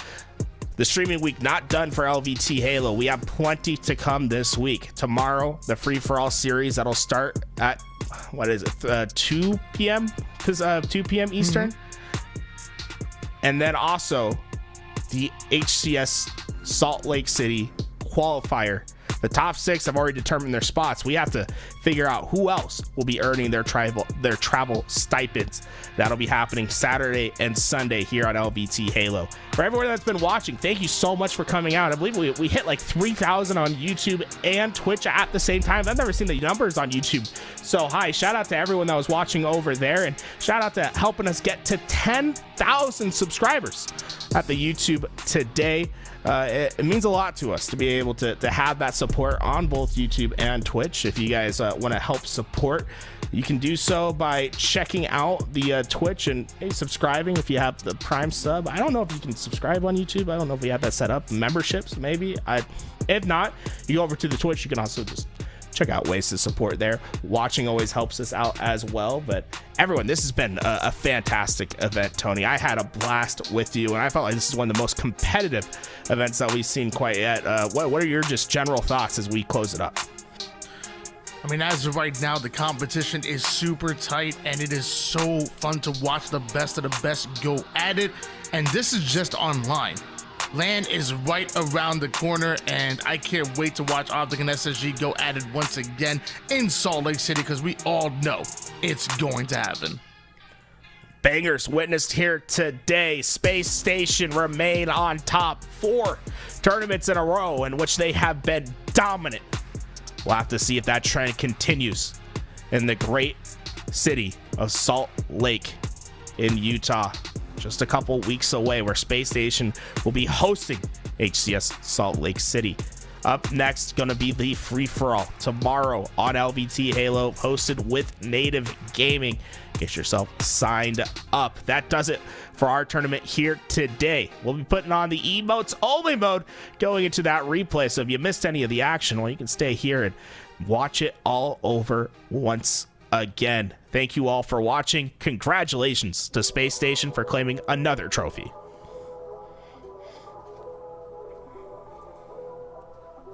Enemy halfway to victory. Let's get it. Let's get it. Let's get it. Let's get it. Faster, stronger, moving light speed. Working longer, we a different breed. Living larger, chasing the dream. Push it farther, better than you ever seen. Pedal to the metal, we going far. Foot on the gas, just getting started. Let's get it started. Pave the way, roads uncharted. No problem, we ain't solving. 1, 2, 3, let's get it. Let's get it. Let's get it started.